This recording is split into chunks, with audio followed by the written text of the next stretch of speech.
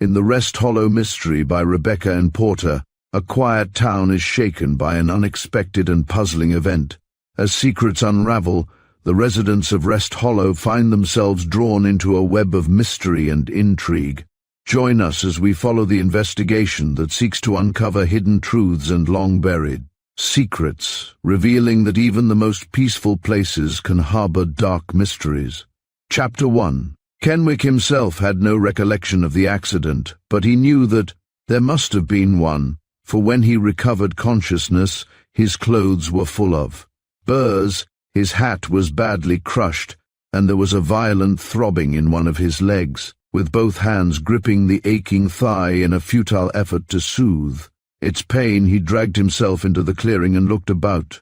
It was one of those narrow wooded mountain ravines that in the West are classed as canyons. Back of him rose a succession of sage-covered slopes, bleak, wintry, hostile. In front was a precipitous cliff studded with dwarf madrone trees and the twisted manzanita. Overhead the bare distorted sycamore boughs lashed themselves together and moaned a dreary monotone to the accompaniment of a keen November wind. No sign of autumn lingered on the landscape, and the shed leaves formed a mouldy carpet underfoot. The canyon was redolent with the odor of damp timber and decaying vegetation. Kenwick buttoned his heavy overcoat about him and limped painfully toward the cliff, keeping as nearly as possible a straight line from his starting point. Although his surroundings were totally unfamiliar, his mind was clear. But he had that curious sensation of a man who has slept all night in a strange bed, and in the first moment of wakening is unable to adjust himself to his environment. While he groped his way through the tangled underbrush, his memory struggled to clear a passage back to the present. At the foot of the cliff he stopped short, staring in horror at a spot a few paces ahead of him. A scrub madrone had been torn from the side of the ravine and had fallen to the bottom of the canyon, its mutilated roots stretching skyward like the grotesque claws of some prehistoric animal. The force which had torn it from its moorings had scarred the slope with other evidences of disaster. A limb lopped off here, a mass of brush ripped away there. A glistening object caught his eye. He stooped laboriously and picked it up, then dropped it, shuddering. It was a triangle of broken glass spattered with blood. For half an hour he poked around in the brush, searching for, yet dreading to find, a more gruesome object. Perhaps the driver had not been killed after all, he reassured himself. As he dimly remembered him, he was a friendly sort of fellow whom he had engaged to drive him out to the Rayburn place. As he climbed the steep hill now, Kenwick tried to remember what they had been talking about just before this thing happened, but the effort made his head ache and landed him nowhere. A more vital conjecture was concerned with how long he had been lying at the foot of the ravine and why no one had come to his rescue. When he gained the road, there was nobody in sight. It was a splendidly paved bit of country boulevard curving out of sight into what Kenwick told himself must be the land of dreams and romance. He turned to the left and started to walk aimlessly, hopping part of the time to save his aching leg. Surely someone would overtake him in a car soon and offer assistance.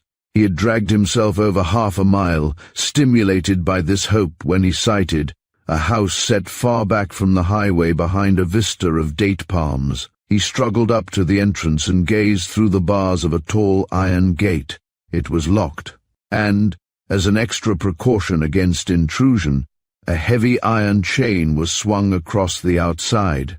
Through the trees the house was plainly visible, a colossal concrete structure with stone trimmings flanked on one side by a sturdy combination tank house and garage.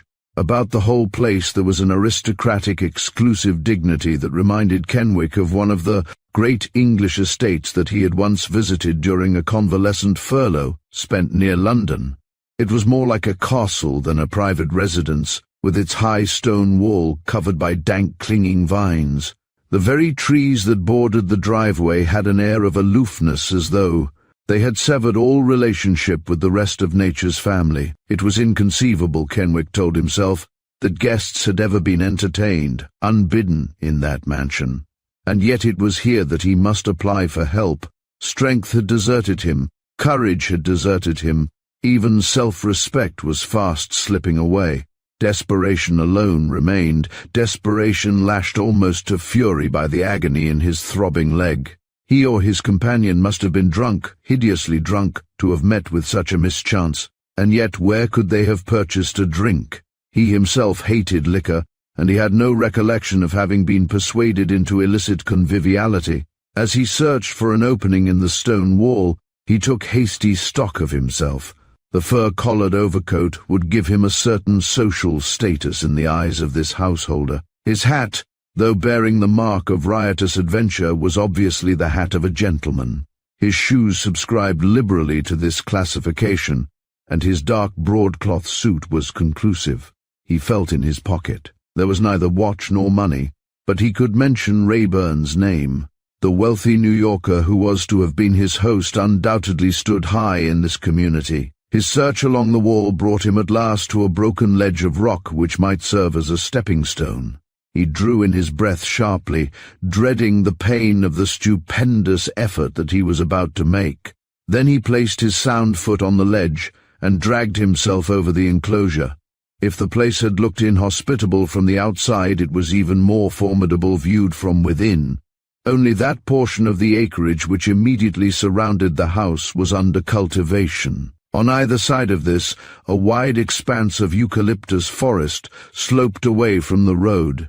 They were half-grown saplings, and the blue-grey of their foliage blended with subtle harmony into the sombre winter landscape.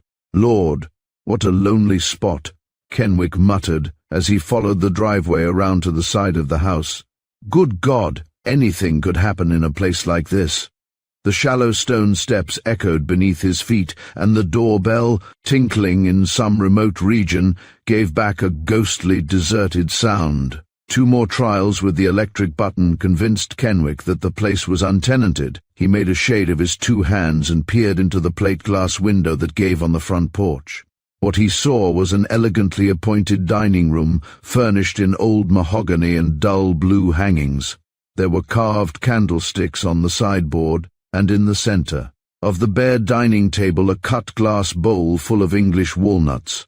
The somber high-backed chairs ranged along the wall seemed to the man outside to be guarding the room like a body of solemn gendarmes. Slowly he turned, descended the shallow steps, and started around to the rear of the house. There must be some servant, he reasoned, some caretaker or gardener who could administer temporary relief and direct him to his destination. The ache in his leg was becoming unbearable. It was impossible for him to go on unaided, however reluctant this exclusive home might be to admit a stranger within. Its gates it must conform to the laws of decency and bind up his wounds.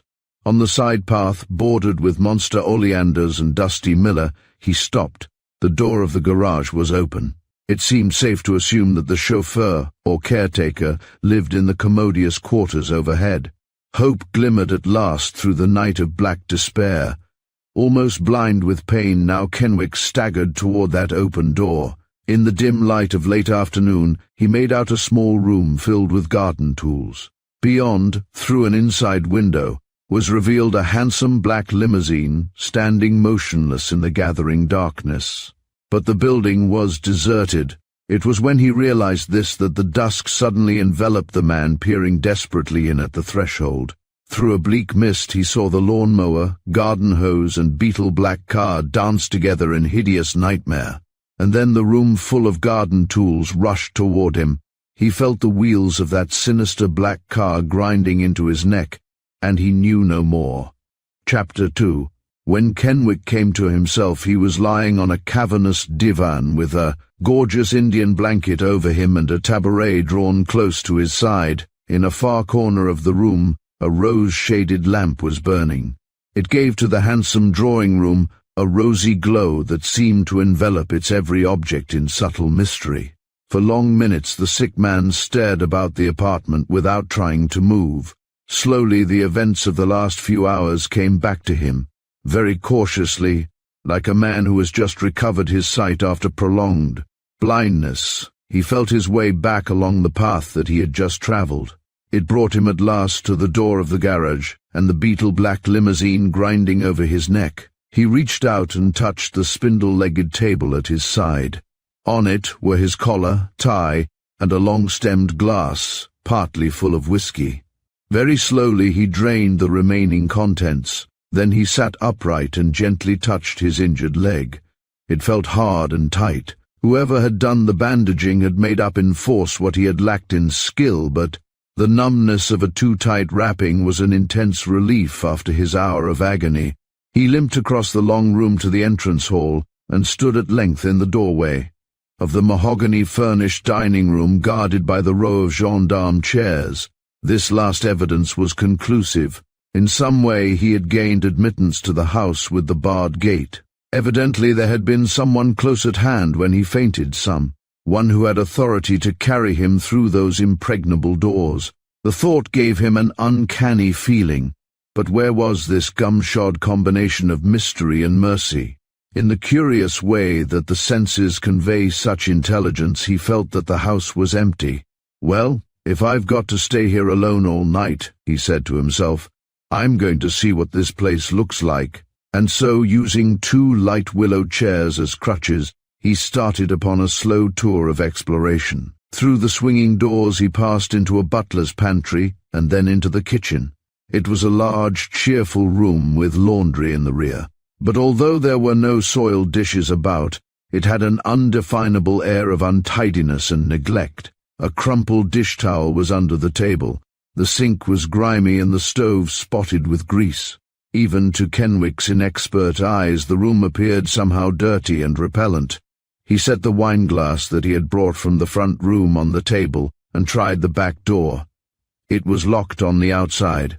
Every door and window that he had tested so far was similarly barred. With a vague feeling of misgiving, he returned to the drawing room. It was very late. The alabaster clock on the mantel was ticking its way toward midnight. He felt ravenously hungry but shrank from touching any of the food upon the pantry shelves. He decided that until his host arrived he would sit in the den, a companionable little room whose deep leather chairs invited him. The porte-cochere was on this side of the house, and the homecomers, whoever they were, would doubtless enter there. No fire burned on the hearth, but the house was comfortably and evenly warm. It was apparent that the caretaker was an expert furnace man. Kenwick was about to sink into one of the big chairs opposite the huge antlers of a deer, when suddenly an object caught his eye.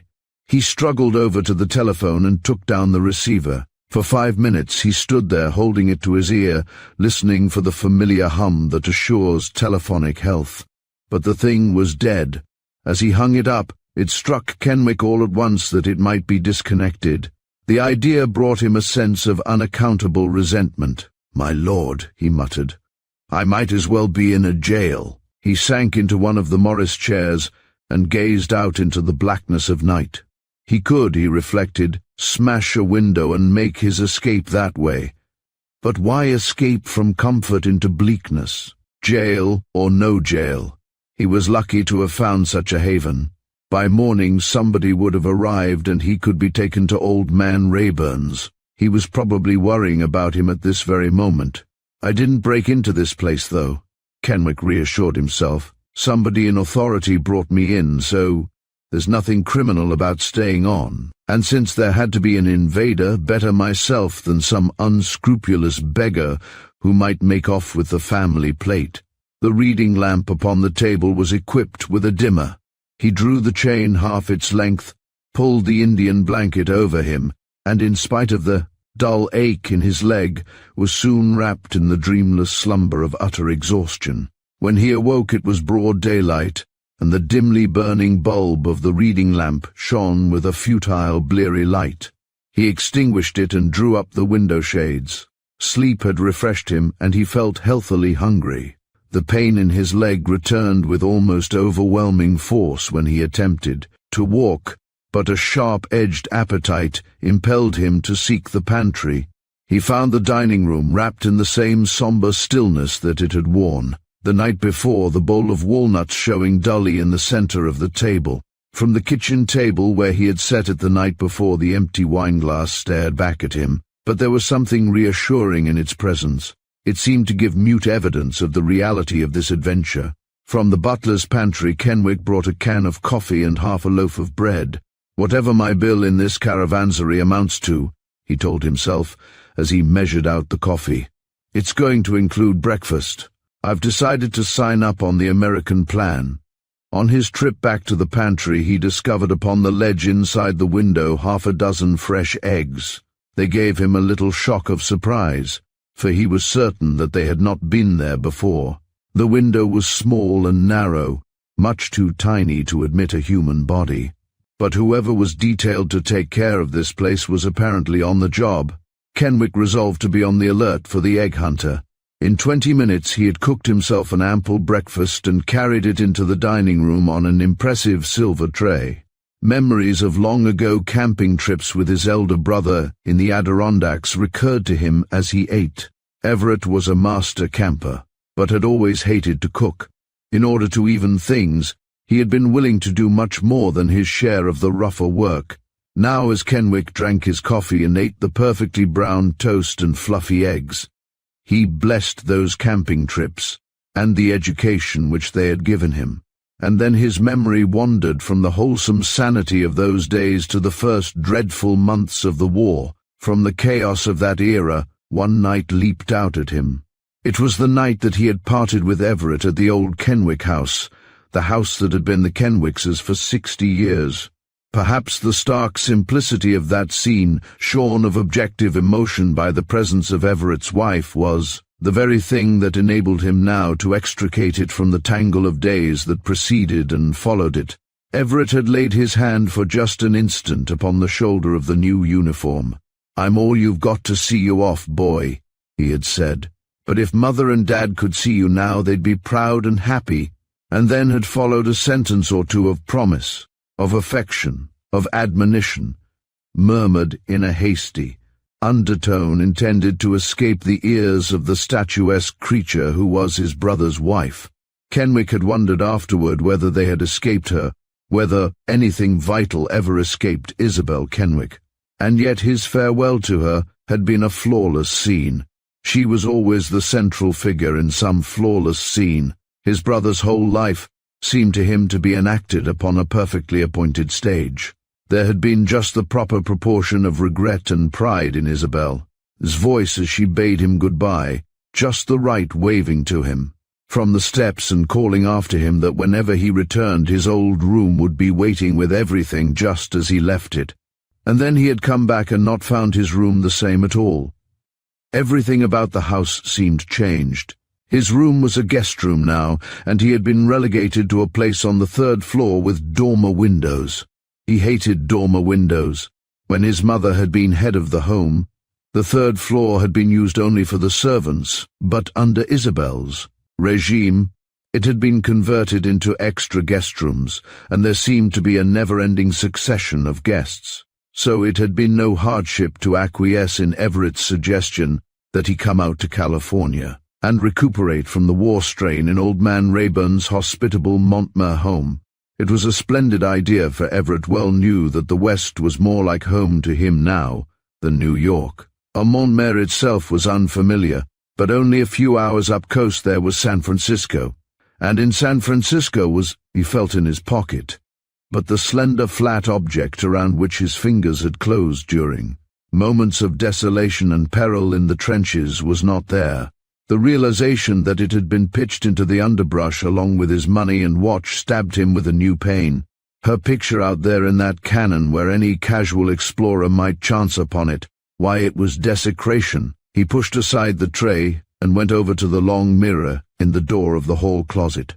In all his 25 years he had never given his physical appearance such intensive consideration. Vanity had never been one of his failings, and his fastidious taste in dress was more instinctive than consciously cultivated. Now the keen dark eyes travelled slowly from the brown hair brushed back from his forehead to the thin lips and firm square chin. His eyes were the wide-apart eyes of the student, but it was the nose that gave his face distinction.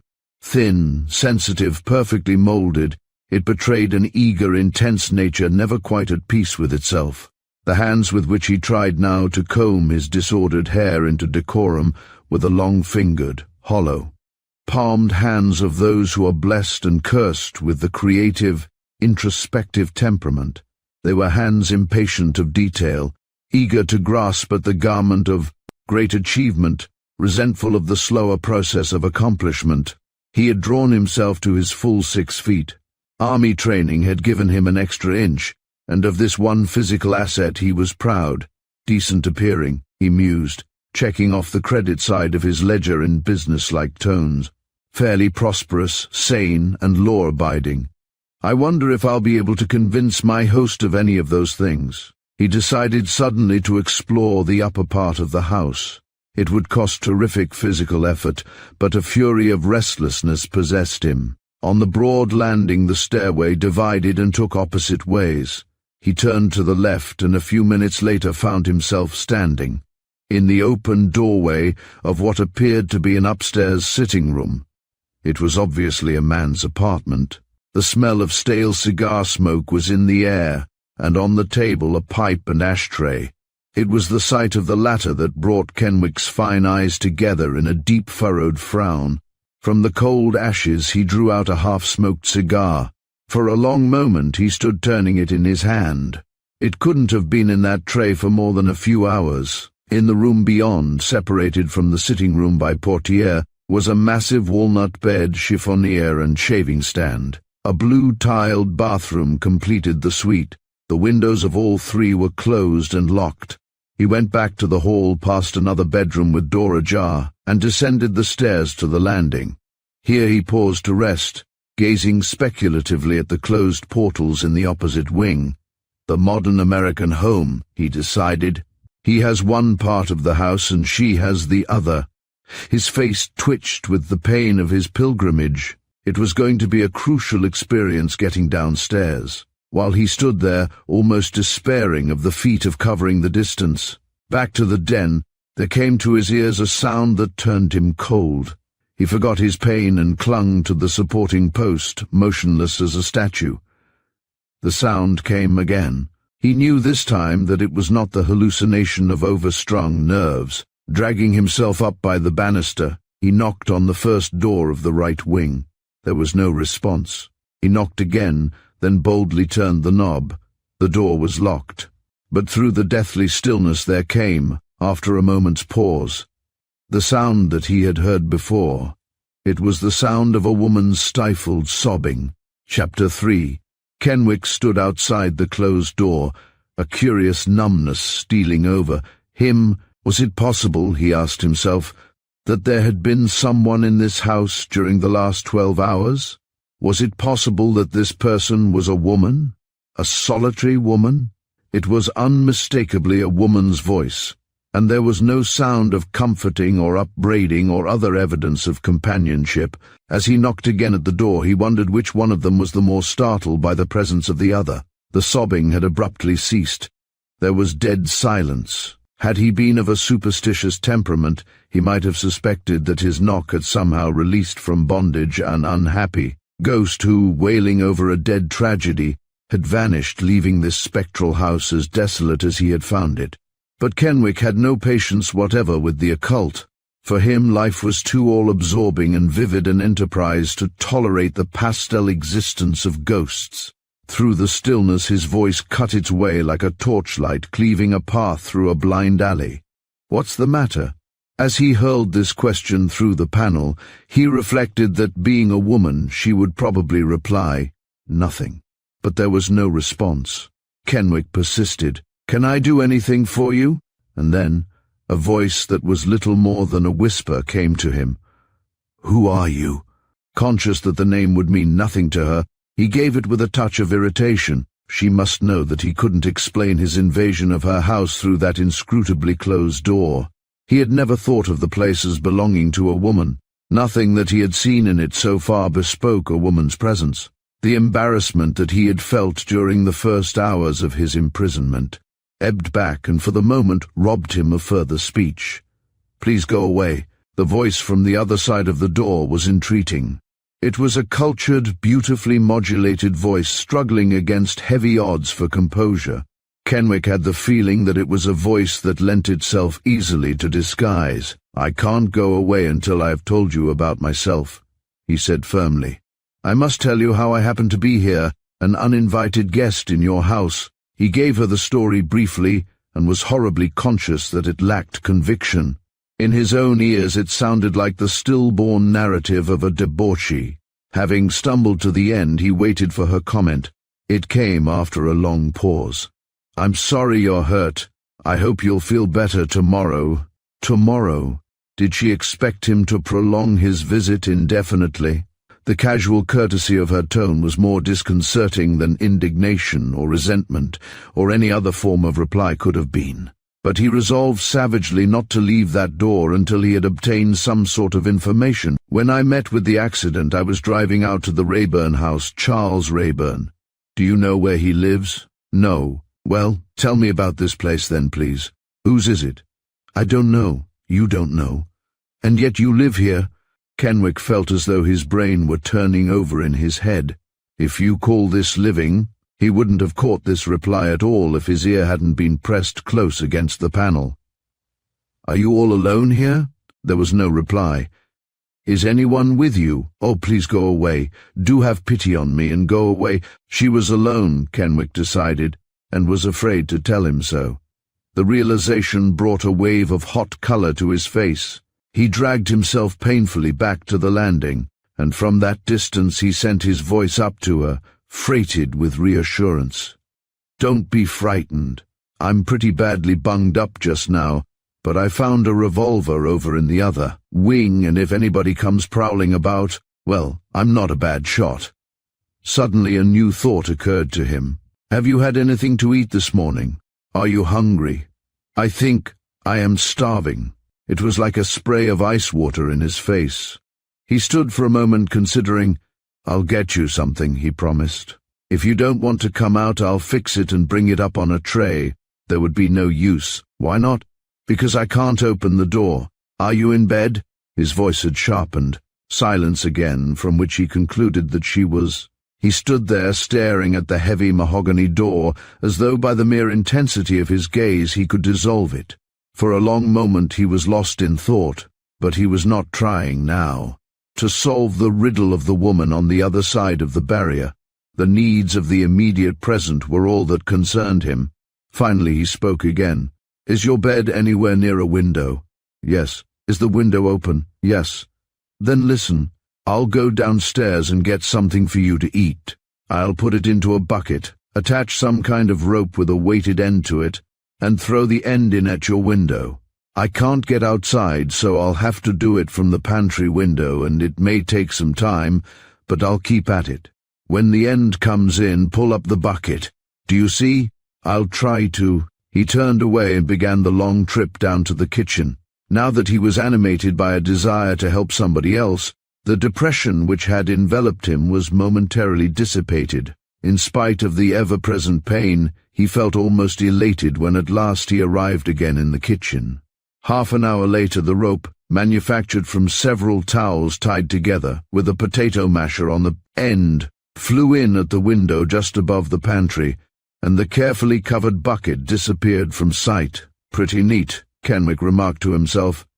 "I had no idea that I could do it when I told her I would, but the strain had been too great." He was suddenly aware that every nerve in his body was aching. Back in the den he sank down on the couch where he had spent the night. Conjecture about the woman upstairs was submerged now beneath his own physical misery. The shelves in the library were empty. There was nothing to read save a paper-backed copy of one of Dumas' earlier novels, which he discovered in a corner. He took it up and tried to lose himself in the story, but it couldn't hold him. He found himself wondering resentfully why old man Rayburn hadn't shown more interest in his non-appearance. He was furiously impatient and utterly helpless, and he told himself that these two cannot live long together without wrecking the reason. Never before in his life had he been in a position where he couldn't do something to alter obdurate circumstance. To do anything would be better than to do nothing. The thought came to him all at once that this was what women, overwhelming numbers of women, must have endured during the terrible years of the war just past. There must have been whole armies of them, furiously eager to shoulder guns and march away to the trenches with the men they loved, and instead they had to submit to being caged up in houses and blindfolded to all vision of the outer world, perform day after day the dreary treadmill duties of routine existence. For the first time he found himself wondering why more of them hadn't gone insane under the pressure.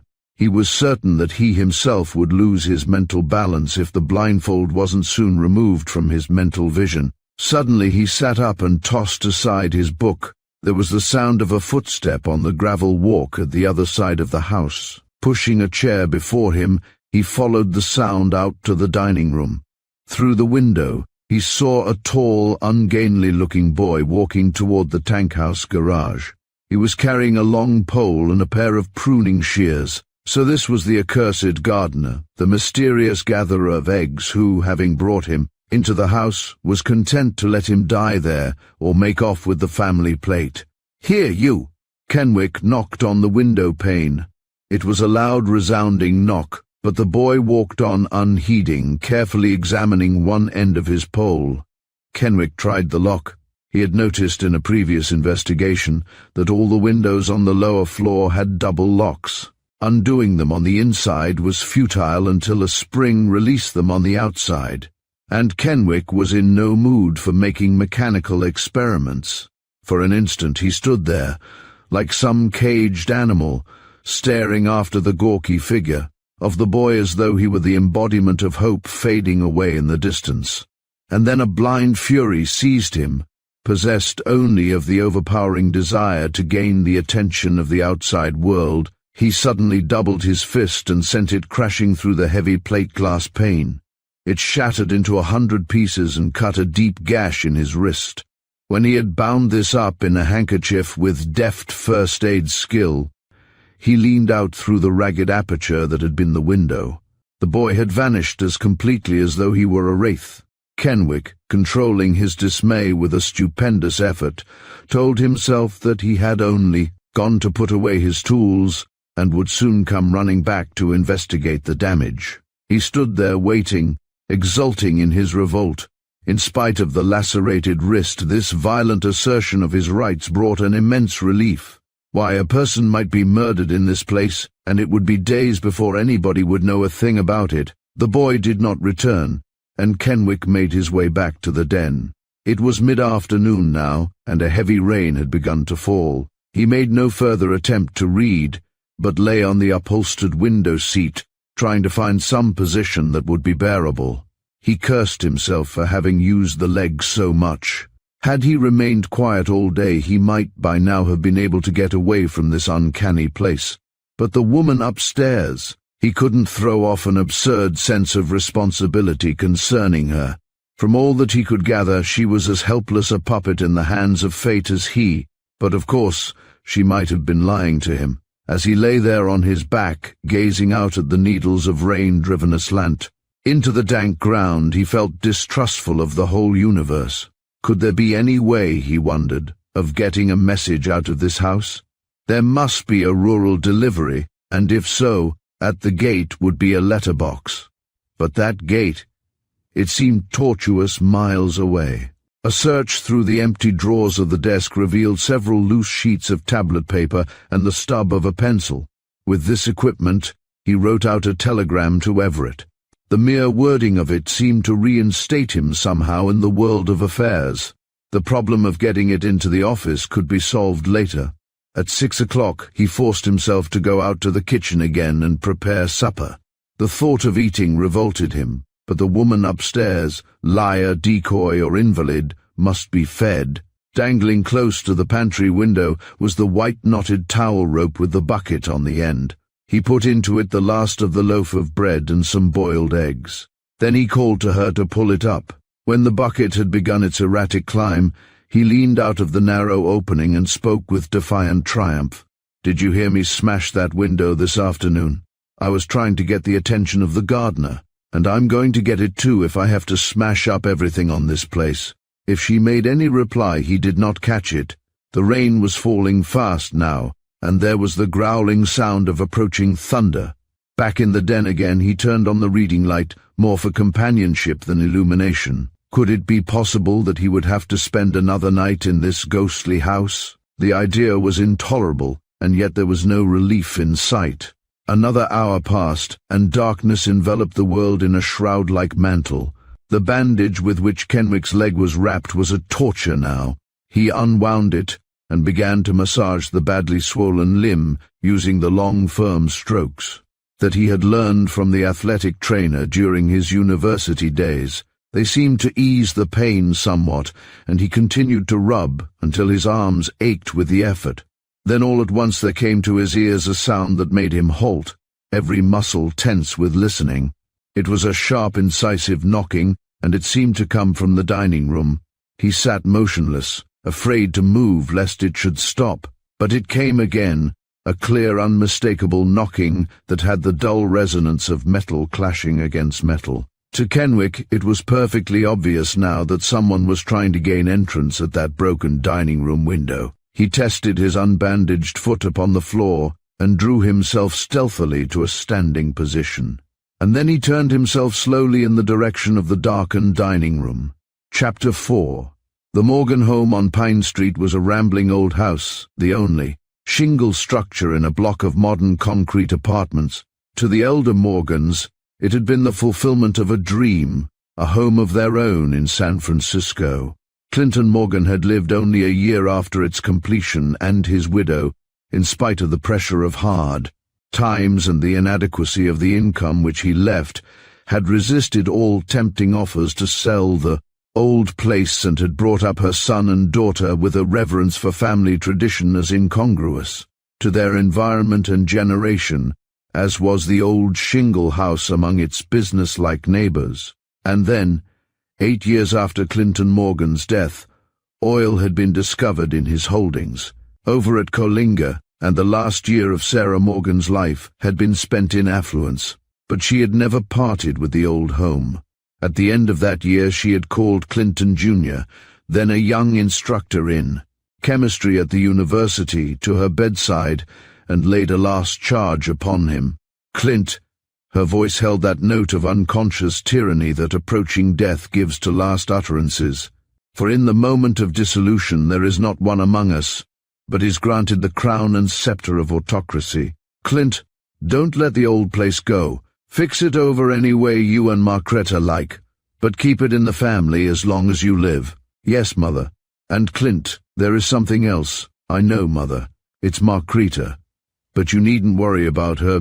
I don't believe in deathbed promises. It's not right to try to tie up anybody's future. But you see, if she was strong and well, I wouldn't be anxious, I wouldn't. I'd say anything, but you don't need to say anything, Mother. I'll always look out for her." A white, blue-veined hand stretched across the counterpane, groping for his.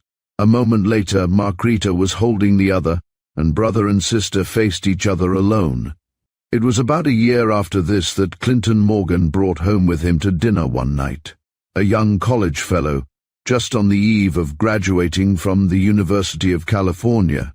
The friendship between the instructor and this undergraduate, 5 years his junior, had begun in the fraternity house where Clinton dined occasionally as one of the old men, and temperamental congeniality and diversity of interests had done the rest. He's slated to be one of those writer freaks. Thus he introduced the guest to his sister, but he's harmless at present and he's far from home, so I brought him along. Roger Kenwick looked into Miss Morgan's grave blue eyes and became suddenly a man. His host, surveying him genially from across the meat platter, found himself entertaining a stranger.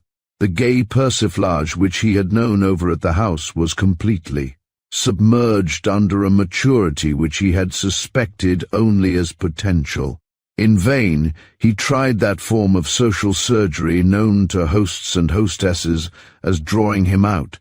He mentioned a clever poem in the college magazine of which Kenwick was editor. He began a discussion of the approaching track meet, in which Kenwick was to support his championship for the 100-yard dash. He tried university politics, in which his guest was a conspicuous figure. To all these leads his fraternity brother made brief, almost impatient response, and Clinton Morgan was resentfully bewildered. He experienced that cheated feeling known to anyone who has brought home exultantly a clever friend and then failed in the effort to make him show off. But he couldn't complain that Kenwick was tongue-tied. He was talking earnestly, but it was about future, not past achievement. Inspired by Margarita's sympathetic interest, he unfolded plans of accomplishment, of which until that moment he himself had been in densest ignorance. Clinton had seen other men change, chameleon-like, in the presence of his sister. And he found himself wondering now as he watched Kenwick take his headlong leap into the future, whether it was Margarita's regal beauty which inspired their admiration, or her physical disability which appealed to their chivalry. Kenwick himself was scarcely conscious of the disability. He was only vaguely aware that there were cushions at Miss Morgan's back and that, on the way in from the living room, she had leaned slightly upon her brother's arm. When the evening was over, he left the Morgan home enveloped in a white fury. "I've been a fool," he told himself violently. "I've been frittering away my whole life. This college stuff is kid's play. If I wasn't just 2 months from the end, I'd ditch it and break into the man's game of finding a place in the world." Great chap Kenwick, Clinton was telling his sister, but he wasn't quite himself tonight. "I think he has some family troubles that worry him. Doesn't get on very well with his sister-in-law back east, I believe. That's why he came out here to college." Margarita made a random reply.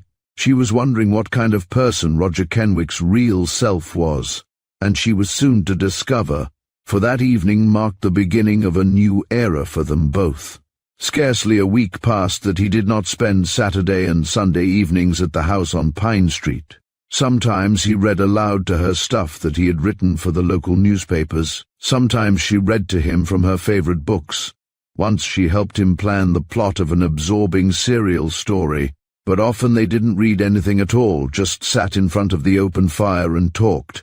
In May, Kenwick was graduated from the university, but was still living at the fraternity house in Berkeley when there came a sudden summons from New York. He ought to come, Isabel informed him, for his brother was seriously ill. On the night before he left, he made a longer call than usual at the Morgan home. "Everett's the finest chap in the world," he told Margarita. "He's been like a father to me. But Lord, how I hate to tear myself away from here. And the worst of it is, I don't know how long I may have to stay. You won't forget me if it's a long time?" And then all at once they were not talking about his trip anymore, nor of Everett. "If you could only give me some hope to go on," Kenwick was saying, "something to live on while I'm away." But to this entreaty, Margarita was almost coldly unresponsive. She tried evasions first, asked solicitous questions concerning his plans, showed a heart-warming interest in his anxiety concerning his brother, but forced at length to answer his persistent question, she said simply, "No, I don't care for you, in that way. Let's not talk any more about it. Let's not spoil our last evening together." It brought him to his feet, white and shaken. "Spoil my last evening with you," he cried. "Spoil my whole life. That's what it will do if I can't have you in it." His fingers sought an inside pocket of his coat. "I've got your picture," he told her fiercely. "I got it down at Stafford's studio the other day, and I'm going to carry it with me always, until you give me something better." A month after his arrival in New York, he wrote her that his brother had recovered and that he would soon be coming back to find a position in a newspaper office in San Francisco. But he didn't come back, for it was just at this time that men began to hear strange new voices calling to them from out-of-the-world chaos. Day by day they grew in volume and in authority, luring youth out of the isolation of personal ambition into the din and horrible carnage of war. Just before he left for a southern training camp, Kenwick wrote her a long letter. In it there was neither past nor future tense. It concerned itself solely, almost stubbornly, with the present. On the evening that she received it, Margarita held conference with her brother in the dignified old drawing-room. "Clinton, I want to make the old house take a part in the war. I've been talking it over with Dr. Reynolds. He says it would make an ideal sanitarium. I want to use it for the families of enlisted men, the women and children, you know, who are too proud for charity and who, for just a nominal sum, could come here and get the best treatment. If you were at the front, wouldn't it relieve your mind to know that somebody you loved, I, for instance, was getting the proper care when I was ill, even though you couldn't provide it for me? I'll do all this out of my own money, of course, and keep your room and mine so that this will still be home to you when you come back from training camp." He stared at her incredulously.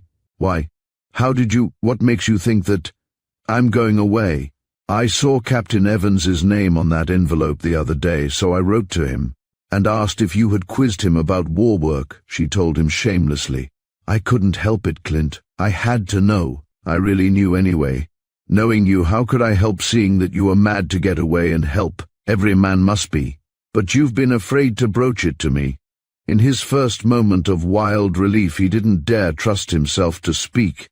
When he at last ventured a response, he plunged, man-like, into the least vital of the two topics. "But you don't quite realize what it would mean, Crete, tearing the whole house up that way. And the incessant confusion of having all those people around would be a frightful strain. With that spine of yours apt to go back on you at any time, it isn't as if you were a well woman." The instant the words were out, he regretted them. He saw his sister wince, but her voice was steady and eager with entreaty. "That's just it, dear. It isn't as if I were well and could do any work myself, but I can do this. I know what sick people need to make them comfortable. Oh, let me do it, Clinton." He reached over and patted her shoulder.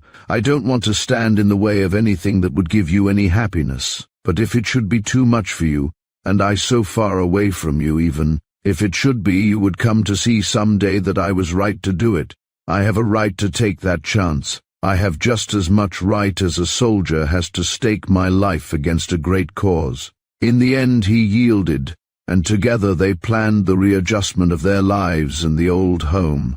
Of the rooms on the lower floor, only the big library remained unchanged. But there were invalid chairs ranged about the great room now, and little tables holding bottles and trays. On the Sunday evening before he left, Clinton found his sister up in her room sorting over a pile of letters. "Well, your dreams are coming true, Crete," he told her. "Dr. Reynolds is delighted with this place, and you're sending a man to the service." She looked up at him with a smile, and it flashed across him suddenly that she had done more than this. A silence fell between them, the tense, throbbing silence that precedes a last farewell. He felt that he ought to say something comforting and cheerful. But the Morgans were reserved people, and they found confidences incredibly difficult. So he stood there looking down at her, thinking that she always ought to wear that soft blue-grey color that seemed to melt into her eyes and bring out all the richness of the dark curves of hair. It was so that he would think of her in the days that were to come, a fragile but gallant figure sitting at the old mahogany desk sorting out letters. Suddenly she pushed them aside and rose to her full, splendid, queenly height. She knew that the moment of farewell had come, and was not grudging it its crucial moment of life. He came toward her and put his two hands lightly on her shoulders, but words failed him utterly, for his glance had fallen upon the pile of letters which she had tied with a narrow bit of white ribbon, and he noticed for the first time that they were all addressed in the same handwriting. Chapter 5. Before going to investigate the knocking in the dining room, Kenwick picked up the loaded revolver which he had brought down with him from the upstairs sitting room. He felt himself so completely at a disadvantage against any chance invader that only such a weapon could even the score. Besides, there was the sick woman upstairs. He had her to protect. He hobbled across the hall, making as little noise as he could, but the process of getting into the dining room took considerable time. There was plenty of time, he reflected, for the intruder to become discouraged or emboldened, as the case might be. As he crossed the room, an icy blast struck him from the open window, and he told himself savagely that he wished he had left it alone. You couldn't expect a furnace to heat a house with a gale like that blowing into it. He had dragged himself to within a few feet of the pane when all at once he stopped. Two wide boards had been nailed across the aperture, It was a clumsy job, hurriedly done. Kenwick stood there gazing at it. So it was only for this that he had made the painful journey from the den, and the carpenter was gone. The customary deathly stillness prevailed. He stood there listening for the sound of retreating footsteps, but it was another sound that caught his ear. What he heard was the far-off chugging of an automobile engine. He remembered now that the place was on a corner, that he had walked what had seemed miles after turning that corner before he had come to the iron gate. He was thinking rapidly. This was his one hope. If he could manage to get out to that gate by the time the motorcar reached it, he could get help.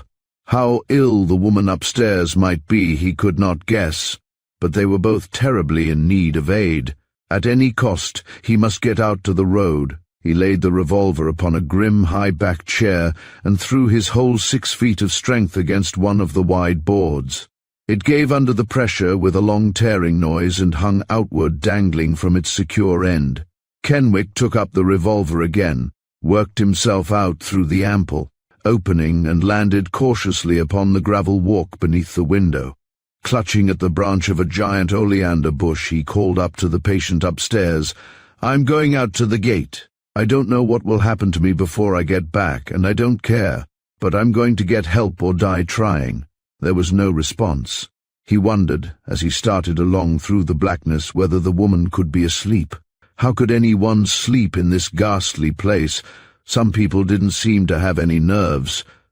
But she might be dead. The thought brought him to an abrupt halt.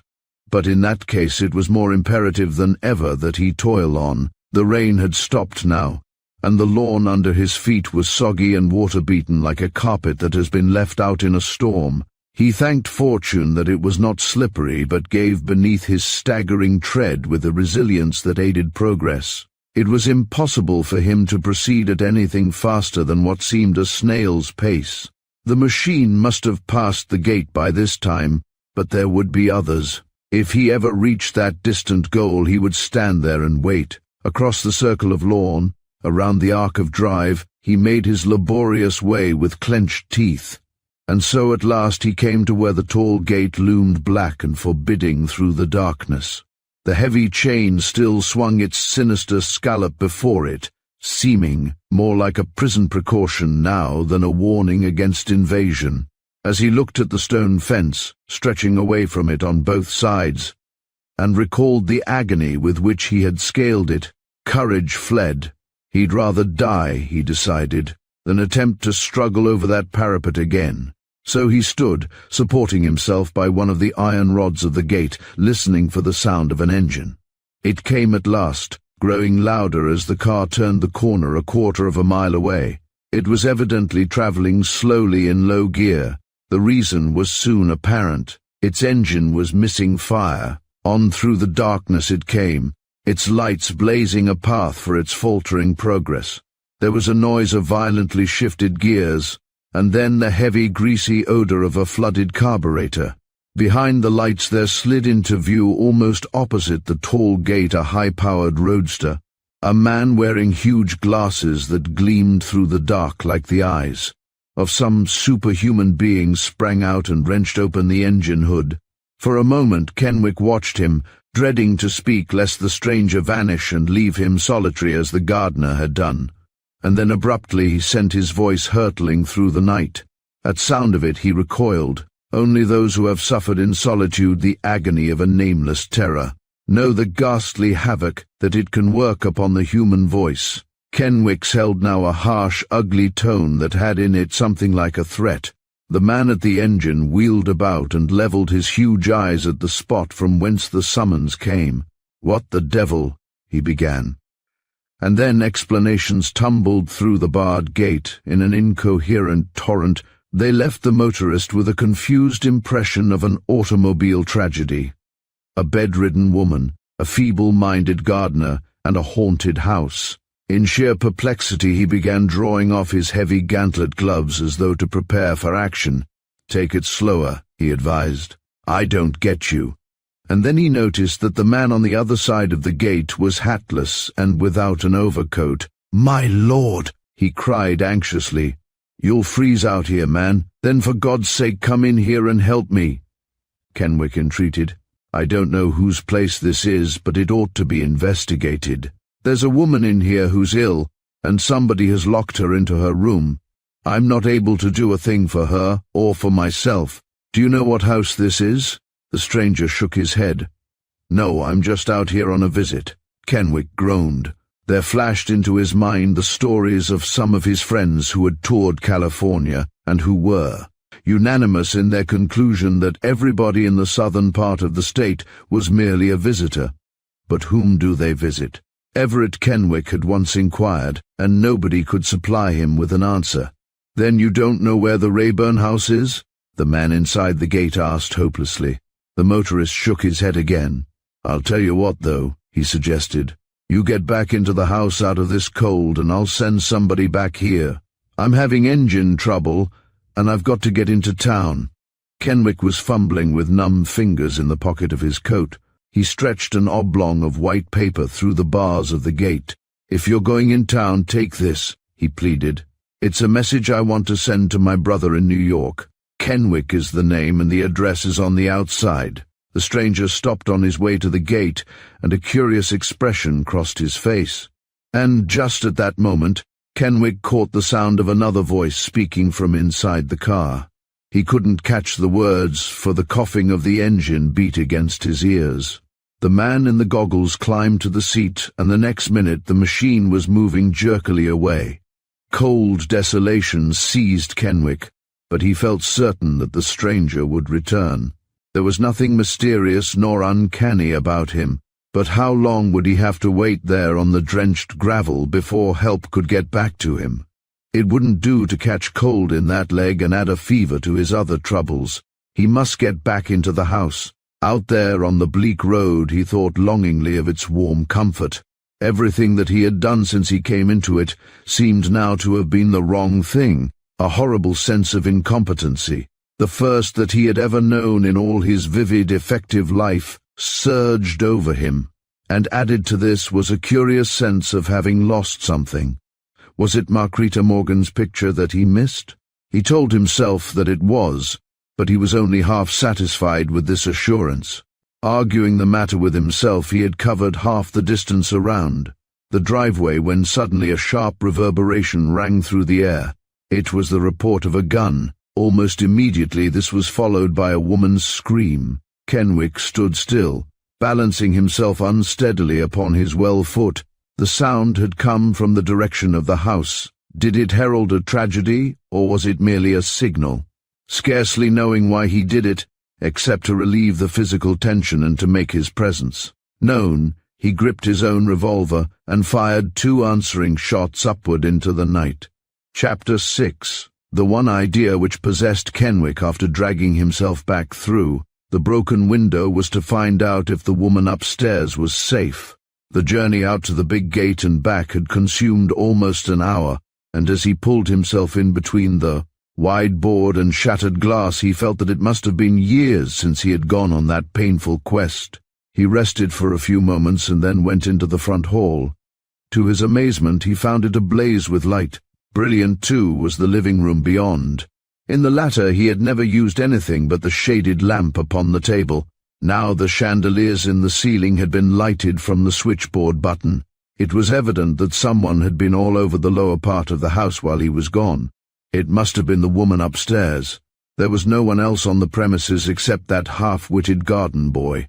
Grimly resolved to discover whether his mysterious companion was still concealing herself behind locked doors or whether her apartment had been stormed by some prowler, he made his way up to the room in the front of the right wing. As he approached it, he called to her, asking if she was all right. There was no response. He knocked. The sound echoed dully down the handsome stairway. Then, in a futile sort of way, he tried the knob. This time it yielded to his touch and swung slowly open. For a moment he hesitated, dreading to snap on the light. Then the stillness grew oppressive. His quick, impatient fingers groped along the wall, found the switch button, and pressed it. The mysterious apartment flashed into sudden reality. Kenwick looked about him, bewildered. The light revealed a large, handsome room furnished in golden oak. There was a massive double bed, bureau, dressing table, and several luxurious chairs. A heavy moquette carpet deadened every footfall, and the rose-colored draperies at the windows admitted only a restricted view of the outer world. But it was the condition of the room, not its furnishings, that puzzled the man upon the threshold. Dust covered every polished surface. The hearth was swept clean. There had been no fire on it for months, perhaps years. On the bed was a mattress but no coverings. The mirrors on bureau and dressing table showed a thin veil of dust. There were no toilet articles, no personal belongings of any kind.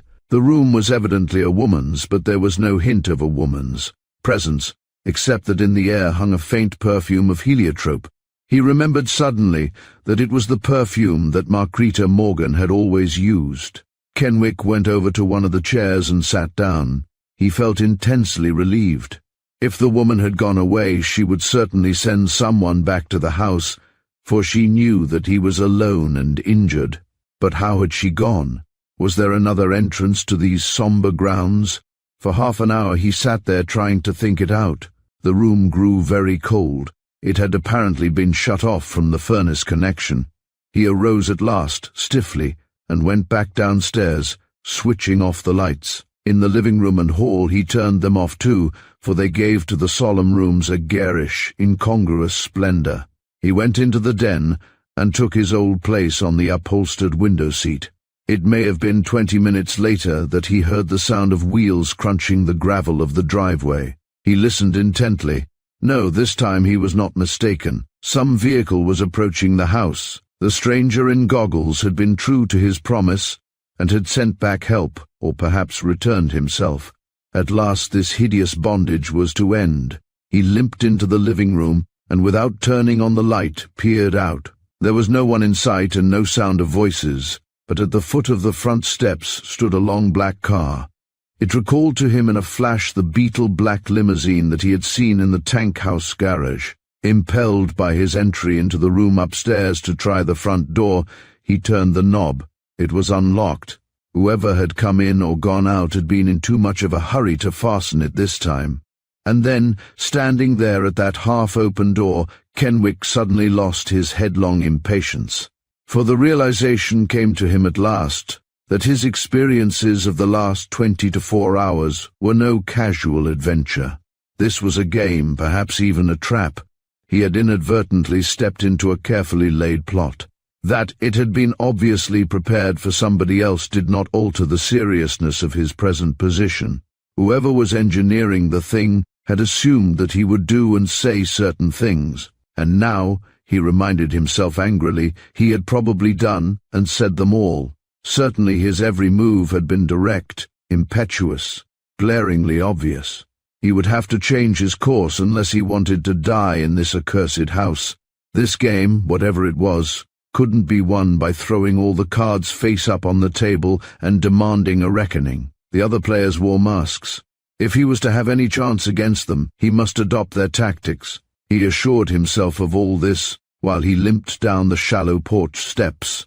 He hadn't the faintest notion of what he was going to do next, but decided to trust to impulse. He had reached the lowest step when all at once he recoiled. Almost with his hand upon the beetle-black limousine, he discovered that it was not a limousine at all. It was a hearse. At that same moment he heard, coming from the near distance, the voice of someone speaking with unaccustomed restraint. It was a raucous voice talking in a harsh whisper, and then there was a sound of footsteps approaching. Without an instant's hesitation, Kenwick opened the door of the hearse, pulled himself inside, and drew it shut, unlatched behind him. There was no definite plan in his mind except to escape, and the woman had apparently fled, so he felt no further responsibility for her. The steps came nearer. In another minute someone might jerk open the door and discover him, and he remembered uneasily that now he was not armed. He had left the revolver on the table in the den. The footsteps stopped close to his head, and a man's voice called to somebody at a distance. "My orders was to come out here. That's all I know about it. But I'm not going to get myself tied up in any mess like this. It's up to the coroner first. It just means that I'll have to make another trip out here tomorrow." Kenwick heard him clamber to the high seat, and heard him jam his foot against the starter, heard its throbbing response, and then he started away on his long, weird drive through the black night. He had expected his conveyance to be almost as close and stifling as a tomb, but was relieved to find that sufficient air came in through the crack of the door to make the trip endurable. The only provident thing that he had done during the whole adventure, he decided, was to put on his overcoat and hat before leaving the den. One journey bareheaded into the November night had been sufficient to warn him against a repetition of such rashness. He was dressed now as he had been when he first took stock of himself outside the tall iron gate. The road was smooth asphalt all of the way, and the passenger, stretched at full length on the hard floor of the hearse, felt more comfortable than he had all that ghastly day. During the ride he tried to formulate some definite course of action, for now that the solitary desolation of the last 24 hours was ended, he was able to detach himself from its events and to view the whole experience as a spectator. His vivid imagination pictured the somber house in a dozen different lights, but he discarded them one by one, and his interest centered about the identity of the woman upstairs and the single shot which had pierced the stillness of a few hours before. Of only one thing he was certain, that he was going to get out of Montmere as speedily as possible. It was all very well to conjecture that the house might be the disreputable retreat of some Eastern capitalist or a rendezvous for radicals, but he preferred to solve the riddle from a distance. He had no intention of being called as a witness in an ugly expose. It would be easy enough to write to old man Rayburn and explain that it hadn't been possible for him to stop off on his way to San Francisco. He fervently hoped that he would never see Montmere again. Without ever having really seen it, he had come to loathe it. He had ridden for 20 minutes or more when he felt the vehicle slow down. It made a sharp turn and came to a stop. Kenwick wondered if the driver would open the doors, and he lay there, waiting, staring into the dark, impassive in the hands of fate. He heard the man climb down from his seat, and then the sound of his footsteps growing fainter in the distance. 10 minutes later, Kenwick cautiously pushed open the flimsy doors and worked himself out of his hiding place. He was in an alley enclosed on 3 sides by the backs of buildings. Half hopping, half crawling, he reached the dimly lighted street. It was almost midnight now, and the little town was deserted. At the corner, he found a drugstore. It looked warm, companionable, inviting. Drawing his fur-collared overcoat about his ears, he hobbled to the door and pushed it open. Inside, 2 men were leaning against a glass showcase talking with the clerk. At Kenwick's entrance, the conversation stopped abruptly, like the dialogue of movie actors when the camera clicks the scene's end. The intruder, clutching at one of the showcases for support, forced a comradely smile. "If I can't put one over here," he told himself, "I don't deserve to be called a fiction writer." But before he had time to speak, one of the men came forward with a startled questioning. "You look all in, man, white as a sheet. Sit down here. What's the idea?" "Pretty close call," Kenwick told him. "A fellow in a car bowled me over as I was crossing the street. He went right on, but I doubt if I'll be able to for a while." "Well, what do you know about that?" the drug clerk challenged, as he helped his visitor into a chair behind the prescription desk. "Say, this is getting to be one of the worst towns on the coast for auto accidents." "Didn't get his number, I suppose?" "No, and I'm just a stranger passing through here. I don't know many people. Hard luck." It was evident that the trio were disappointed in the meagerness of his story. One of them stooped and was probing the swollen leg with skillful fingers. Kenwick winced. "You've got a bad sprain there, all right," the doctor told him. "It's swollen a good deal too for being so recent." "Have you walked far?" "Yes, rather." Kenwick watched in silence while the physician bound up the injured member in a stout bandage. In spite of his best efforts, one sharp moan escaped him. "Your nerves are badly shaken, I can see that," the doctor decided. "Fix him up a little bromide, Gregson." Kenwick took the glass, furious to note that it trembled in his hand. The druggist attempted to joke him back to normal poise. "A little more of a jolt, and you'd have had to pass him up to Gifford, Doc." Gifford, here, he went on by way of introduction, is shipping a body north tonight on the 12:30. Bein' two of you, he might have got the railroad to give your folks a special rate if you're goin' his way. The patient evinced mild interest. San Francisco? He inquired. The undertaker nodded. That's the train I hope to make. Kenwick sighed. But my money seems to have been jolted out of me, and... He went carefully through his pockets as he spoke, and then Gifford came over and stood beside him. If you don't mind, he began, I'd like to know your name. Kenwick's reply was glibly reassuring. Kenneth Rogers. Oh, you that young Rogers that's been visiting for a few days at the Paddington place? Utopia. It was the doctor who asked this question. Kenwick nodded warily. The physician extended his hand. I'm Markham. Had an engagement to play golf with you out at the country club this afternoon. Awfully sorry you couldn't make it, but I got the message all right from your sister that you were having trouble with your car out near Hillside Inn and you couldn't get away. As Kenwick wrung his hand with easy cordiality, there flashed before his mental vision the picture of the wayfarer in goggles. Could a malign fate have trapped him into taking the name of that visitor to Montmere, or any visitor who might some day arise and challenge him? He had got to get out of this place before the net that the gods were weaving about him should bind him hand and foot. Say, listen. Gifford forced himself to the front again, speaking with a mixture of eagerness and hesitation. If you're going up to the city tonight, I wonder if, you see, it's like this. I've got a big Masonic funeral on here for Thursday morning. It'll be a hell of a rush for me to get back in time if I have to make this trip. But I promised a little woman that I'd see personally to this shipment, send a responsible party or go myself. I haven't got a soul to send, but if you... Kenwick shook his head. I won't be able to leave now until tomorrow. I'll have to wait and get some money. Gifford waved aside the objection. Your expenses will be paid, of course, as mine would have been. I'll advance you the funds, and you don't have to do a thing, you know. Wellman's man will meet the train at the other end. Wait and see the casket in his hands, and then you're through. He watched the other man eagerly. For a moment, Kenwick didn't trust himself to meet his gaze. He hoped that he was not betraying in his face the jubilant conviction that his guardian, Angel, had suddenly returned from a vacation and had renewed an interest in him. In order not to appear too eagerly acquiescent, he asked casually, who is the fellow, or who was he? Man by the name of Marstan. He wasn't known around here. His wife had to come down from the city to identify him. He glanced at his watch. There's just about time to make the train now. I've got my car outside. It's luck. You're stumbling in here like this. Sheer luck. Luck is too mild a word for it, Kenwick assured himself as he crawled into his Pullman a few moments later. It's Providence, old boy. That's what it is.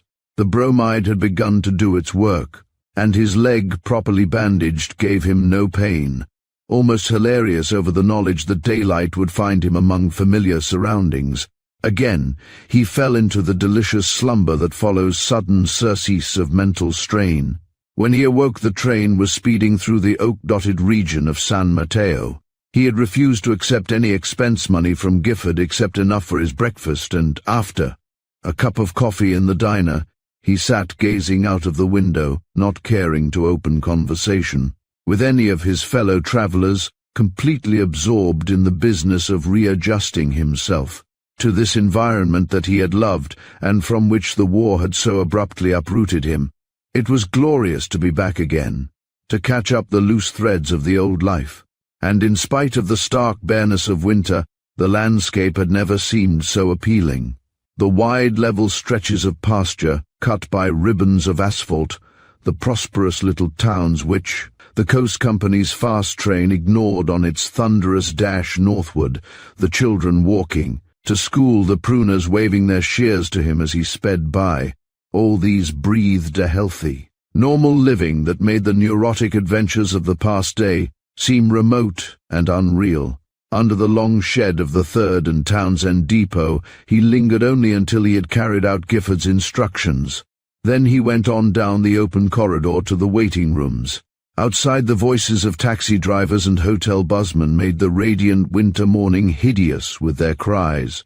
The waiting room was warm and bright. There was no better place, Kenwick reflected, to map out his program. The air was a tonic, crisp and tipped with frost. It was too cold to be without an overcoat, and yet, if Everett did not make punctual reply to the message that he was about to send, he might have to part with it for a time.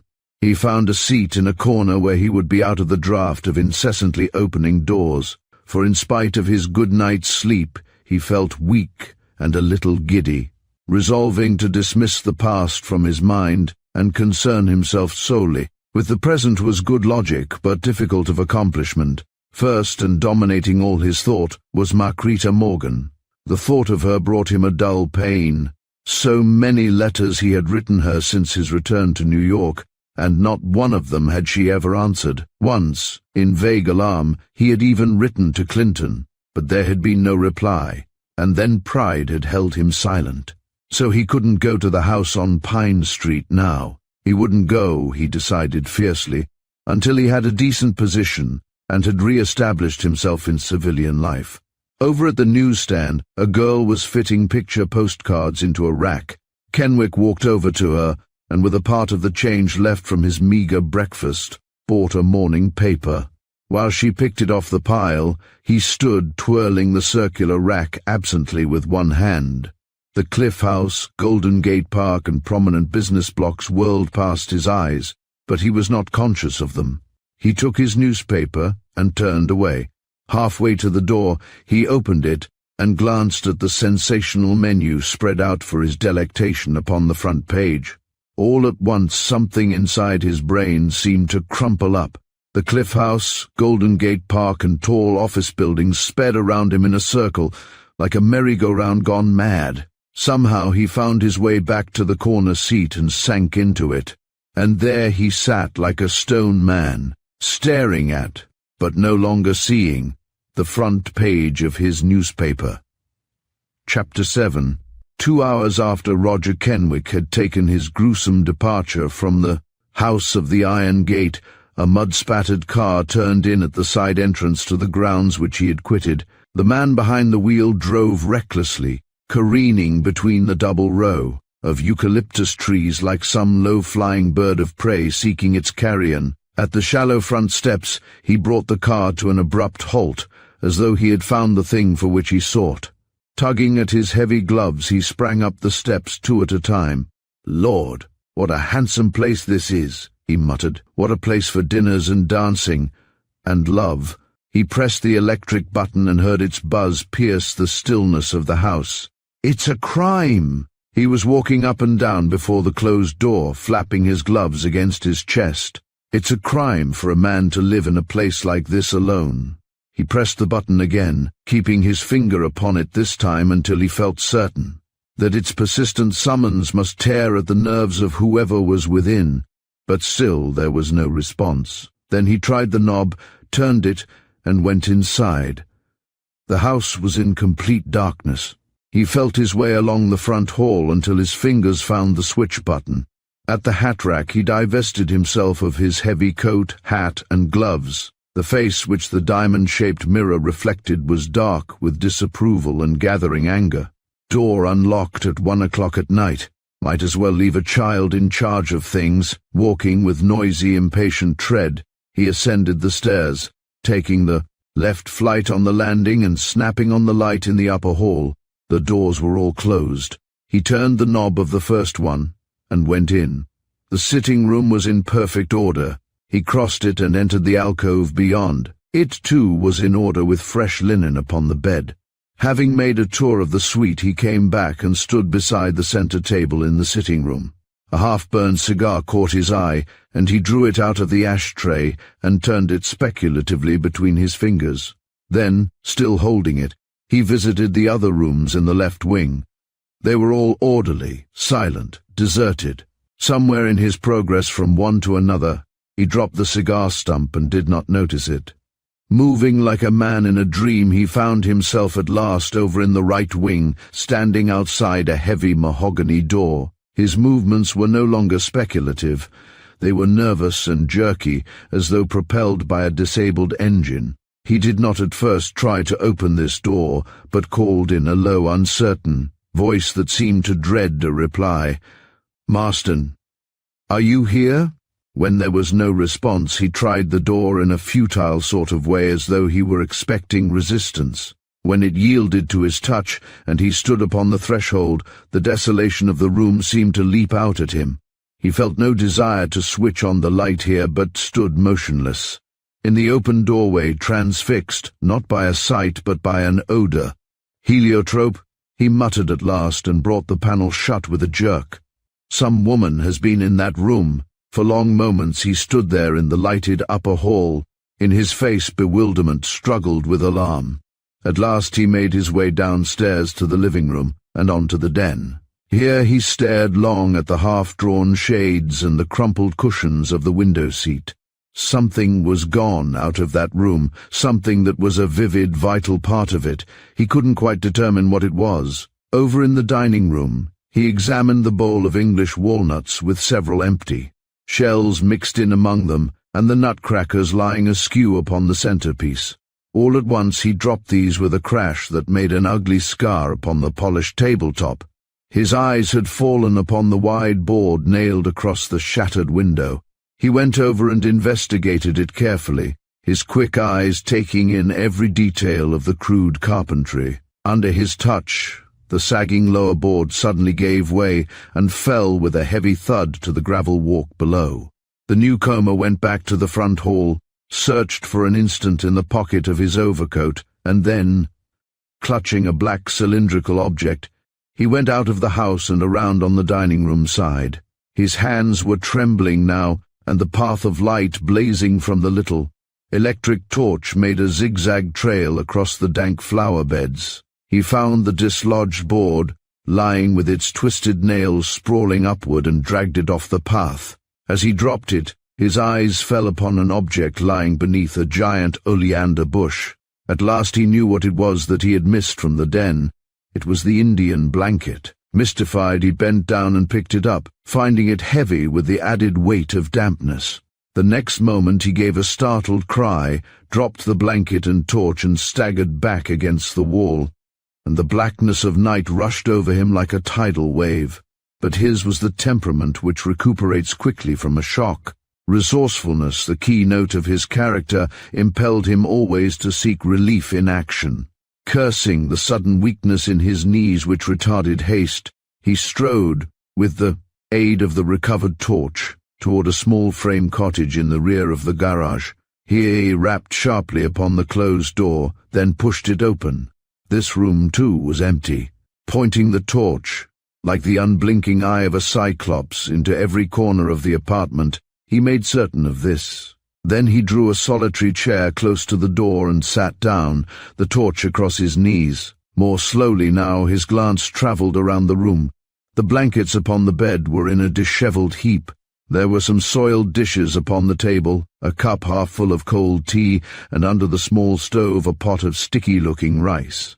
The fire had gone out. He crossed the room and lifted the lid of the stove. Under the white ashes a few coals glowed dully. There were no clothes in the closet. It was easily apparent to him that the former inmate of the room had left unexpectedly, but did not intend to return. For half an hour he sat there motionless. Then he rose, pushed back the chair, and went out, closing the door behind him. Very deliberately he followed the side path back to the dining-room window. This time he retained the light, pressing one end of it firmly with his thumb. The soggy Indian blanket he folded back and, stooping close to the ground, examined intently the dead, cold face which it had sheltered. It was the face of a man, young but haggard. The cheeks were sunken, and through the skin of his clenched hands the knuckles showed white and knotted. His hair was in wild disorder, but it seemed more the disorder of long neglect than of violent death. The helpless, shrunken figure presented a pitiful contrast to that of the man who knelt beside it. His was a large, well-proportioned frame that suggested not corpulence but physical power. His hands were powerful but not thick. His whole bearing was self-assured, almost haughty. But it was the eyes, not the carriage, that gave the impression of arrogance. They were the clearest amber color with a mere dot of black pupil. Here and there tiny specks were visible, showing like dark grains of sand in a sea of brown. A woman had once called them tiger eyes, and he had been pleased. A child had once described them as freckled eyes, and he had been annoyed. As he knelt there now, searching the face of the dead man, his eyes under their drooping lids narrowed to the merest slits. When at last he rose and drew the blanket back over the still form, he moved, with the brisk effectiveness of one animated by definite purpose. First, he drove the mud-spattered roadster into the garage and left it there beside the beetle-black limousine. Then he let himself into the deserted house again, went up to the second bedroom in the left wing, and began sorting over some miscellaneous objects from one of the chiffonier drawers. "Ghastly," he muttered once. "Ghastly. I'll have to take something to brace me up." Back in the dining room, he took one of the long-stemmed glasses from the sideboard and poured himself a drink from a bottle in the cupboard underneath. But first he scrutinized its contents under the light. "Why didn't you take it all?" he inquired sardonically of some invisible being. For a few hours he slept with a sort of determined tranquility, but by 8 o'clock he was up and dressed, and a few minutes later he answered a summons at the front door. Swinging it open, he admitted a short, sandy man with the ruddy complexion of the Norseman. "I'm Anderson, the coroner," this visitor announced. "Yes, I was expecting you. Come in." The other man swung the portal wider. "Dr. Anderson, is it?" The visitor nodded and stepped into the hall that was still dim in the cold light of the winter morning. He unwound a black silk muffler from about his throat. "Devilish cold," he commented. "Devilish cold for a place that advertises summer all the year round." His host smiled with sympathetic appreciation.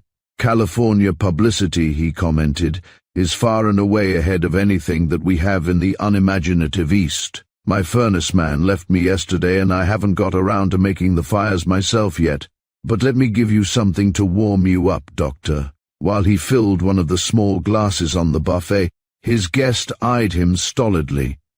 "Still got some on hand, have you?" he said with a heavy attempt at the amenities. "Well, this wouldn't be a bad place for moonshining out here. Guess you could put almost anything over without fearing a visit from the authorities." There was a moment of silence. "You've got a beautiful place, though," he went on at last. "But Rest Hollow, what a name for it. Rest. Lord, anything might happen out here, and I guess most everything has. I wasn't much surprised at the message I found waiting me when I got back to town this morning. I've always said that this place fairly yells for a suicide." The other man's eyes were fixed upon his face with a curious intentness. It was as though he were deaf and were reading the words from his companion's lips. The coroner had raised his glass and was waiting. "No, I don't drink," his host explained. "Very seldom touch anything. I can't and do my kind of work." Anderson set down his empty glass. "I shouldn't think you could do your kind of work and not drink," he remarked. "Well, let's get this over. I suppose you left everything just as you found it." There was the ghost of a smile in his host's eyes. Glad he didn't put that question the other way around, he was thinking. It would have been an embarrassment if he had asked if I found everything just as I left it, and then aloud, "Certainly. I haven't touched anything. The body is out here." "Good.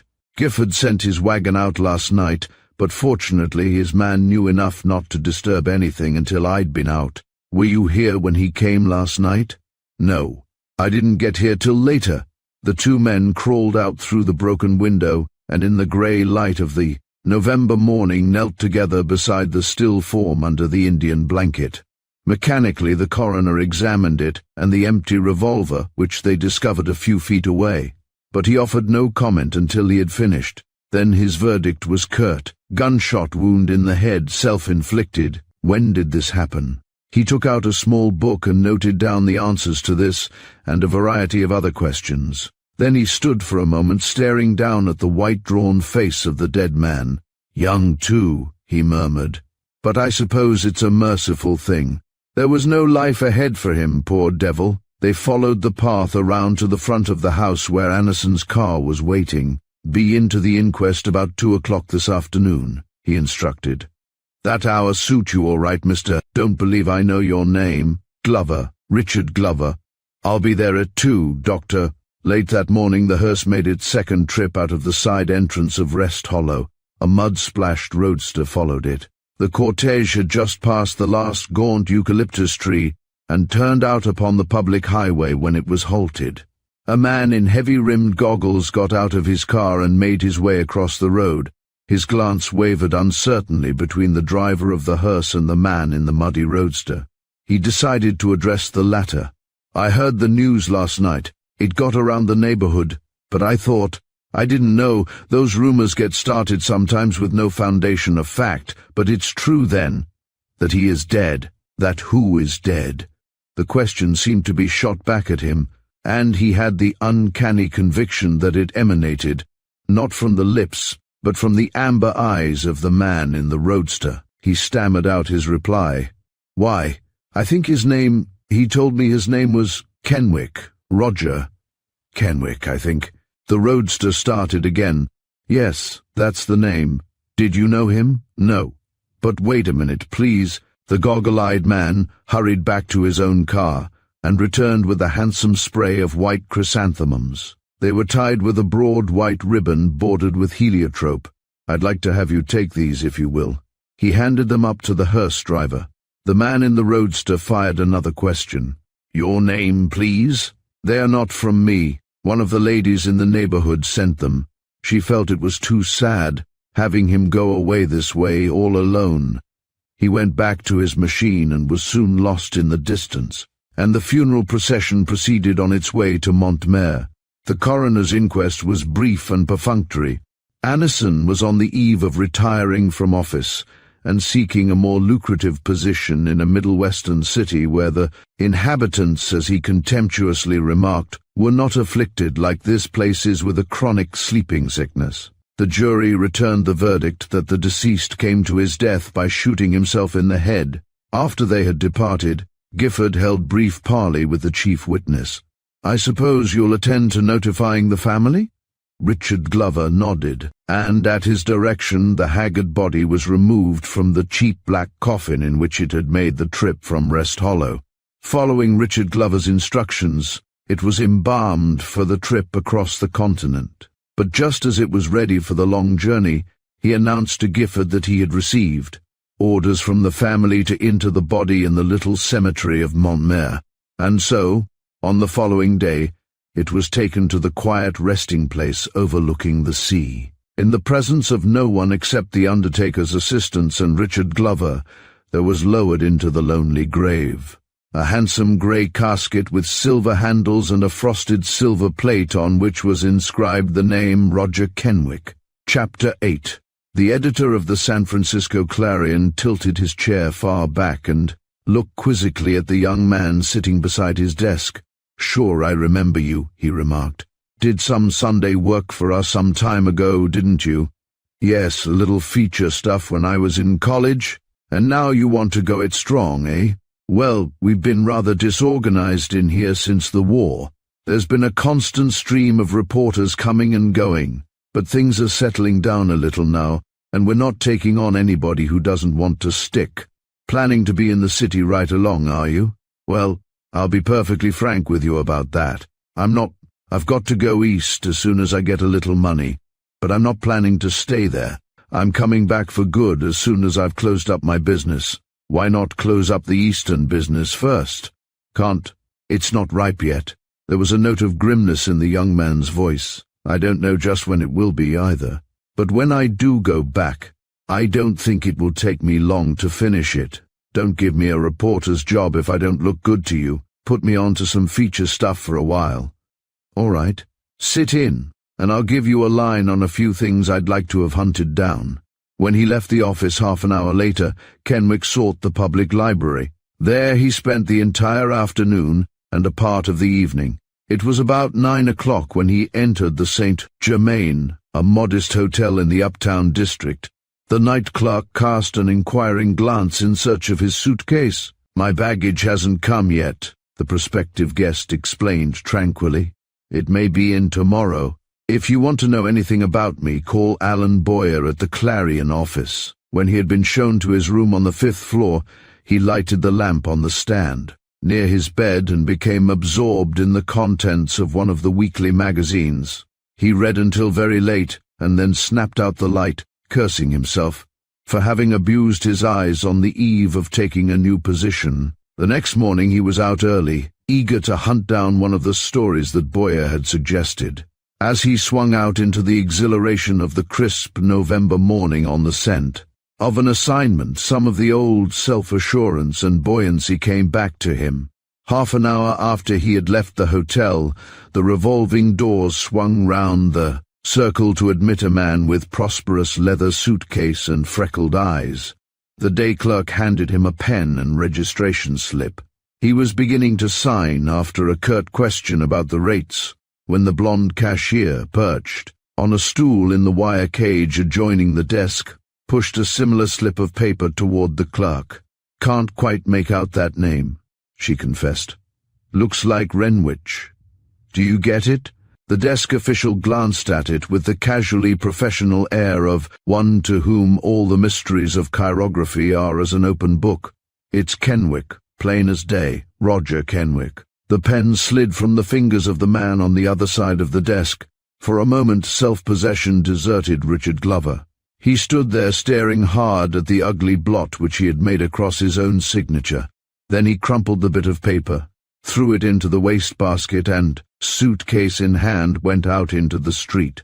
The day clerk darted a contemptuous glance after his disappearing figure. "Some nut," he remarked. "Told me the terms were all right and then got cold feet. I'll bet he's a crook." "Sure he's a crook." The blonde cashier spoke with cheerful authority. "I could have told you that when he first came in. I can size him up as far off as the front door. And I had him posted on the losses by default page before he'd set down his bag." The day clerk regarded her musingly. "He had a bag, though, and that's more than this Kenwick fellow showed. But Brown thought he was all right, and let him have 526. Did you notice him this morning? Tall, dark fellow, young but with hair a little grey around the temples. Yay. High brow. Looks like he was here for his health. Probably broke down in some government job. No, he's a newspaper man. Let's see where he's from." She reached for the slip. "New York. Well, I slipped a cog. I would have said he was a Westerner." "That's right. That last chap looked more like New York to me. But you never can tell, and something seemed to hit him all wrong about this place." With this conclusion, Richard Glover was in complete accord. As he walked down Geary Street clutching his heavy bag, he was conscious with every nerve of his being that something had struck him decidedly wrong about the Saint Germain. "It might be just a coincidence," he reassured himself. "It's undoubtedly just a coincidence, but that isn't such a very common name. My God, I begin to feel like a spy caught in his own trap." With scarcely more than a glance at the name above the entrance, he turned into the lobby of another hotel and signed for a room. It was almost noon when he appeared again and wrote a letter at one of the lobby desks. It was not a long letter, hardly more than a note, but its composition consumed almost an hour and a half.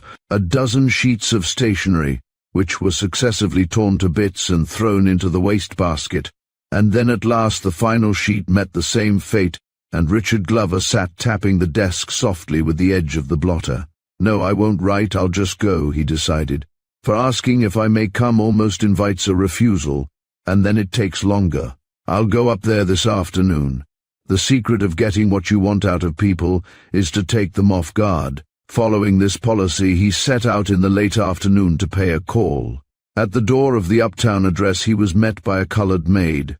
She offered him neither hope nor despair, but agreed to present his card, and in front of the living-room fire, Marquita Morgan read the card and flicked it across to her brother. "I don't think I care to see anybody today," she said. "It's your first night at home, and there's so much to talk about." "Don't know him," Clinton decided. "Somebody you met while I was away." "Oh yes, you know him, Clint. You introduced me to him yourself. Don't you remember he came here one night before you went to Washington and asked you to analyze some specimens of mineral water?" "Oh, that fellow. Has he been hanging around here ever since? Well, no. I can't say that he has hung around exactly, but of late he has called rather often. He's really quite entertaining in some ways. You were very much interested in his specimens. In his specimens, yes. It may have been that she resented his implied dislike. It may have been for some other reason, but Margarita suddenly reversed her decision. "Show him in, please," she ordered. And the next moment the visitor stood in the doorway. It was apparent as he crossed the long room that he had not expected to meet anyone save his hostess.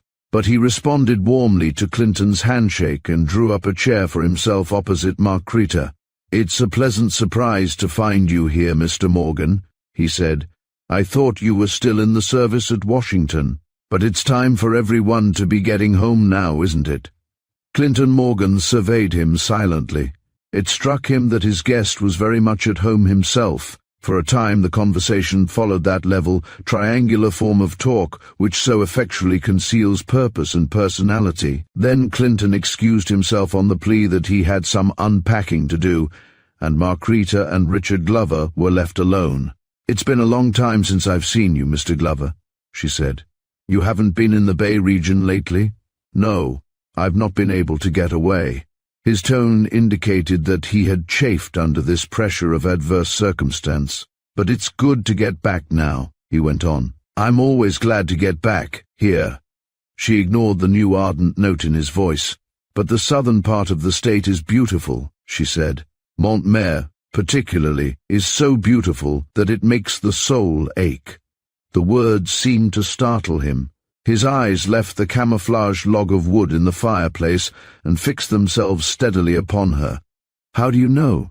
"How do you, San Francisco-bound, know? I have just returned from there. My brother and I arrived home the same day. I spent a week near Montmere visiting my friends, the Paddingtons. Do you know them?" "No. But I think I know their home. They call it Utopia, I believe." "Yes. And until I saw it, I had always thought that Utopia was a myth." "Montmere," he mused, "does look rather like a fairy story come true, doesn't it? There's something perilously seductive about it. It's a place where people go to forget. I have heard that said about it, but somehow it didn't make that kind of an appeal to me. I had the feeling that in such a place as that every sorrow of life is a bleeding wound. There's a terrible cruelty about that tropical sort of beauty. It drives memories in, not out." For some unaccountable reason the tensity of her tone annoyed him. "You didn't like it then?" "It's beautiful, as I have said, but I shall never go there again. The place you ought to see," he told her, "is Cedar Grove, about 2 hours' trip to the south." "That's where the mineral springs are?" "Yes. And what I really came to tell you today is that I've bought the controlling interest in the springs. It was after your brother had given me his final analysis of the water last year that I decided to do it. He said, you know, that in his opinion the medicinal ingredients equaled that of the waters of Carlsbad. I've made great plans. You see, there are 20 acres, and so far we've found 18 springs. We've been bottling the stuff for several months now and it's selling like hotcakes. The next step is a hotel. It's not to be too colossal, but unique in every respect. That's what takes in California. Show people that you've got something different and they'll jump to the conclusion that because it's different it must be desirable. That's America. I've had other chemists besides your brother tell me that the water is wonderful. The best doctors in the South declare that those springs are a bigger find than a gold mine." He had warmed to his theme now and his amber eyes glowed, and she followed his words with that quick responsiveness that was all unconsciously one of her chief charms. "And what are your advertising plans?" she asked. It was like a fresh supply of gasoline to an engine. He plunged into stupendous plans for a publicity campaign. "I'm doing most of the copy work myself so far. I love the advertising game. I love telling people what they want and making them want it. I'm calling it the Carlsbad of America. That will get the health seekers, and health seekers will pay any price." For half an hour he talked, going into every detail of his plan, and then all at once he stopped abruptly, as though he had grown suddenly weary of Carlsbad. She sat gazing into the fire, waiting in sympathetic silence for him to resume the subject, but he didn't resume it. When he spoke again, his tone had changed as well as his theme. For the first time, the conversation became keenly personal. He talked about himself with a humility that was quite new and, to his listener, somewhat startling. "I don't think it can be a complete surprise to you," he said, "to know how much I need you, how much I depend upon your sympathy and understanding. You must have guessed something of my feeling. You are too intuitive not to have guessed." Her frank blue-grey eyes were fixed upon him with an expression that baffled him, yet gave him hope. No, it is not quite unexpected," she admitted. "But I didn't realize that it had gone quite so far. It seems to have all happened rather suddenly.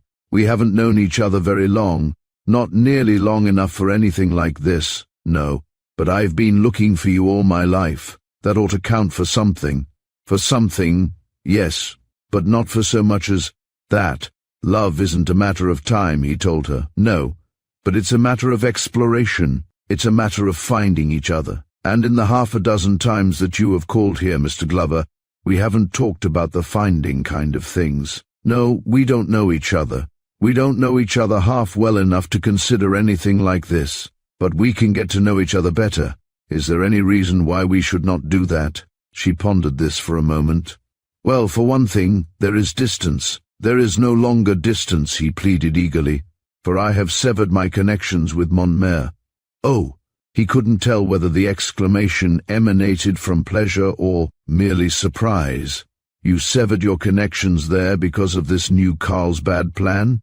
"Partly because of that, but chiefly because a secretaryship to a rich man doesn't get one anywhere. I suppose not." Still, he couldn't decide whether her interest now was genuine or only courteous, but she would give him no further encouragement than to allow him to call occasionally, and with this permission he went away well content. 10 minutes after he heard the front door close, Clinton, in a dressing gown and slippers, appeared on the threshold of his sister's room. "Gone at last?" he queried. "What's Glover doing up here anyway? I thought he was securely anchored with a millionaire hermit down south." She spoke without turning from the dressing table where she was shaking, her long dark hair down over an amethyst-colored negligee. "You don't like him, do you?" "No, I can't say that I do." "Why not?" Before the directness of the question, he felt suddenly shamefaced, as a man always does who condemns one of his own sex before a woman on insufficient evidence. "Oh, he's all right, of course. I have no reason really for disliking the fellow, except, well, he seems to like you too much. And he's not your style." "What did he want tonight?" "He wanted to tell me about a new scheme he has, a really wonderful enterprise, Clint, for turning that mineral water place into a health resort. He's taken over most of the stock and he talked glowingly about it. He does talk well, I'll admit that, but who is going to capitalize this venture?" His sister smiled.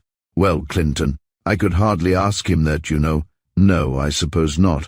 And if you had, I imagine that he would hardly have liked to answer it.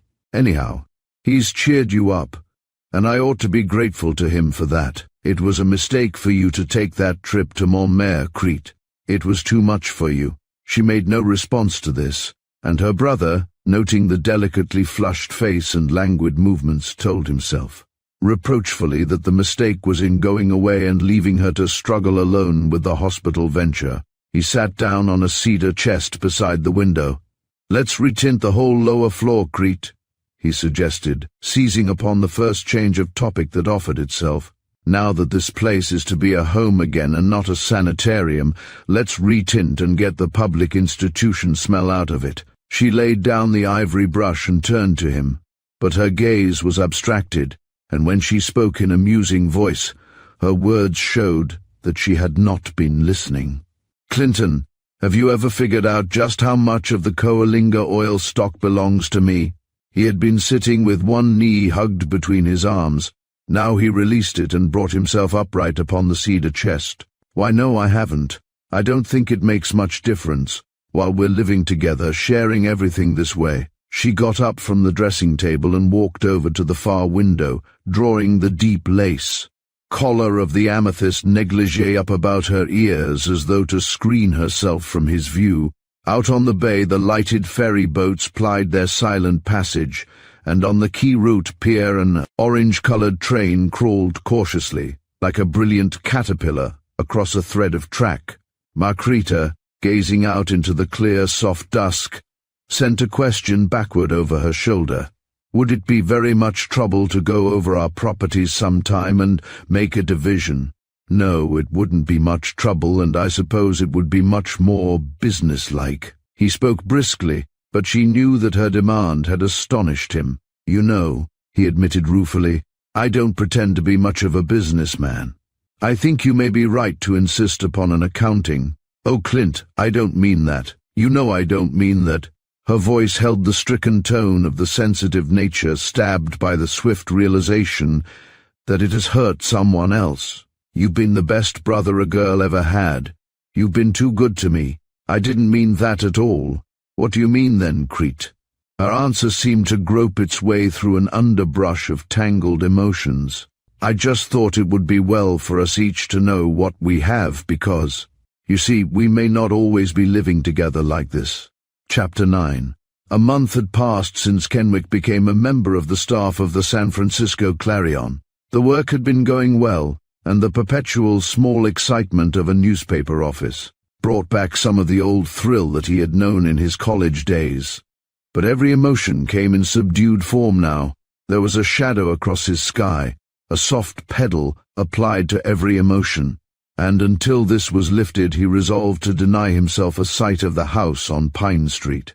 But during the beginning of his 5th week in the city, desire overcame pride and caution, and late one night he walked up the familiar hill and looked into one of the lighted windows. There was no one in the room, and the furniture and floors were covered with heavy canvas sheeting, spattered with calcimine. An ugly stepladder stood directly in front of the window, partly obstructing his view. He was about to turn away in bleak despair when the glitter of some small object in a far corner of the room caught his eye. Peering more intently under the half-drawn shade, he saw that the gleaming thing was a small tinsel ball suspended from the lowest branch of a tiny Christmas tree. It was almost New Year's Day now, and the little fur with its brave showing of gilt and silver had been relegated to a distant corner to make way for the aggressive progress of the painters. The man at the window, staring in from the darkness at the drooping glory of the little tree, felt for it a sudden sense of kinship, and the Christmas tree stared back at him with an inarticulate sort of questioning. There was to Kenwick a terrible sort of patience in its attitude, torn away from its normal environment, transplanted suddenly and without warning into surroundings giddily artificial and bereft of the roots with which to explore them. The little fir tree stood there, holding in its outstretched arms the baubles of an unfamiliar and irrelevant existence. He turned away, maddened by a fury that he did not comprehend. "Anything but that!" he cried savagely. Anything but the patience of hopelessness. His thoughts were in a whirl, and he was unconscious of the fact that he was almost running down the slanting pavement. When he became aware of it, he slackened his pace abruptly. He was a fool, he told himself. Anybody watching me would size me up for an escaped convict, prowling around doorsteps at night, sneaking up to windows like a professional burglar looking over his territory. He let himself into his room at the St. Germain and snapped on the light. The first thing his eyes fell upon in the bare prim chamber was a letter propped against his mirror. It was a yellow envelope, and it bore the dull black insignia of the Dead Letter Office. There was something ominous-looking about it. There is always something ominous about that pale yellow unstamped envelope that issues unheralded and unwanted from the cemetery of letters. Inside of it was a communication written upon the St. Germain stationery and addressed in his own handwriting to his brother Everett Kenwick. It had been opened and sealed again, and across one end something was written. The single word seemed to leap out at Kenwick with the brutal unexpectedness of a bomb. He dropped the envelope as though it had stung him and stood gazing down at it. It stared malignantly back at him, burning a fiery path to his brain. Up and down the room he strode, muttering over and over to himself that one horrible word, deceased, deceased. The walls of the room seemed to be coming closer and closer. He felt as if he were being smothered. Taking his hat, he went out into the hall and walked down the 5 flights of stairs rather than encounter the elevator boy. On the way down, he decided to send a telegram of inquiry to the family lawyer in New York. The indelible pencil handed to him by the girl in the little hotel booth seemed to write the message quite of its own accord, and there was a calming sort of comfort in the impersonal manner of the telegraph operator herself as she counted off mechanically the frantic words of his query. As he turned away, he was conscious of only one impulse: to be with somebody. He must have companionship of some sort, any sort, or he would lose his reason. From the dining room there drifted out to him the pleasant din of human voices. He made his way inside and followed the head waiter to his accustomed seat beside one of the mirror walls.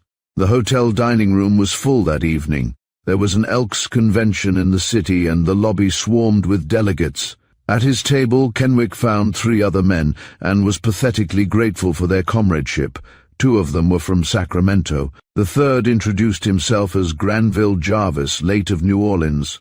Kenwick remembered having seen him several times about the hotel.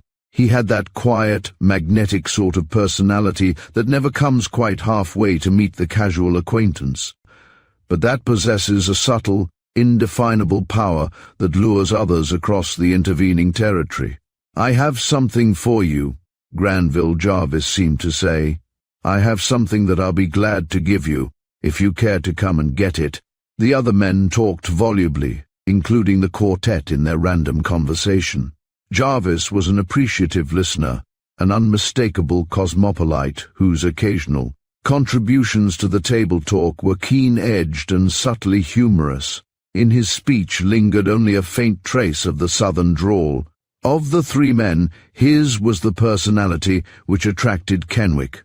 The 2 Elks finished their dessert hurriedly and left before the coffee was served. Then Granville Jarvis, glancing at the haggard face of the young man across the table, ventured the first personal remark of the hour. "You've scarcely eaten a thing, and you look all in. I don't want to intrude into your affairs, but is there anything I can do?" It was that unexpected kindliness that always proves too much for overstrung nerves. "I've just had bad news," Kenwick admitted. "It's rather shaken me up. But you can't do anything, thanks." "Better take a walk out in the fresh air," Jarvis suggested. "I know how you feel. It's beastly, when a man is all alone. I am alone, that's the damnable part of it. And I've got to somehow get through the night." The other man nodded with silent comprehension. "I'll take a stroll with you if you like, and you don't have to talk." Kenwick accepted the offer eagerly, and for an hour he and his companion walked almost in silence. Then Kenwick, still haunted by the spectre of solitude, invited the New Orleans man up to his room. They stretched out comfortably in 2 deep chairs, with an ashtray between them. They discussed politics, books, and New York. "It's my hometown," Kenwick explained, "but I'm a Westerner by adoption. They say, once a New Yorker, always a New Yorker, but it hasn't worked that way with me." Jarvis smiled. "They say that about Emporia, Kansas, too, and about all the other towns ranging in between. It's a worldwide colloquialism. Don't you go back to visit, though?" "I've been thinking of it," his host replied. And then, despite the fact that his guest was a complete stranger, perhaps because of that fact, he felt an overwhelming desire to tell him of his trouble. For there is a certain security in confiding a sorrow to a casual stranger. Every care-ridden person in the world has felt the impulse, has been impelled to it by the realization that there is safety in remoteness. You will never see the stranger again, or, if you do, he will have forgotten you and your trouble. A transitory interest has its advantages. It demands nothing in the way of a sequel. It keeps no watch upon your struggle. It demands no final reckoning. You and your agony are to the chance acquaintance a short story, not a serial. Jarvis was leaning back in his deep chair, one leg dangling carelessly over the broad arm. His eyeglasses, rimmed with the thinnest thread of tortoise shell, gave him a certain intellectuality. Although he was still in the early 30s, there were deep lines about his mouth.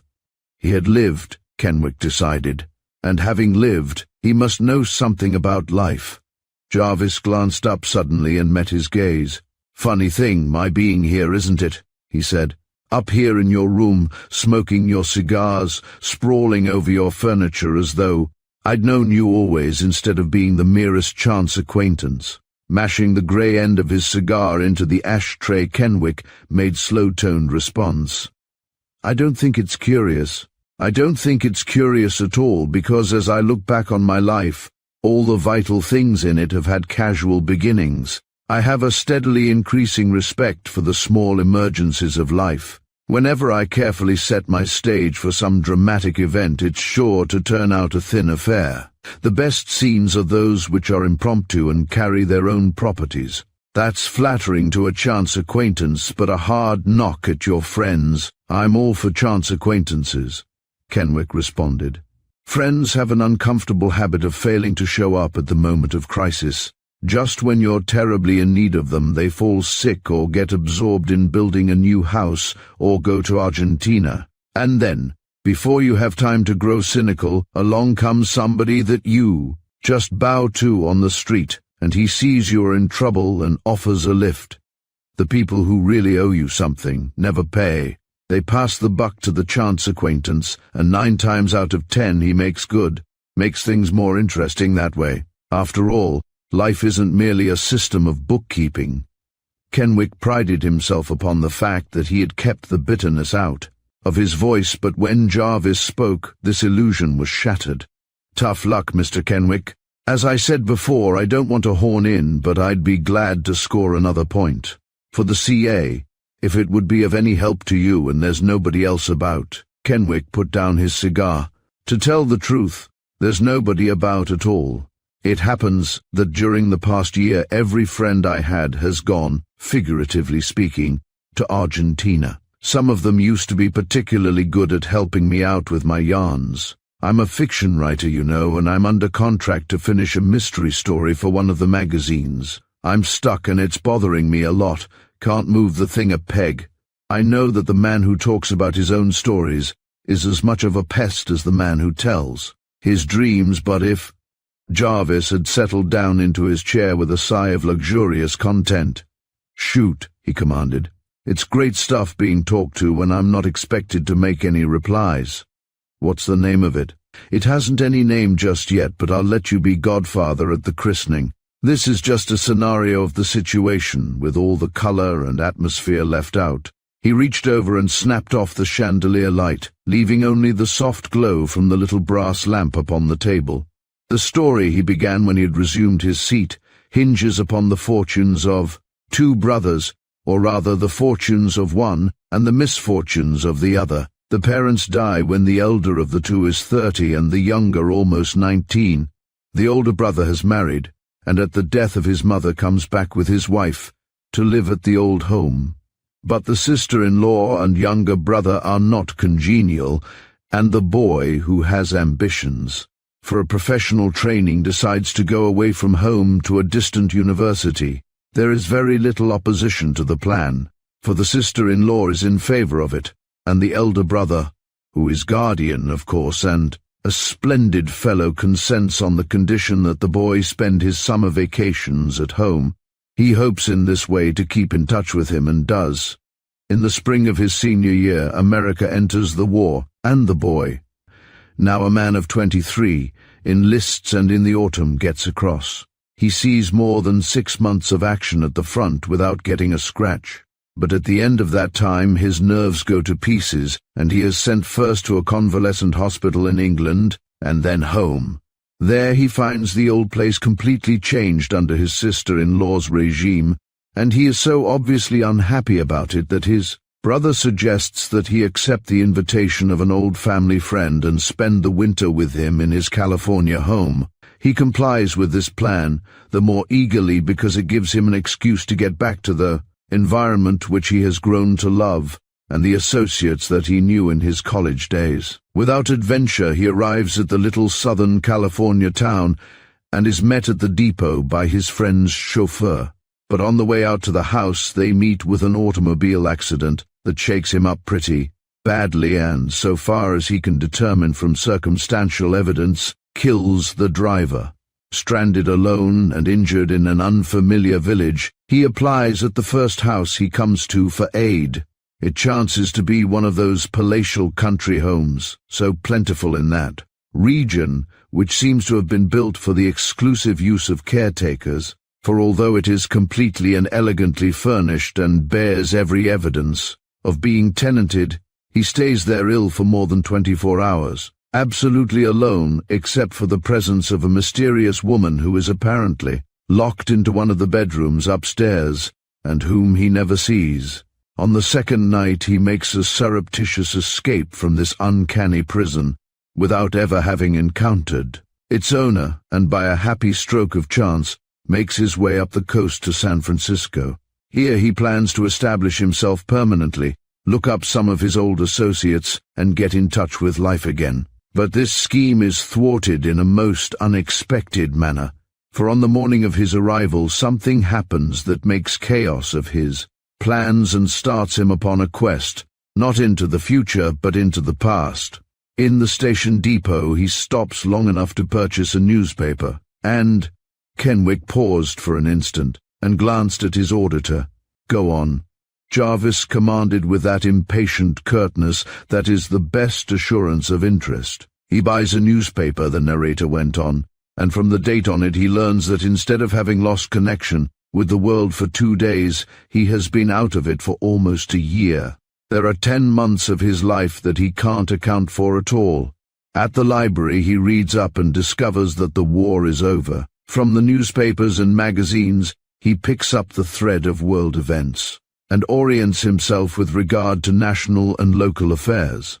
But to connect his own past and present proves, as you may suspect, an almost hopeless task. He sends several telegrams to his own home, all of which are ignored.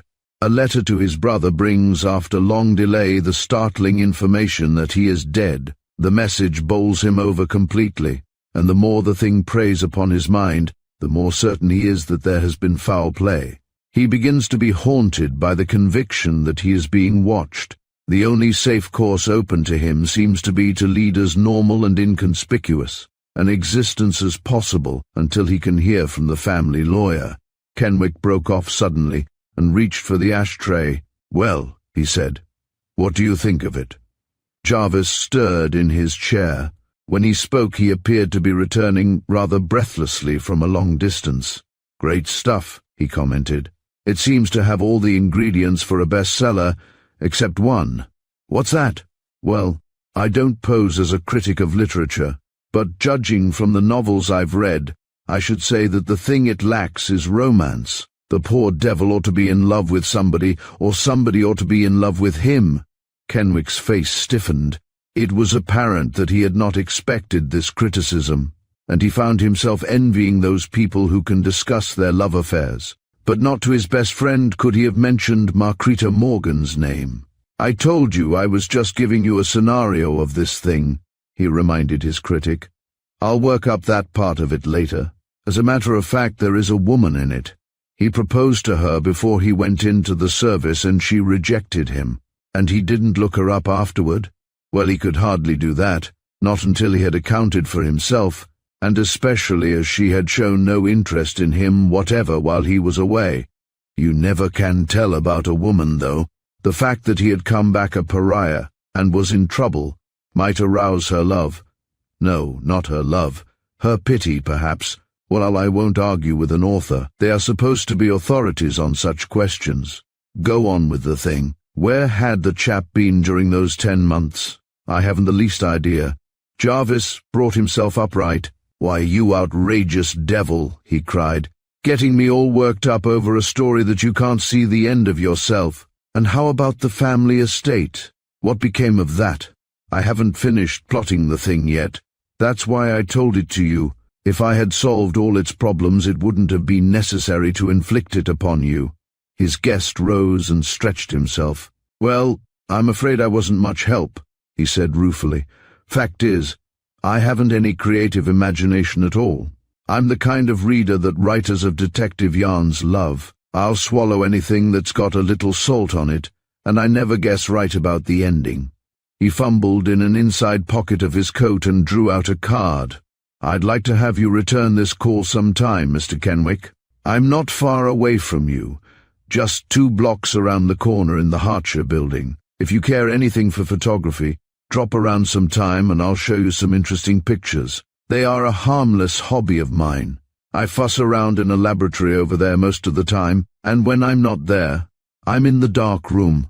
Kenwick promised to come, and a moment later Granville Jarvis was gone.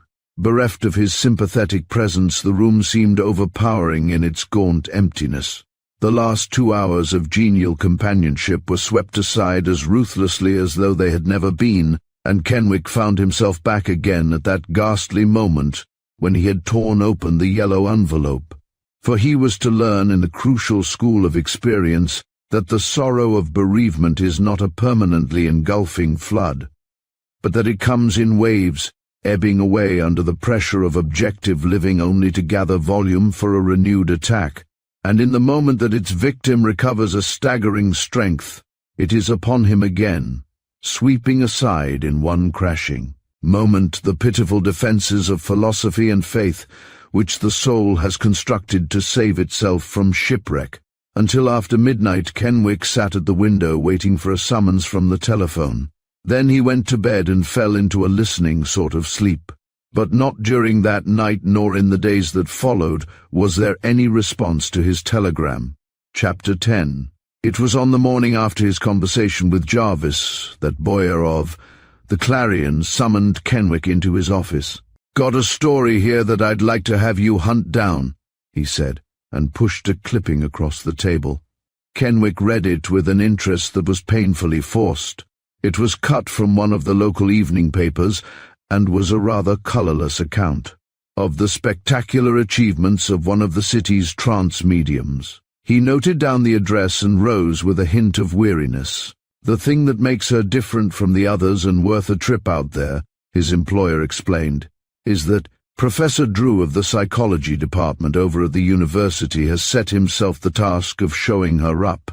She has done some rather dramatic things that have got on his nerves, and the other day he gave a lecture on her methods before his abnormal psychology class and had the place packed.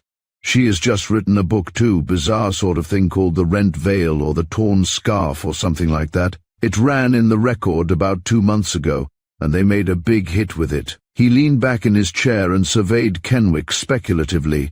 "What do you make of it?" he asked. "This stupendous revival of interest in the supernatural.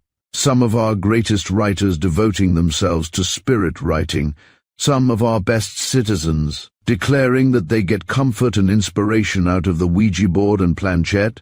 I think," Kenwick answered slowly, "that it is one of the inevitable results of the war. It has caused a big upheaval in the spiritual as well as the economic world, and one of the things that it has brought to the surface is death. Of course, death has always been with us, but unless it came right into our own lives, we have persistently ignored it, as we have ignored the industrial problems and immigration and a lot of other things. But during the last few years, death has been rampant. Everybody has had to look at it from a greater or less distance. For a while, we'll have to go on looking at it, and human nature is so constituted that it has only 2 alternatives.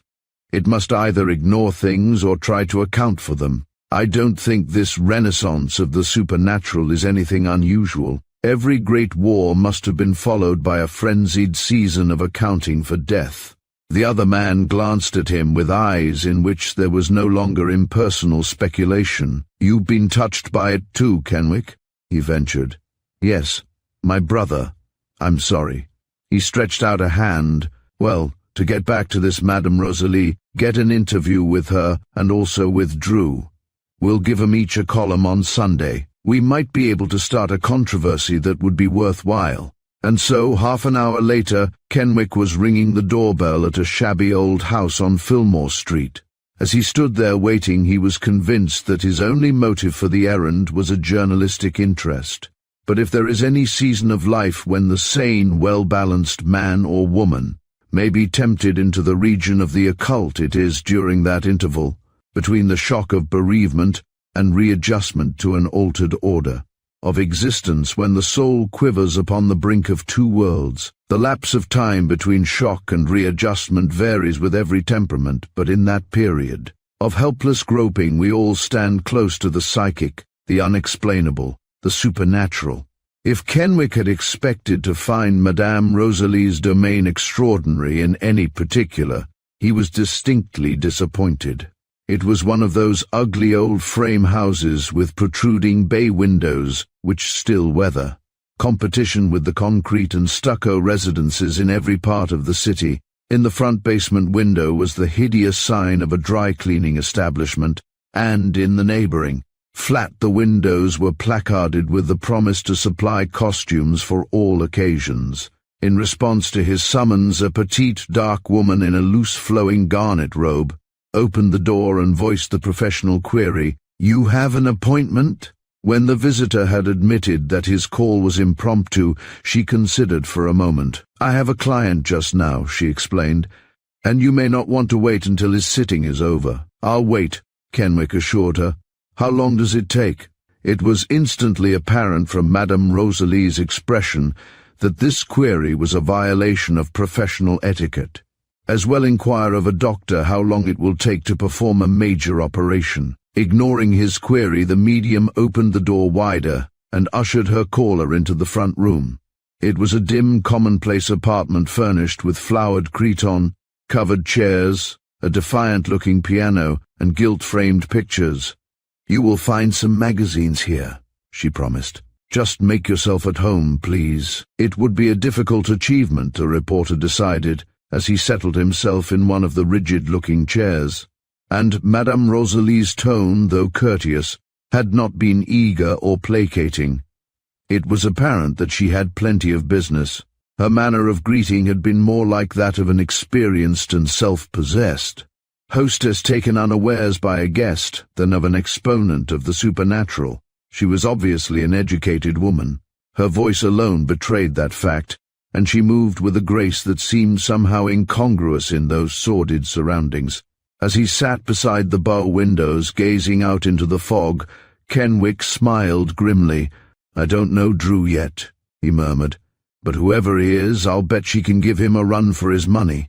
Within 20 minutes he heard low voices at the far end of the hall, and then the sound of approaching footsteps. He rose and went to the door. Madame Rosalie and her client were emerging from a shadowy chamber whose door was draped with maroon-colored portière. The caller had reached the hat rack and was jerking himself into his overcoat, when all at once he stopped with words of astonished greeting. "Why, hello, Kenwick." He strode forward with extended hand, and Kenwick gripped it with an equal astonishment. It was one of the men whom he had known well at college. "Going it strong now that you are back in civilization again?" On his face was genuine pleasure and the shamefaced expression that it would have worn if the newspaper reporter had suddenly encountered him tobogganing down one of San Francisco's hills on a child's coaster. When he was gone, the reporter followed his hostess into the room with the maroon-colored curtains. It was as shabby as the waiting room, but more comfortable and somehow expressive of a strong personality. Over a felt-covered table, strewn with cards and stubs of pencils and other aids to occult communication, was an electric bulb held in place by a loop of white cotton string. Madame Rosalie motioned him to a seat beside this table and sank into a deep chair on the opposite side.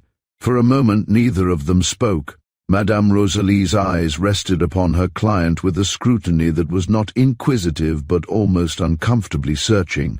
They were dark eyes and brilliant with the unnatural shining that is often caused by chronic insomnia.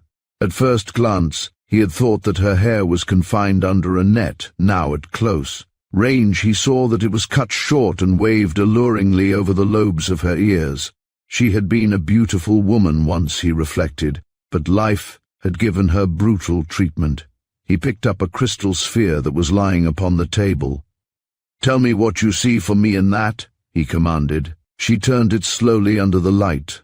Kenwick, watching her, felt a little cheated by the unspectacular quality of her technique. For all the thrill which she seemed likely to give him, he might as well be opening an interview with the census-taker. "You came," the medium said at last, still gazing into the depths of the crystal to consult me, not about the future but the past. He made no response. "You are in trouble," she went on, in the same unhurried voice. "You are in great trouble, but you are not taking the right way out." "What is the right way out?"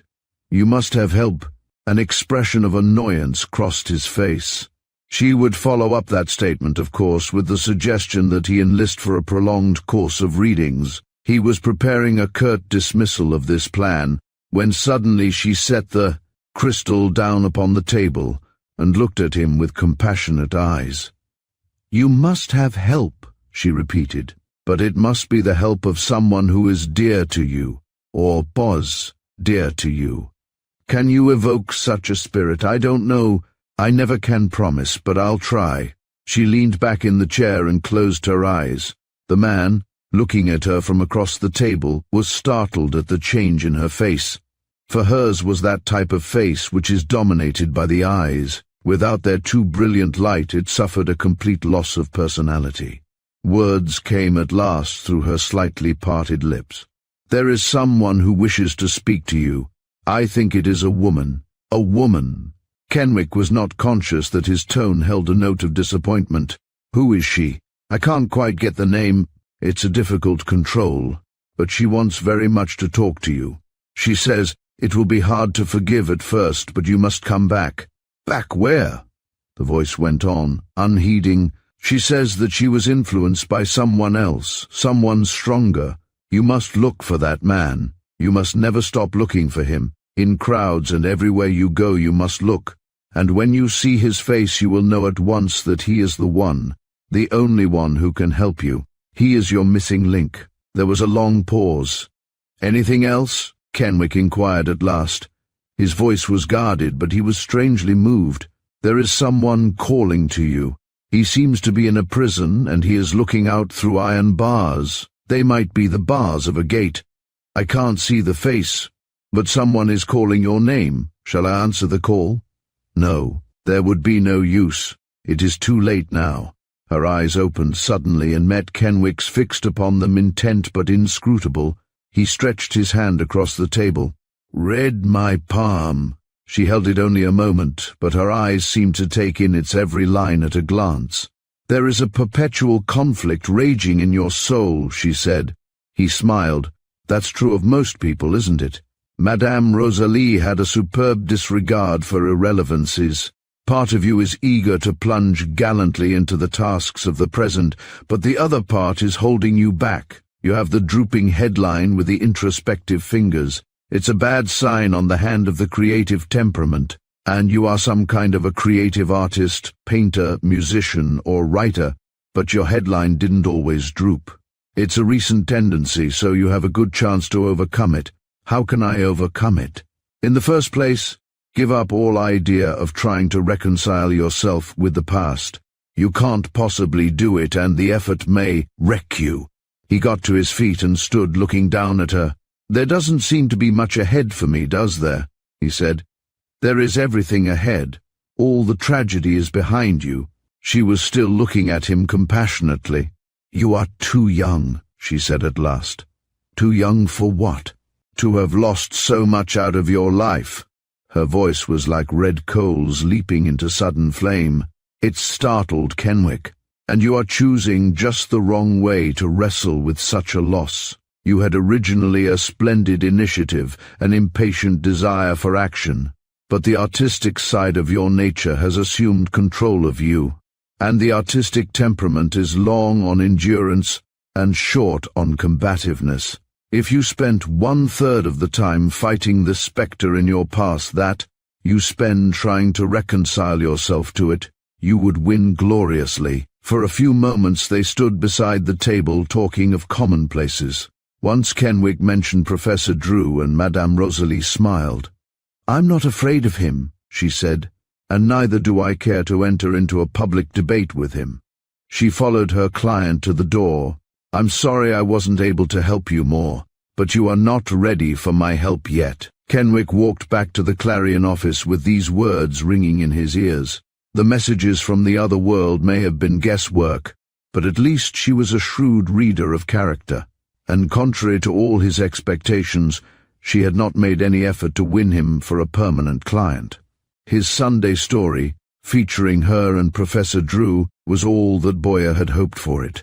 The astrologist was sketched with a few vivid strokes, the room with the maroon-colored curtains more in detail, and an interview reported which thrilled the souls of the credulous and held even the attention of the skeptical.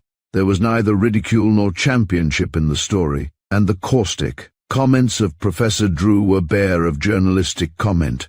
Altogether, the thing worked up well and made a hit. After reading it during his late breakfast at the St. Germain, Kenwick suddenly decided to go around to the Hertfordshire building and keep his promise to Jarvis.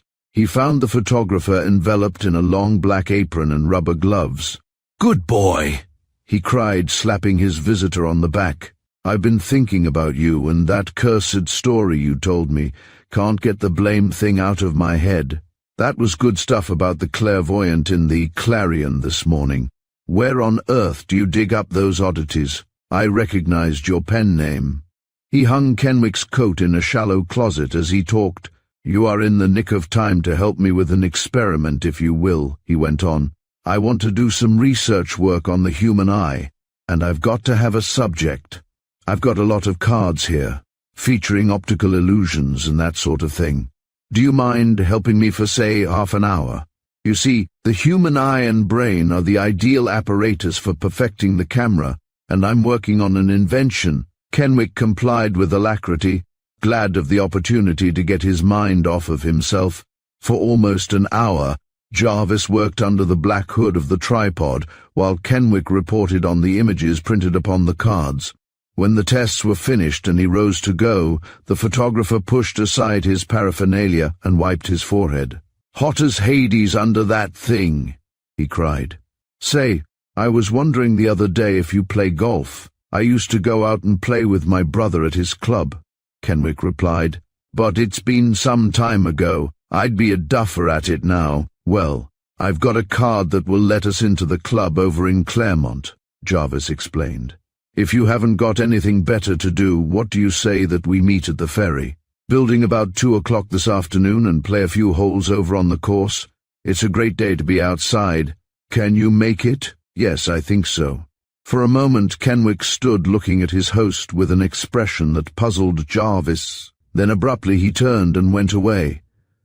Up the steep California street hills he strode, scarcely conscious of the effort it cost, for a horrible dread was tearing at his heart. It was not a new sensation to him, and its very familiarity made it the more hideous. That persistent dread known only to those who are struggling back over the hard road of mental prostration. The seed of it had sprouted on the morning when he had bought that fatal newspaper at the 3rd and Townsend depot, and during the weeks that followed its tendrils had wrapped a stranglehold about his life. Sometimes it almost stopped his breathing, and as yet he had never seen the thing that he dreaded. It was not yet upon anyone's face, but he assured himself desperately that someday he would see it. Someday, when perhaps he wasn't thinking about it at all, it would suddenly leap out at him. In the eyes of some man or woman, or perhaps even some little child, he would see suspicion, or fear, or morbid curiosity. Without being told, they would know suddenly that here was a man who had once lost his mental grip. They would be afraid that he might suddenly lose it again, and that shuddering fear would send him reeling backward into the land of shadows and spectres. He stumbled on blindly, and through the blackness of his anguish there came to him again the curious sensation that he had experienced on his second night at Montmartre, the sensation of having lost some material prop that could restore his courage. The genial suggestion of Jarvis that they play golf together over in Claremont was like a cool hand laid upon his forehead. To Jarvis, he must seem sane and normal, capable at least of acquitting himself creditably in the sport of sane and normal men. He ate a hasty and solitary lunch, and at 2 o'clock met the photographer in front of the flower booth in the ferry building for an afternoon at the country club. Chapter 11. It was Sunday afternoon, and Margarita was expecting a caller. "How long? Do you think he'll stay?" Clinton demanded as they rose from their 2 o'clock dinner. "As long as I'll let him, I suppose." "Well, call a time limit, Crete," and then recalled suddenly to the realization that he must begin making the best of a situation that gave every evidence of forcing itself upon him for life. He added hastily, "What's the use of trying that new cure if you're going to pull against it all the time?" "Do you call this pulling against it?" "I do, decidedly. Every time that man comes here, you're strung about an octave higher than normal." She looked at him, astonished. "Why, Clinton, I don't feel it myself. I'm not conscious that he affects me that way. He does, though. We all know people who affect us that way. And it is not a question of attraction or aversion. Liking or disliking them doesn't alter the fact that they have the power to screw us up. Sometimes, of course, it's a beneficial stimulant, but you shouldn't be taking anything like that just now. Give Dr. Reynolds a chance." "I will give him a chance, but today, well, I promised Mr. Glover that I'd listen to something that he has written. Help! Then he'll probably be here to supper. I didn't know he'd broken into the writing game. I didn't either until the other day, but I think it is some advertising for the new springs. He is very versatile. He does a number of things and does them well." Her brother glanced at her sharply without replying. That note of championship in her voice put an edge on his nerves. But she was mistaken in her guess concerning advertising matter for the American Carlsbad. For when she and Richard Glover were alone in the living room, he produced a copy of one of the popular magazines. "You remember you said I might read you something today," he began, drawing his chair into a better light. "Yes, I have been looking forward to it with pleasure, but I thought it would be in manuscript. It is something you have had published. My first attempt at anything in this line. It's a serial story, and this is the initial installment. You see, I had a good deal of leisure time on my hands when I was down at Montmere, and I've always wanted to try my luck with a pen. I call this A Brother of Bluebeard. That's a gruesome title, but excellently chosen if it's a mystery story. I'm shivering already." He settled himself with his back to the light and his profile toward her. "I may as well tell you at first that I am not bringing this out under my own name." "Why not?" "Because I wouldn't have felt quite free about writing it if I was standing out in the open." "Oh, it's a true story?" "No, I can hardly claim that for it. It's rather a fantastic plot, as you will see. But every writer knows this, that when you first break into print, whatever you write is supposed to be transcribed almost verbatim from actual experience, preferably your own experience, no matter how at variance with your own life plot the story may be.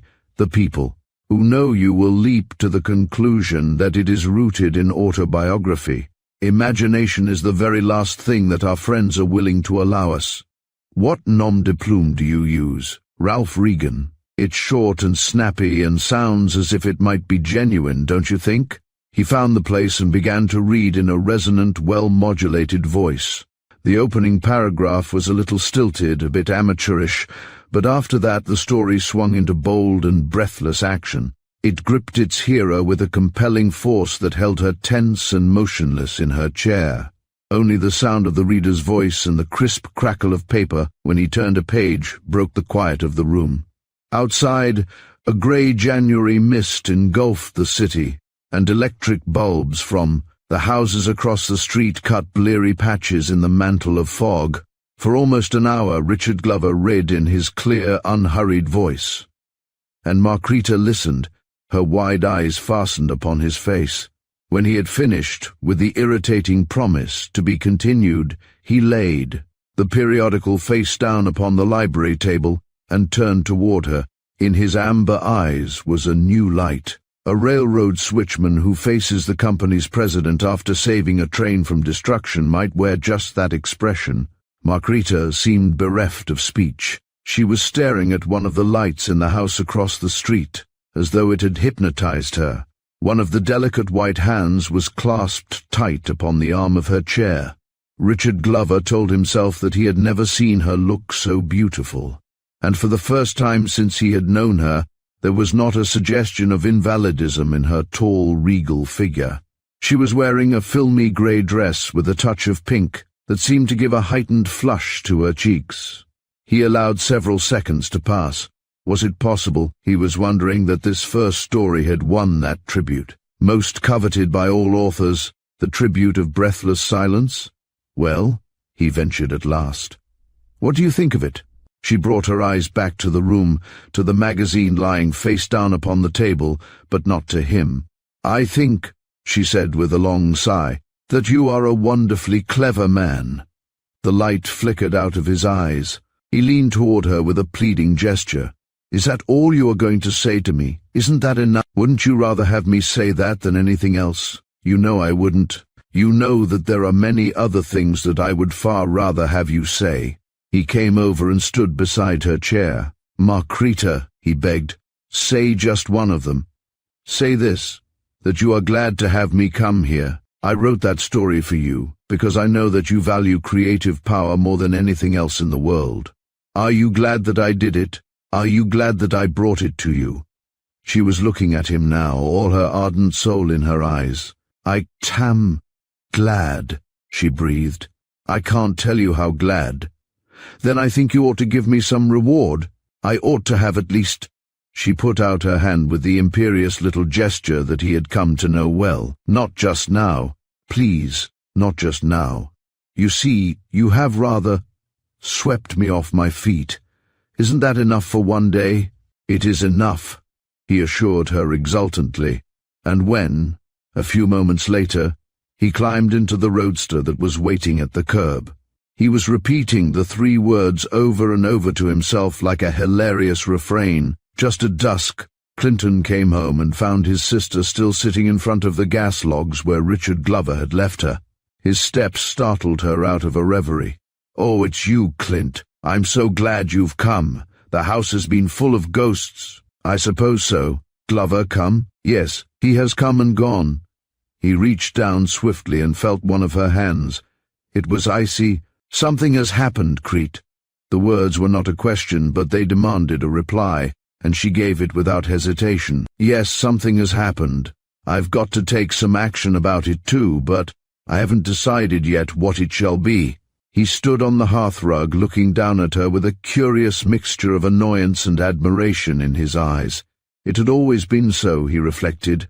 About the trivial things of life she was willing to abide by his judgment, but in every vital issue she took the initiative and pushed her own convictions through. In the moment of large emergency she had always stood superbly alone.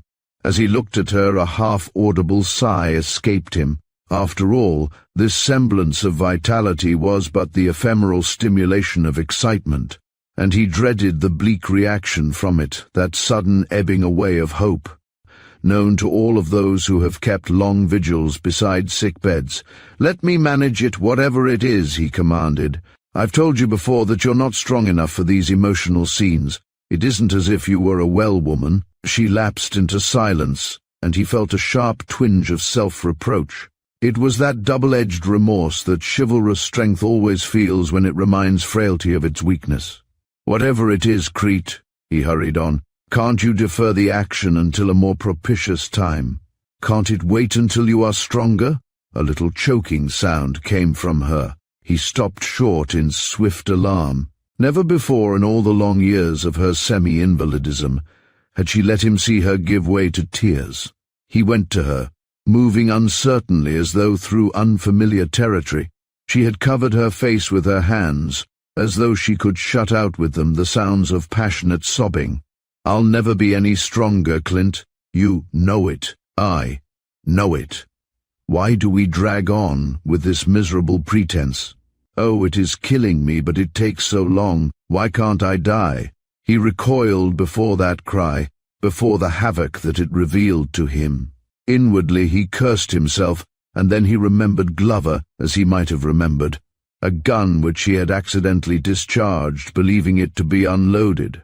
He couldn't endure the thought that an inherent had hurt her, and, manlike, seized upon the first scapegoat that offered itself.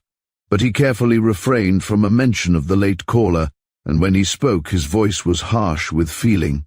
"Crete, how selfish of you. If you should die, what would become of me?" The promptness of her reply struck him like a blow. "You'd marry. You're over 30, Clint, and if it hadn't been for me you would have been. Married years ago, and would be living a normal life in a home of your own. You think—" She was sitting upright now, facing him with a terrible courage. "You think I don't realize what you have sacrificed? Oh, if you only knew how I've lain awake at night, staring into the dark, praying to die so that I could set you free. You promised Mother. I've always known that you did. But even if you hadn't, you would have promised yourself. And that's what has keyed me up, as you express it. That's what is making me live an octave higher than I can stand. It isn't any other man who is doing it. It's you." He sat down on the broad arm of her chair, as though overcome by sudden weakness. "Well, thank God you have told me this, Crete, before it eats any deeper into your soul. Sacrifice, you call it. But sacrifice involves renunciation, and I have never renounced any woman for your sake. I have never been engaged, nor wanted to be." "But you ought to," she told him violently. "You ought to, and you would, if you hadn't unconsciously put the idea away from you so many times. You ought to have a home and wife and children. Oh, I know that you should, and the knowledge has made me desperate." A dawning suspicion showed in his eyes, and then they grew hard. "It must have," he said coldly. "It must have made you very desperate indeed, if you have been considering Glover as a way out." She met the charge without resentment. "What other way is there for me? You see, there wouldn't be any danger of my caring more for somebody else afterward. That is quite beyond the range of possibility now, so it would be safer for me than for some women. And physical disability, the thing that made me, that would have made me refuse a man of a different type, wouldn't count at all with him. His ambitions are purely material, and I could capitalize them. That's all he wants. It would really be quite a fair bargain." Clinton Morgan rose slowly and stood looking down at his sister as though she were a stranger to whom he had just been introduced. "Well, by gad," he breathed, and for a moment was bereft of further speech. And then his words came slowly, and more as the detached fragments of a soliloquy than a response to her own. "Crete, of all women in the world, you, with your temperament, with an idealism that I and most other men couldn't touch with a 10-foot pole, and yet you'd work out a proposition like that. I didn't know that you saw through Glover. I made that excuse for you, that you were too unsophisticated to see through him. But sizing him up for an adventurer, you frame up a contract that— why, I'll be hanged if I can believe it, Crete. I simply can't believe it." She made no defense, and he went on, in the same dazed tone. "Go out on the street and pick up the first girl you meet and bring her in here. If I should make love to her, and try to get her to marry me, and succeed, I'd have a much better chance of happiness than this adventure would ever give you, for at least I'd be swimming with both hands free. Now listen." He seemed to become suddenly aware of her presence again. "When I fall in love, I'll begin to think about getting married, but I'm not going to be hurried into it by you or anybody else. And when I decide to marry, not you nor anybody else shall stand in my way." She reached for him with a convulsive gesture. "Clinton, do you mean that? Do you mean that nobody should? I pledge you my word. But this has got to be a bargain. You have demonstrated that you know how to make one. Now don't you ever let that man cross this threshold again. I've got to, Clint. After what happened this afternoon, I've got to let him come, for a while." "Why?" "Sit down and let me tell you about it. I'll have to tell you, or it will eat up my heart. But the thing will seem incredible, not to me. I think after what I've just heard that I can believe anything. Well, you remember that I told you he had promised to read me something that he had written? Yes, advertising matter for the new Carlsbad. I thought it was going to be that, but I was mistaken. It was advertising matter, but not for Carlsbad." "For what, then?" "For Richard Glover." Clinton grunted. "I see. He is trying to win you by doing that Othello stunt on paper." Margarita appeared to weigh the suggestion. I don't think it is entirely that. He wants money very badly. He has to have money, a lot of it, for this hotel venture, and he is trying every means of getting it. I've always been led to believe, Clinton interposed, my friends who write have always led me to believe that story writing, and I assumed that this was some sort of story, is rather an uncertain means of capitalization for a novice. But this story was not written by a novice, Clint. Marcretta's voice had sunk suddenly almost to a whisper. It was written by whom? Roger Kenwick. Clinton Morgan stiffened in his chair. What? He cried. You mean to say that he had the nerve to steal the thing and bring it out under his own name? He is too clever to bring it out under his own name. He chose a fictitious name, and he changed the opening paragraph. But except for that and the alteration of the title, I pledge you my word, Clint, that story is exactly as Roger Kenwick read it to me before he went into the service. There was a moment of silence. Clinton was recalling what she had said when he came in about ghosts. He scanned her face uneasily, and he saw in it the new expression which had startled Richard Glover. For the first time in his life, he began to think of her as she might be if she were unhampered by physical infirmity. And then he fell to wondering what had passed between her and Kenwick, just how far the tragedy of his life had affected her. The Morgan Reserve had kept her completely silent upon this subject, and he had never had any wish to intrude himself into her confidence. He picked up the thread of the story where she had dropped it. How could it have happened? And how did he dare? I can't even make a guess at how it happened, but so far as daring goes, well, as I said, he is desperate for money, and the thing, as looked at from his point of view, was not so very risky. Why should it be? He must have discovered in some way that the author was not a possible source of trouble.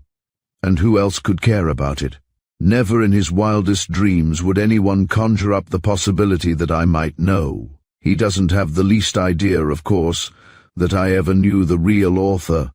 What a nemesis, that he should have chosen me of all the people in the world for his audience. It's so impossible that he will never suspect it. But what happened after he had finished? What did you do? Nothing, except to compliment him on his cleverness and try to hide every emotion that I've ever had. It was hard. I think it's the hardest test I've ever had to meet, but it has given me something that I never have had before. Her voice grew husky with sudden embarrassment. Oh, Clint, you were right about him. I've known for quite a long time that you were right about him, but I couldn't admit it to myself. Not with the course that I had decided to take. But Clint, although I knew he was calculating and sordid and insincere, I didn't know this about him. I didn't think he hadn't a sense of honor. If I had suspected that, it would have made everything different. But you can see, she went on eagerly, you can see now why I must let him go on coming here for a while. Why I can't let him get beyond my sight. Her brother nodded. Give him enough rope and he'll hang himself, that's the idea, isn't it? I've got to be very careful, you see. He has told me a good many things about himself of late, and I'm trying to fit them all together. Some of them don't match at all, and now that he has revealed himself, I'm beginning to doubt everything. That Montmer secretaryship, for instance, looks very improbable to me now. I've questioned him about several prominent people down there, and he doesn't seem to have heard of any of them. Well, don't worry any more about it just now, Crete. Let's hustle something to eat and call it a day. When his sister had gone to bed that night, Clinton sat for a long time in the library, staring into the fireplace. The little scene which had been enacted there a few hours earlier had stirred him to the depths of his being. It brought him perplexity and a poignant self-reproach. The fact that she was not the crying type of woman made her emotional abandon a particularly haunting thing. I've been an awful ass, he muttered. I can't see just now where it is exactly that I've failed, but it's evident that somewhere along the line I've acted like one of the early Christian martyrs. He picked up a little volume that was lying at his elbow. It was a dainty thing bound in gold and ivory. He remembered that Roger Kenwick had given it to his sister on that last night when he had come to bid her goodbye. He had never looked into it before. Now he turned the pages idly. It was modern verse, and he read intermittently here and there. Among the leaves he came at last upon a folded bit of paper. It was in Margrethe's handwriting, evidently something that she had copied. He tilted it under the light and read the trio of stanzas. I cannot drive thee from my memory. I cannot live and tear thee from my heart. Is there no corner of oblivion's realm whence thy uneasy spirit may depart? If love were dead, if love could only die, and leave me desolation and despair, the emptiness of day, the aching night, all these at last my soul could learn to bear. But ever when I think thy fire is spent and seek the peace of death's all-sacred pain, behold, comes memory with her torch alight, and all my altar flames to life again. Clinton Morgan folded the bit of paper with reverent fingers, for he knew all at once that this was not a copy of anything, but that he had unwittingly torn aside the veil of his sister's secret soul. He felt all of the honorable man's repugnance against outraged decency. The scrap of paper seemed to scorch his fingers. With a punctilious regard for detail, which he knew to be absurd, he tried to find the exact page where it had been concealed. Then he put the volume back upon the table and went over to the window. His conjectures concerning this romance had come to an end. Now he knew, and knowing felt suddenly weighted with guilt. He could imagine now how she must have felt as she had sat, a few hours before, listening to the paragraphs of Kenwick's masterpiece as they fell from the glib tongue of Richard Glover. There was an expression almost of awe upon his face. She could write all that, feel all that for one man, and then deliberately plan to marry another, to set him free. The thing seemed preposterous, and yet he knew it to be true. And then his thoughts reverted to Kenwick, and the days that now seemed almost like the unreal, days of a dream when he had first known him over at the fraternity house in Berkeley. He recalled the night when he had brought him home to dinner and introduced him to Margrethe, and tried to make him show off for her like a trained puppy. Perhaps it would have been better if he had never brought him. But these things were in the hands of fate, and fate has an infinite number of tools. Standing there at the window, gazing at the reflection of the gas logs mirrored against the black pane, he found himself growing suddenly resentful of the casual emergencies of life. Mere cobweb threads they were, but upon them hung the destinies of human souls. You turned the first corner instead of the second, in an hour of aimless wandering, and the circulation of your life current was completely changed. It was folly to believe that all the corners were posted with signs to be read and heeded by that secret autocrat, the subconscious mind. The intricacies of such a universe made the brain reel. It was better to believe that we played the game blind, and that the stakes were to the courageous. He went back to the table and turned out the reading lamp, blotting out the sight of the white and gold book. Lord, what a pity, he murmured. She would have been such an inspiration to him. It was the devil's own luck. Poor Kenwick. Poor little Crete.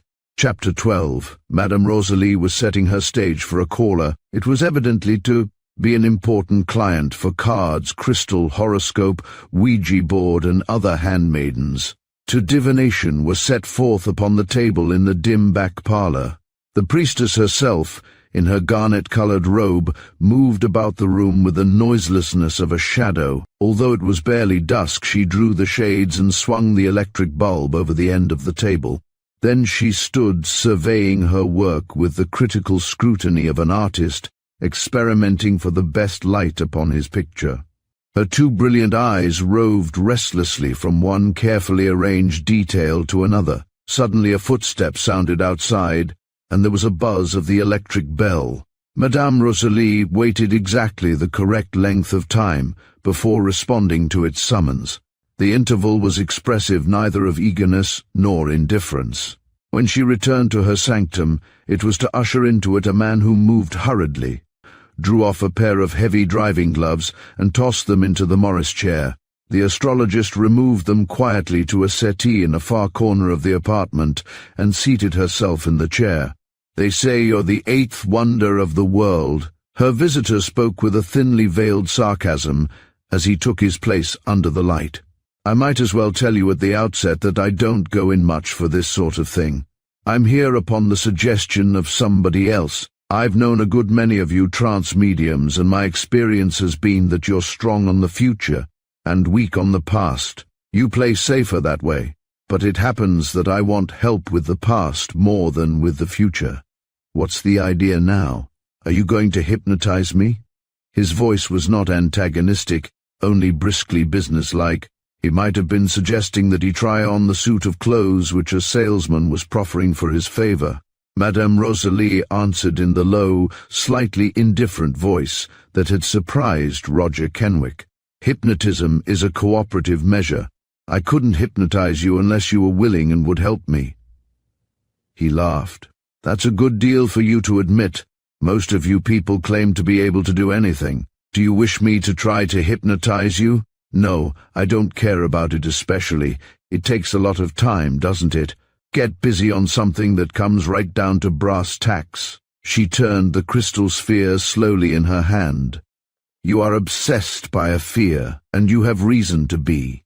There is a very serious problem confronting you, and you need help in solving it. I can't help you, but perhaps I can find someone else who can. She gathered up a bundle of cards. At first glance he had thought they were playing cards, but he saw now that the reverse sides were all blanks. On each of these I am going to write a word, she explained. I'll hold it for an instant before your eyes. Read it, close your eyes, and then look at those maroon-colored curtains over there.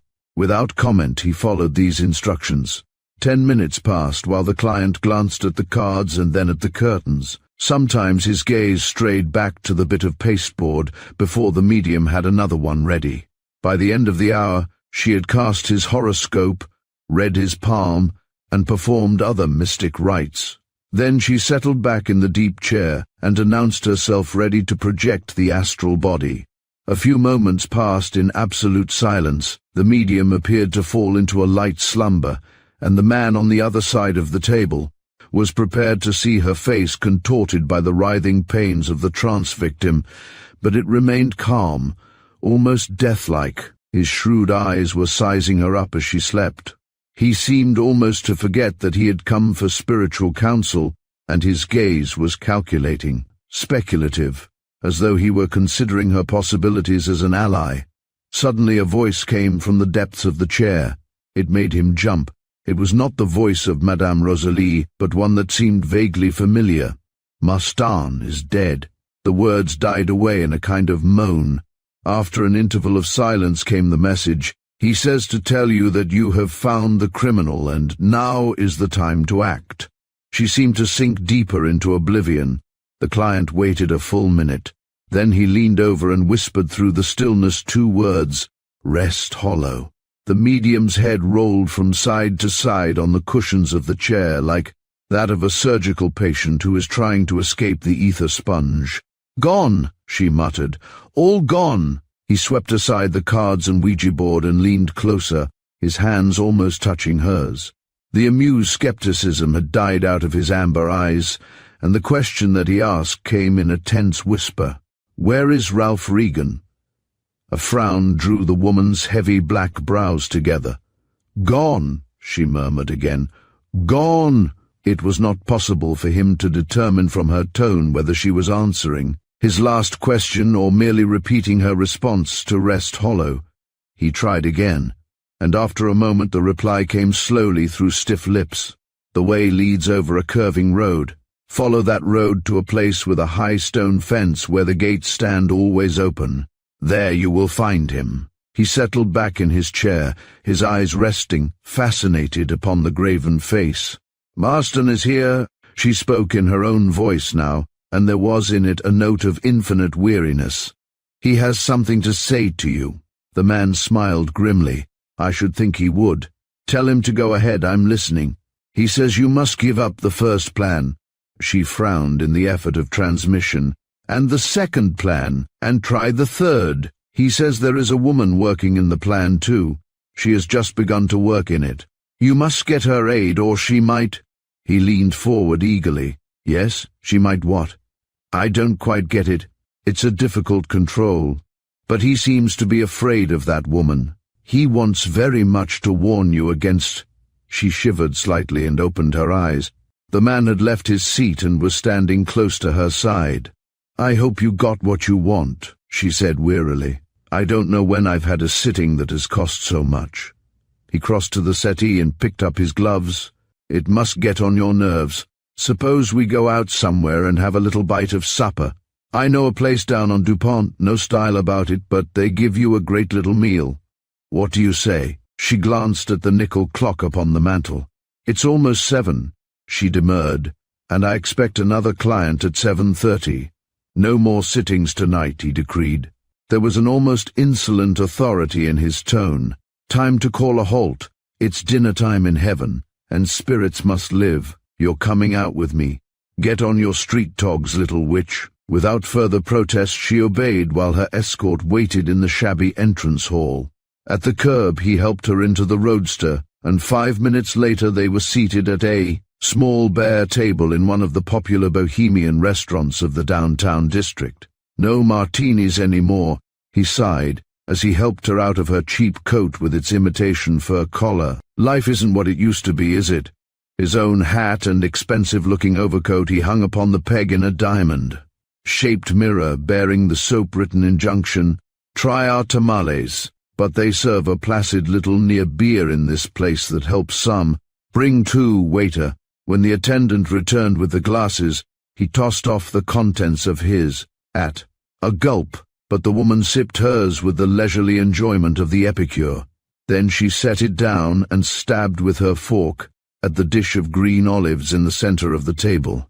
The soup came, a rich bean chowder, which she ate almost in silence while her companion commented casually upon the service and furnishings of the cafe. They had a rear table near the swinging doors that led into the kitchen. It was not more or less conspicuous than any of the others.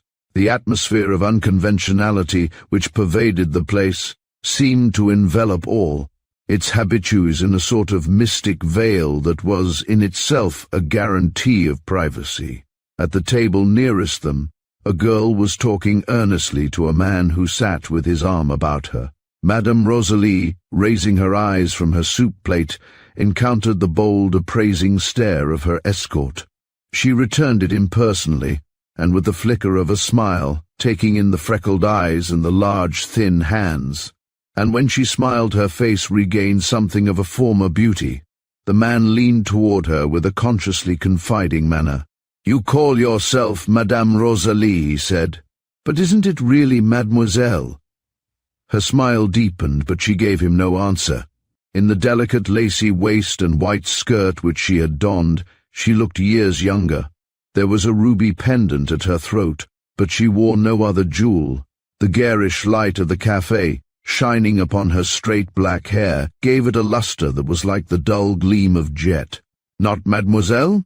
he queried again, and his smile was like the password between 2 brother lodge members.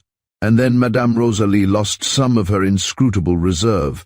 "Not a Rosalie," she corrected, "but it's a good name. As good as any other for my trade, don't you think?" He turned one of the clumsy glass salt shakers between his fingers. "The name is all right," he admitted, "but why do you do that sort of thing? You admit yourself that it's hard on your nerves. Why do you do it, when you could do other things?" The waiter reappeared and littered the table with an army of small oval platters. Odors of highly seasoned macaroni and ragout steamed from them. Madame Rosalie dipped daintily into the nearest dish, but in spite of her restraint, it would have been apparent to a close observer that her enjoyment of the meal was the keen avidity of one who has been long denied. When the waiter was out of hearing, she caught up the last words sharply. "What do you mean by other things?" For the first time her voice was eager, as though seeking counsel. He shrugged. Don't pretend to be a clairvoyant. Yet I know that there are other things that you could do, have done." "How do you know it?" "Well, in the first place, if you had been a medium for very long, the clever medium that you undoubtedly are, you would have made more money at it." "I have made money at it, not as much as you should have made. You wouldn't live as you do if you had money." If she resented this assertion, she gave no sign of it, and he went on with, the cool assurance of a physician who is certain of his diagnosis. You may persuade yourself that you are in that business because you are interested in it or because you know that you have an unaccountable power, but you are doing it chiefly for the same reason that most of us ply our trades, because you want to make money. Well, she commented, it does supply me with a living, and you know there's a theory that we must live. He laughed. You don't have to live the way you do. There are much easier ways for you to accomplish that end. Have you got anybody dependent on you? No, but I'm horribly in debt. The admission seemed to slip from her without her permission, and when the words were out, a little frown puckered her forehead. The eyes of her escort were fixed upon the ruby pendant, so obviously a genuine and costly stone. She toyed absently with it, putting a cruel strain upon its slender, thread-like chain of gold. Do you know, she said slowly, I believe you would make a wonderful hypnotist. I believe that you could even hypnotize me. The bold amber eyes gazed straight into hers. But you told me, didn't you, that hypnotism had to be a cooperative measure. You said, I remember, that nobody could hypnotize anybody else unless the victim were willing. One of his hands closed over hers as it reached for the sugar bowl. She made no effort to draw it away. Perhaps, she answered softly, perhaps the victim is willing. He stacked up a little pile of the oval platters and pushed them impatiently to one side. I guess we understand each other all right, he said. You need me and I need you. We've each come to the place where we need help. Now let's not waste any more time about it. Let's get down to brass tacks. Chapter 13. It was 7 o'clock on a rainy evening, and Kenwick turned up the collar of his coat as he left the St. Germain. Inside the Harcher building there was a cheerful warmth that promised well for the evening. He ignored the elevator and walked up the 3 flights of stairs to the floor where the photographer had his rooms. On the way, he tried to persuade himself that he was not doing this in order to gain time. But there was a good hour intervening between now and time to start for the theatre, and, at the end of that hour, he reflected Jarvis might not care to keep the engagement. As he toiled upward, Kenwick considered every possible detail of the scene that was before him and then wearily discarded them all. Why do I do it? He challenged himself as he reached the last landing. How do I dare to do it, my God? I can't afford to do it, I've got to have one friend left. But as he had once told Jarvis, those scenes of life whose settings are scrupulously ordered usually lack dramatic climax. At the end of what he was pleased to characterize as his confession, the photographer surveyed him with sympathetic but unastonished eyes. I'd begun to think that there might be something personal in it, he commented. I could see that there was something lying heavy on your chest. It's a devilish mess, isn't it? The other man was looking at him with a disconcerting sharpness. But the thing for which he probed was not in Granville Jarvis's eyes. I seem to be such a helpless sort of brute, his host went on, and pushed a box of cigars across the table as though in an unconscious effort to make up with tobacco what he lacked in counsel. I never can think of the right thing to do just on the spur of the minute. Inspiration has an uncomfortable habit of failing to keep her engagements with me. I didn't expect any advice, Kenwick told him. But it's a relief to tell you and get it off my mind, to tell you and yet not have you think that I ought to be locked up. Somebody ought to be locked up, Jarvis remarked grimly, and it's your job to find that person. Why don't you go east? I'm going east. I've decided to go next week. It would be hard to make you understand why I haven't done it before, but, well, this sort of an illness does a terrible thing to a man's soul, Jarvis. It paralyzes his initiative. It gives him the most deadly thing in this world, the patience of despair. I'm constantly waiting for things to clear up instead of going at them hammer and tongs. His companion nodded. I think I understand. It would be the hell of a situation for you back there among people you've always known, and who presumably know all about you, and not being able to bridge the gap. I can see why you wanted to get a line on yourself first, and you're right too. After all, a man owes something to his nervous system. But since you've decided to go and brave it out back there, I think I'd let things rest the way they are till you go. Sometimes life works itself out better if we don't interfere too much. Somebody is bound to make a foolish play if you let them all manage their own hands. And yet somebody told me the other day, Jarvis, that I was too passive in the crutches of fate, that I ought to be more combative, more aggressive. Jarvis laughed. I'd be willing to bet that it was a woman who told you that. Yes, a woman did tell me. It was that trance medium. I might have guessed it. By the way, I went to see her myself the other day. Your story got me interested. She ought to have paid you a liberal commission for that yarn, but I suppose she doesn't even know you wrote it.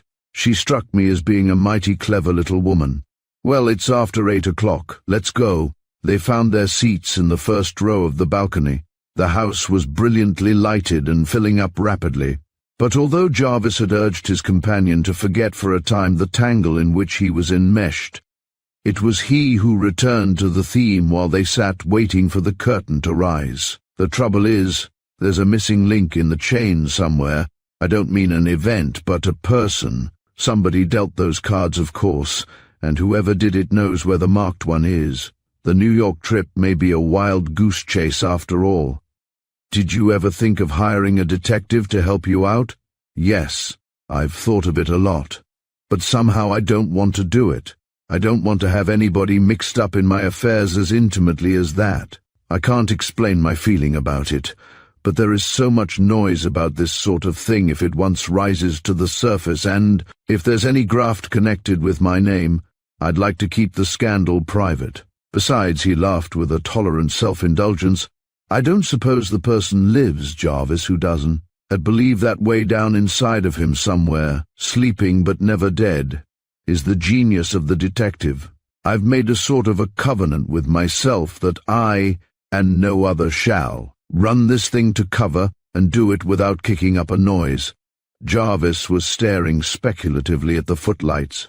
It's one of the most curious cases I ever knew. I'll tell you what, Kenwick, you're the original wise man from our town. Remember him? And when he found his eyes were out with all his might and main, he jumped into the bramble bush and scratched them back again. A dangerous experiment, I always thought, Kenwick remarked.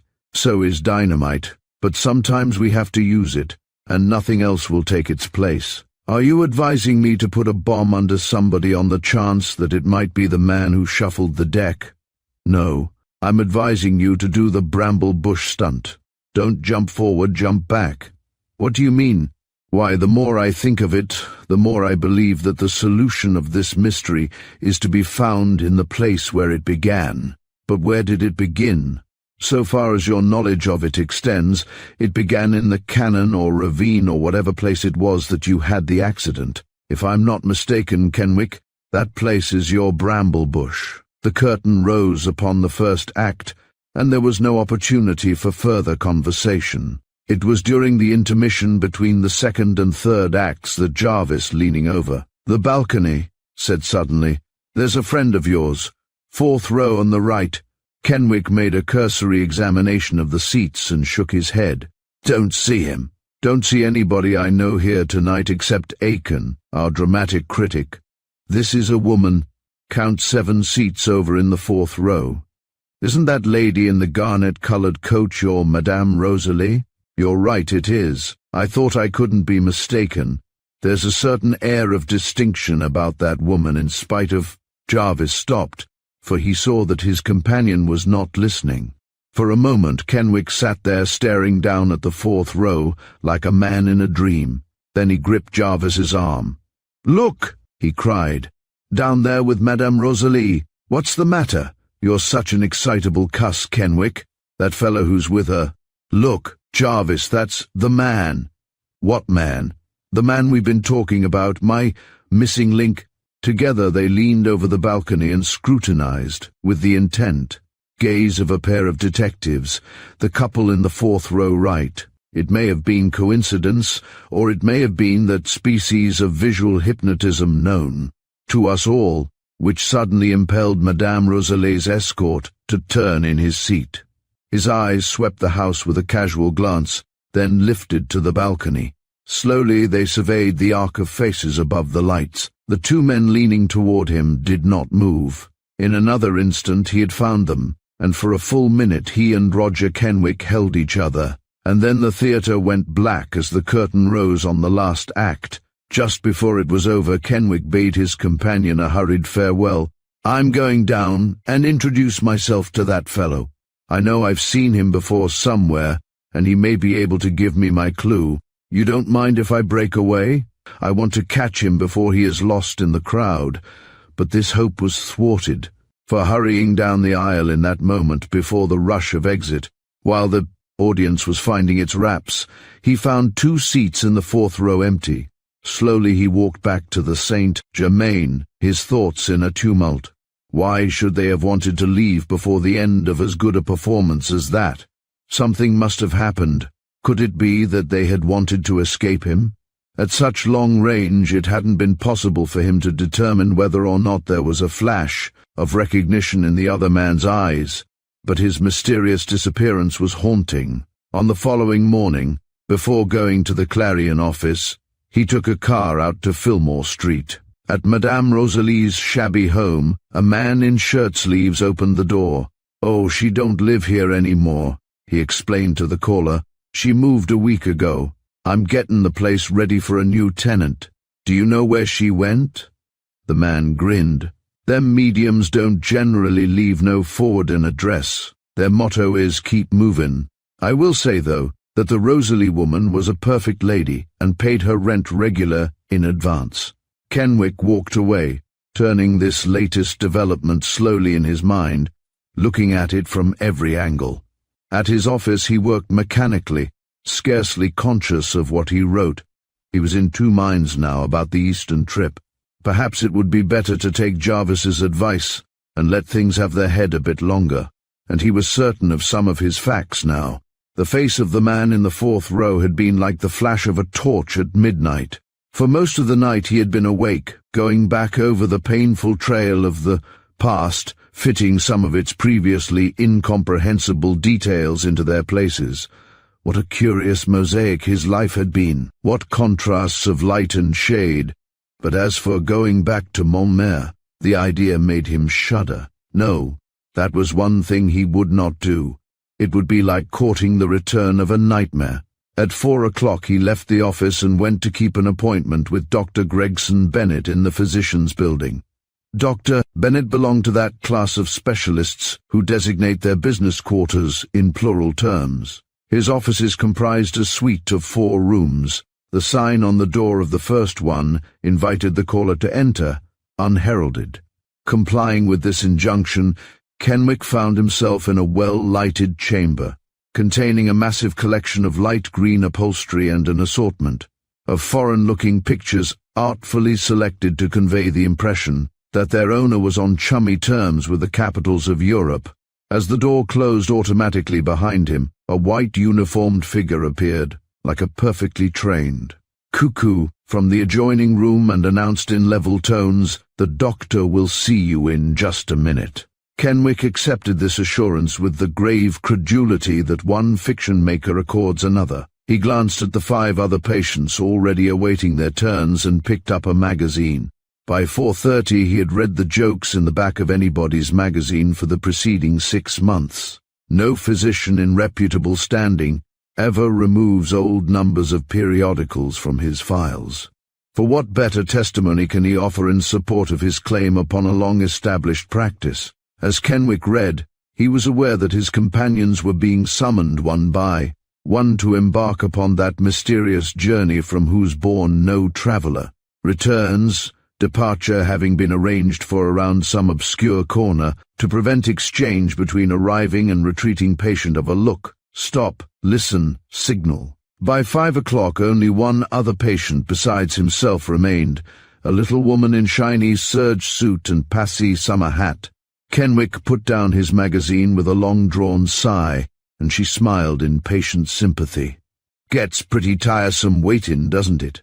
she ventured. His quick eyes took in her shabby suit and the knotted ungloved hands.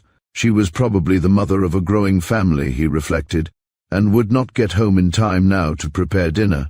His easy sympathy flared into words. "It's an outrage to keep people waiting like this when they have an appointment for a definite hour. They tell me Bennett's a nerve specialist, and I believe it." She smiled wanly, but there was an eager championship in her response. "Oh, but he's wonderful. When he once begins to talk to you, you forget all about being mad at him. Seems like he sees right through your head to tell what's the matter with you."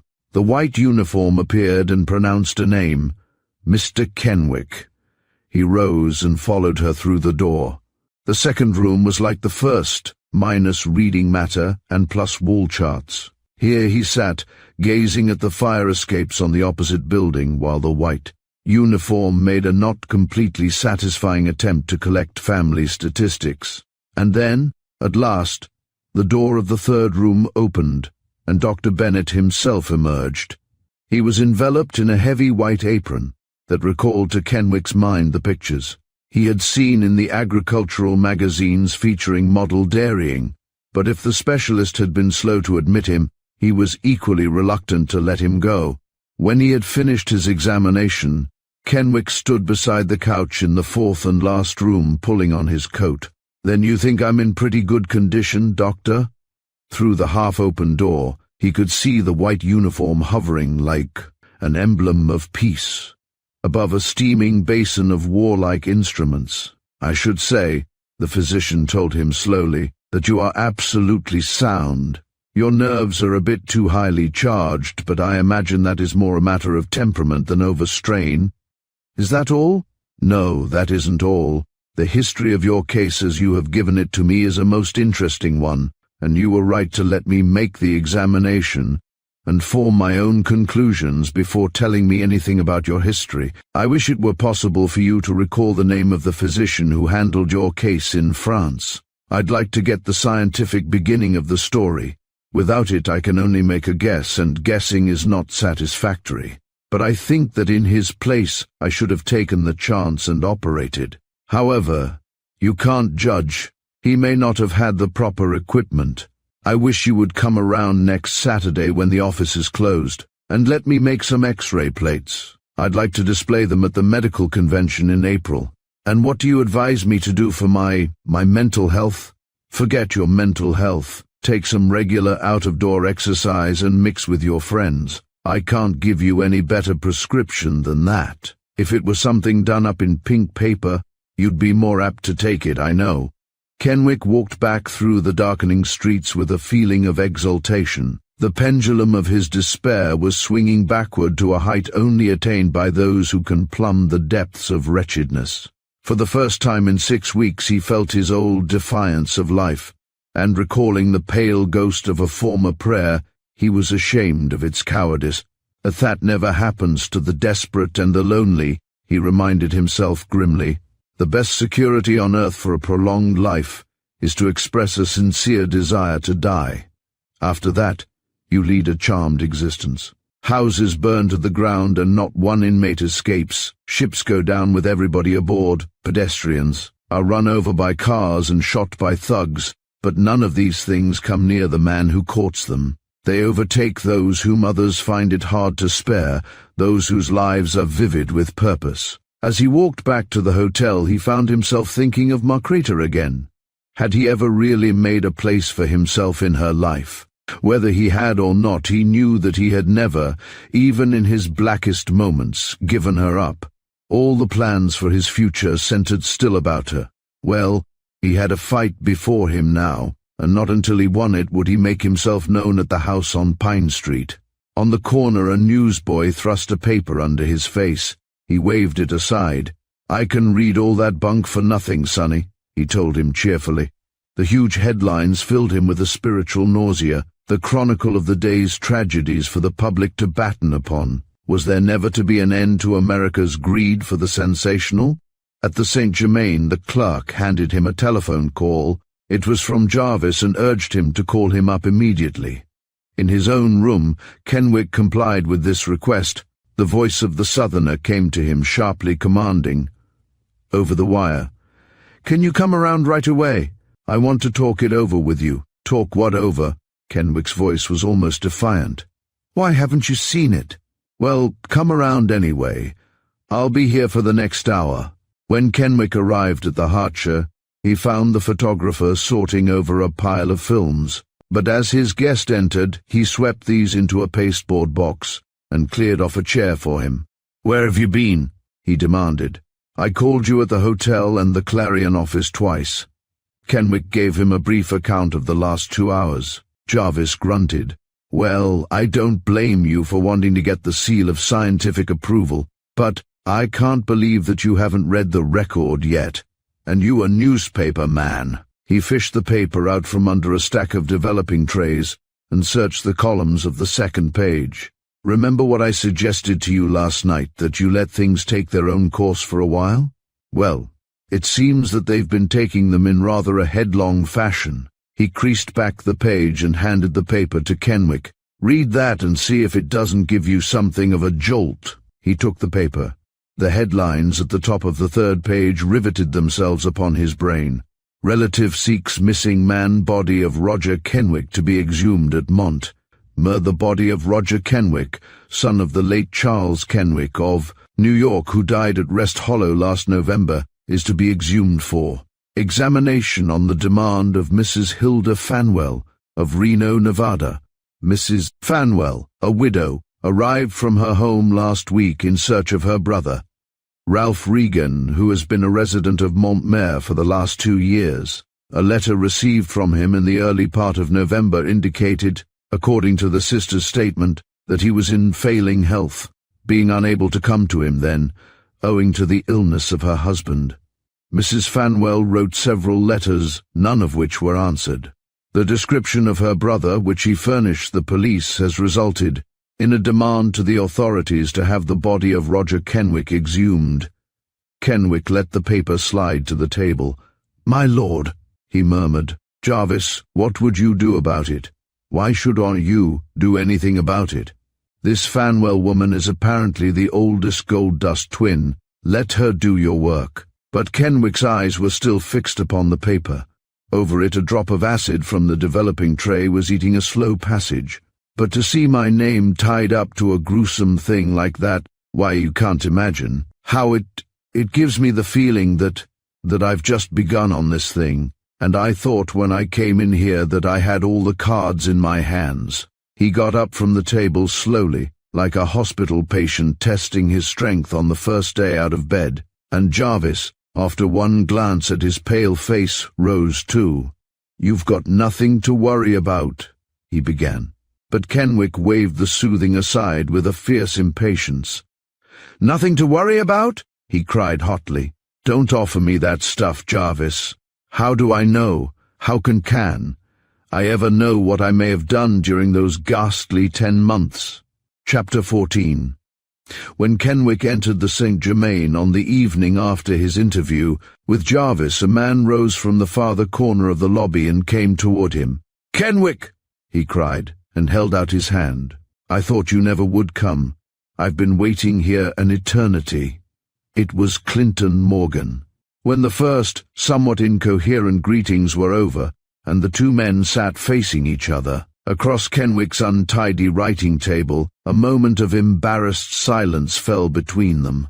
Then, in a desperate attempt to start the conversation, "I'm afraid I've kept you waiting rather a long time," the host apologized. "You have," his caller agreed. "It's been more than a year, hasn't it?" He spoke in a cheerful, matter-of-fact tone, as though a mere pleasure trip had intervened between this and their last encounter. But Kenwick was looking at him intently. "You know about it, then?"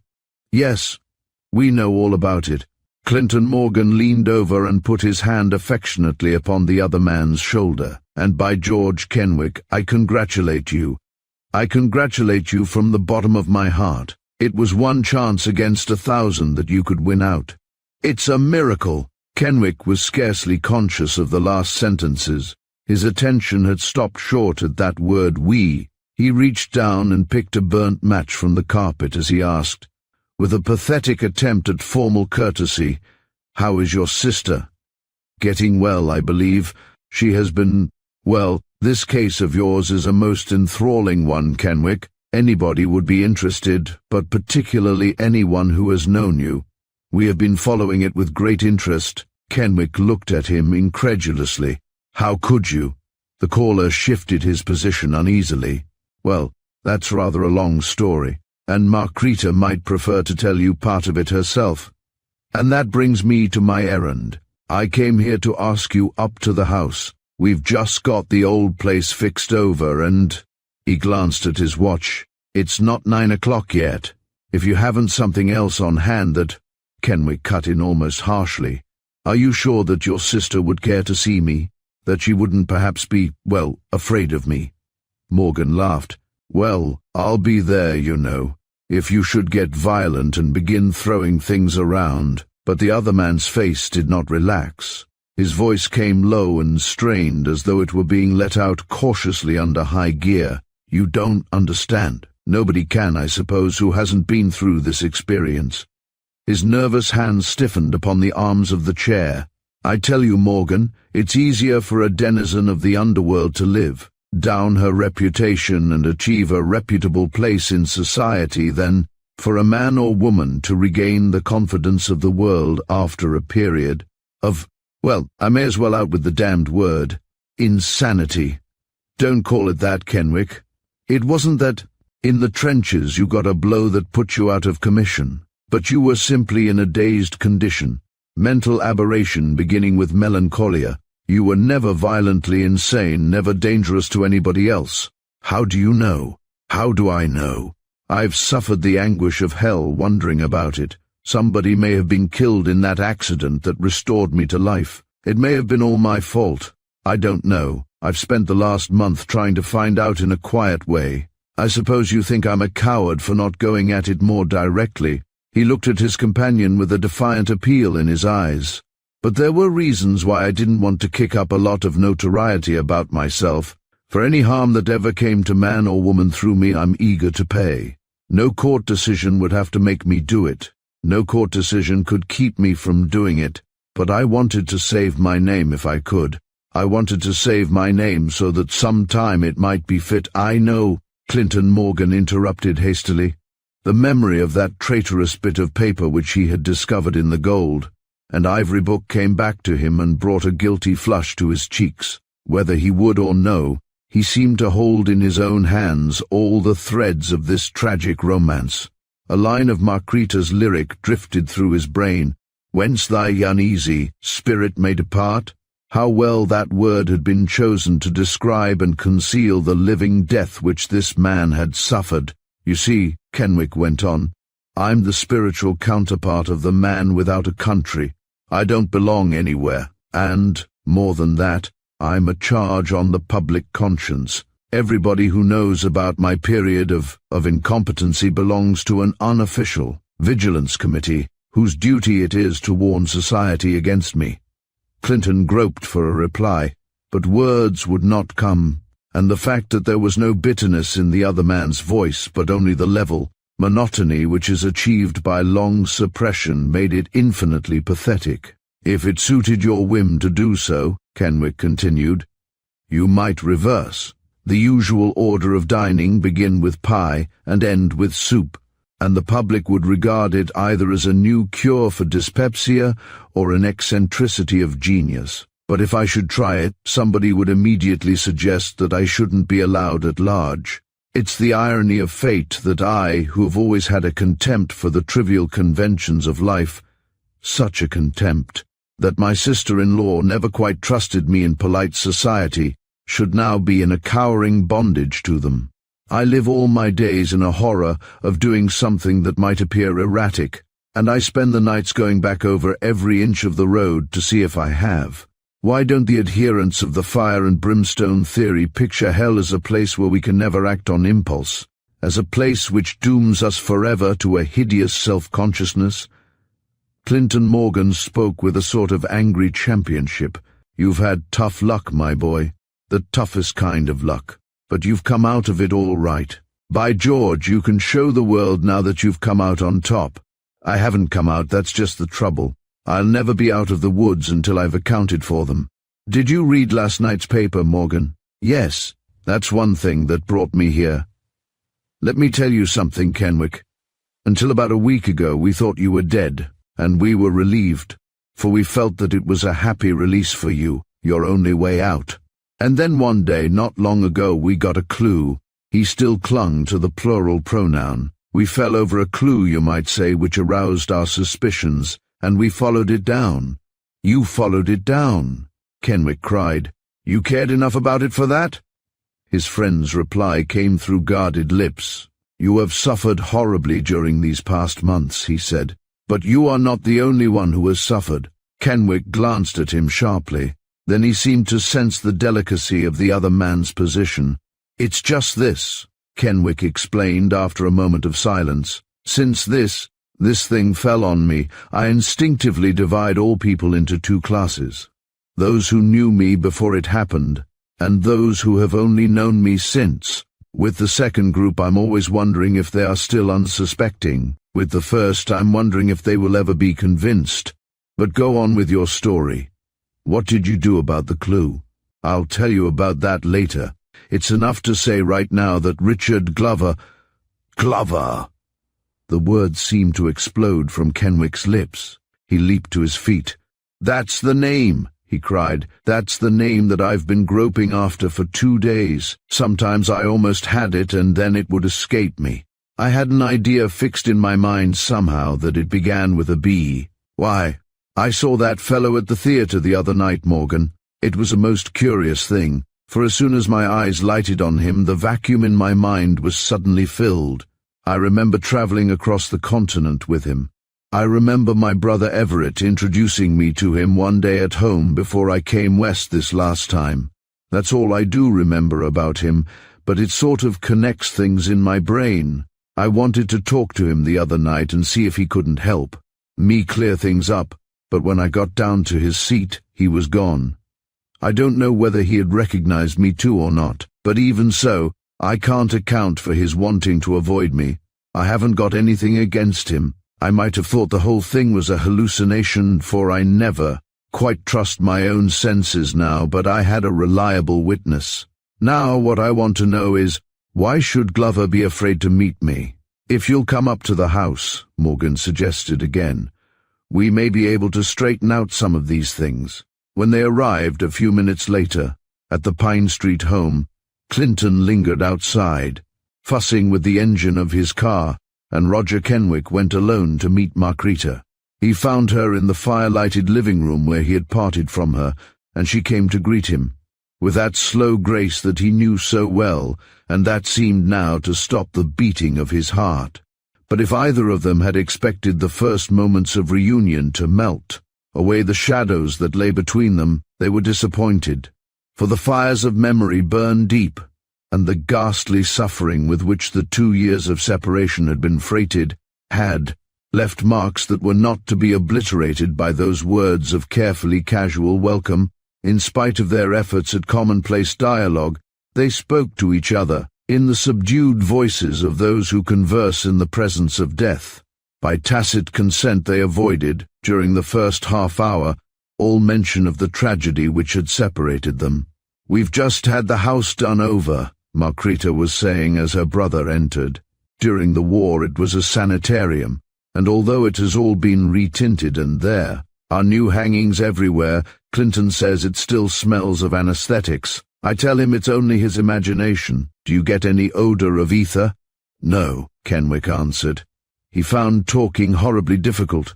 This woman, for whom his soul had yearned, seemed now to be looking at him from across a deep chasm.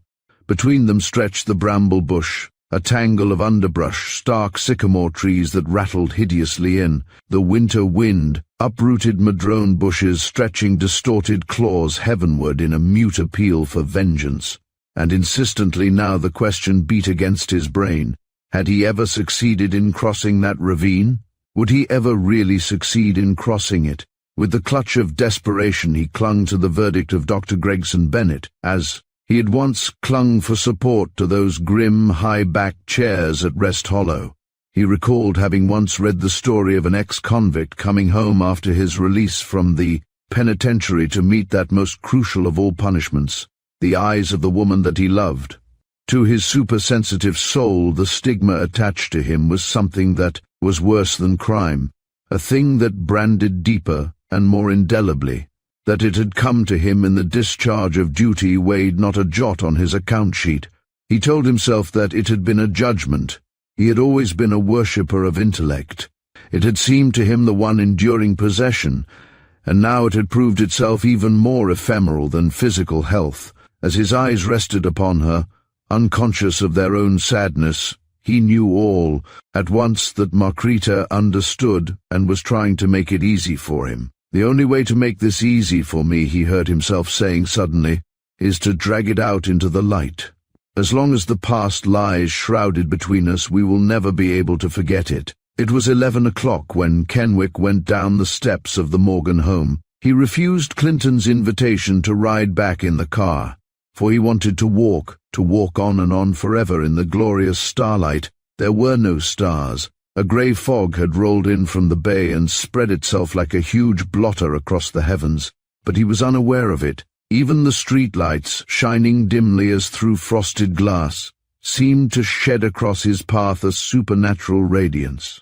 For although no word of love had passed between him and Margarita Morgan, he had come away from that visit with a wild happiness surging in his heart.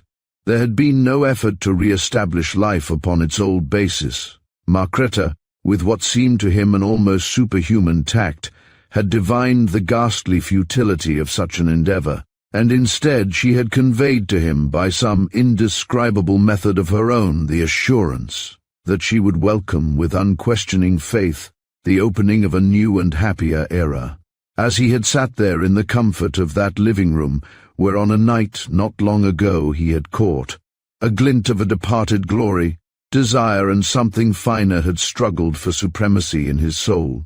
But courageous self-analysis had driven home to him the realization that he had Margarita Morgan at a cruel disadvantage. Whether he would or no, he had come back to her clothed in the appealing garments of tragedy.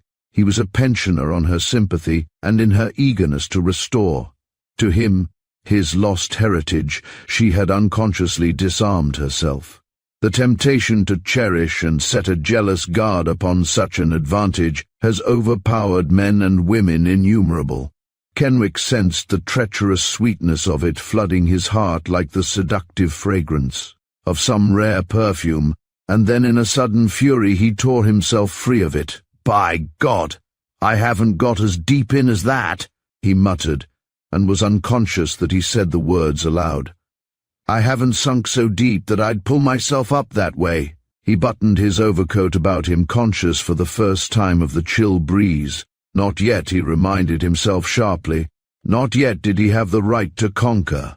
As he took the intersecting street to cut the steep downhill slope to the hotel, he heard the echo of footsteps behind him.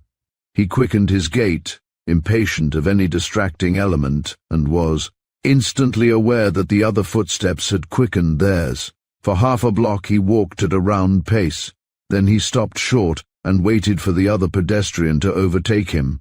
A thick-set man in a black overcoat passed him, slowed down to a creeping walk, and under the feeble light of the corner street lamp came to a halt. Kenwick glanced at him sharply, but the man was a stranger to him.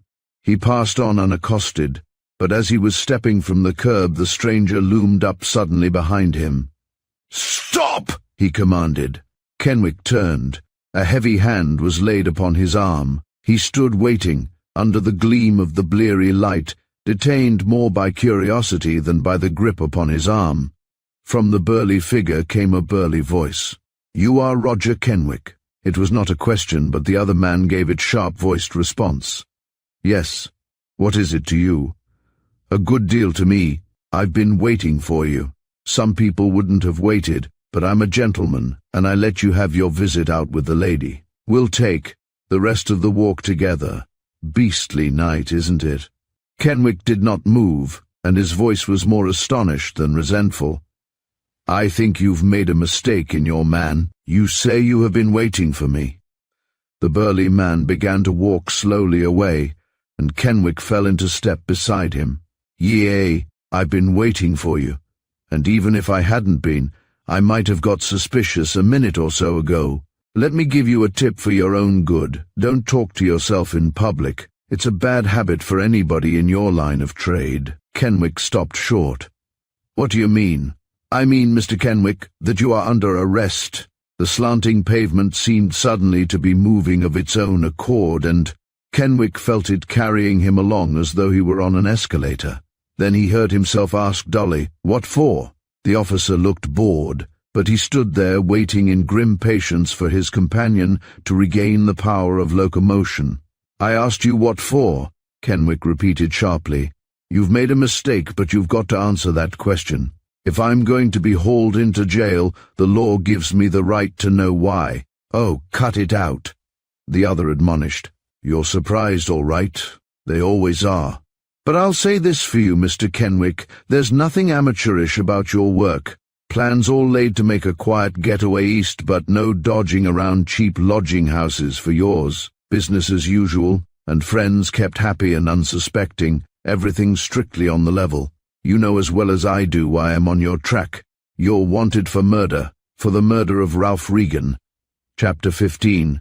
In the 12 hours that intervened between Roger Kenwick's arrest and his transference to the authorities at Montmer, he was not allowed to see anyone. As rigid a watch was kept beside his cell as though he were a hardened criminal who had on previous occasions escaped the clutches of justice.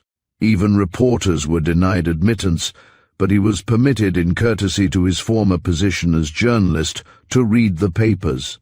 In these he found, spread large upon the front pages, highly coloured stories concerning his manoeuvres and final capture.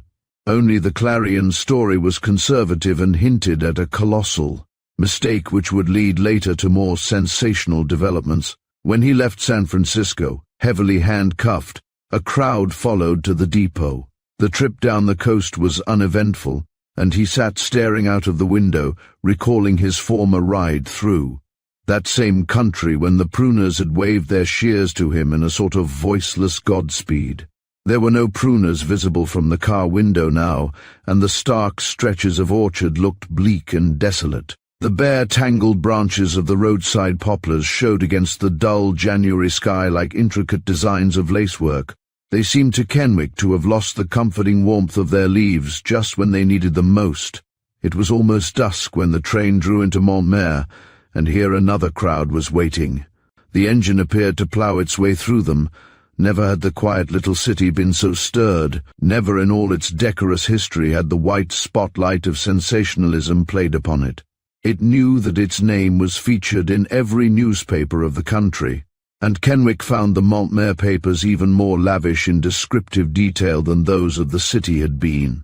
There was a picture of the murdered man, and one of himself spread upon the front page of the evening sheet, and below, a cut of rest, hollow, with the inevitable black cross marking the spot under the dining-room window where the body of Ralph Regan had been found. The Morning Daily matched this with a picture of the handsome Kenwick home in New York, and an account of the death, the previous spring, of Everett Kenwick and his wife, victims of influenza. As he read, Kenwick reflected that Richard Glover must have been very busy indeed since the night that they had encountered each other at the theatre, and outside the county jail, the city buzzed with comment and speculation. Montmer real estate men were elated over this unexpected scandal in high society which had resulted in putting their town on the map. Better a gruesome publicity, they told each other, than no publicity at all. Tourists from Los Angeles and the nearby towns motored up during the weekend and made futile attempts to gain access to Rest Hollow. The old conservative residents of the aristocratic little city were horrified, and the colony of Eastern capitalists who made up a large part of the suburban population were hotly resentful of the hideous notoriety which had invaded their retreat by the sea. The 2 country estates that bordered Rest Hollow were put on the market at what the local realty dealers advertised as spectacular bargains. After the body of Ralph Regan had been exhumed and identified by the grief-stricken little woman who was his sister, the links of the chain which incriminated Kenwick seemed to fall of their own volition into place. He reviewed them himself, sitting alone in Montmer's bleak little jail.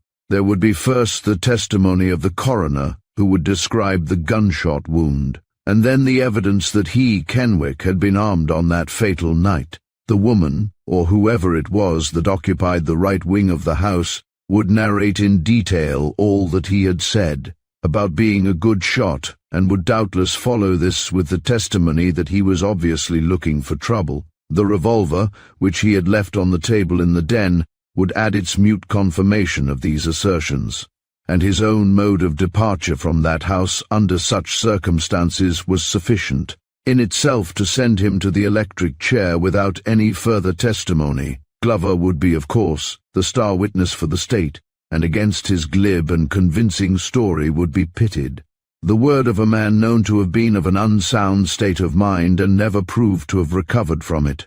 It was this last evidence, he knew, that would acquit him. With the brand of Cain upon his forehead he would be set free. The ghastly notoriety which he had striven, with the difficult patience of the impatient temperament, to avoid, had struck him with the force of a bomb, and blown him skyward to be the cynosure of every eye. Never while the world stood could he ask Marquita Morgan to take the name of Kenwick. Acquittal on any terms was all that most men would have asked of fate, but Kenwick was made of finer stuff, and so far as his future was concerned he was already tried, convicted, and sentenced. A week intervened between his arrival at Montmere and the day set for the trial. During that time he knew himself to be under the most relentless surveillance.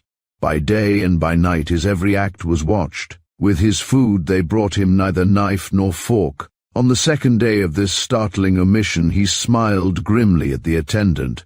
"You can tell the jailer," he said, "that he needn't be worried about me to that extent. You see, I've worn my country's uniform, and that spoils a man for taking the Dutch route." The stolid-faced attendant looked at him without replying. Kenwick felt a sudden pity for him. "I suppose he thinks I'm likely to get violent and begin smashing up things at any moment," he reflected, for in the jailer's eyes was that thing for which he had been on the watch for almost 2 months. He pushed away his food almost untasted. When he was left alone again he walked over to the heavily barred window and stood looking down at the courthouse garden. Very gently he shook one of the iron rods. "For almost a year," he muttered, "barred in for almost a year, and the world has no intention of ever letting me forget it." The date palms in the grounds below swept the wintry air with long, graceful plumes. How helpless they were in the driving force of the wind! And yet they were moored to something securely rooted. The storm might buffet, but would not utterly destroy them. Down the curving path which they bordered he saw a man approaching with a flat leather case under his arm. It was Dayton, the young attorney whom the court had appointed for his defense.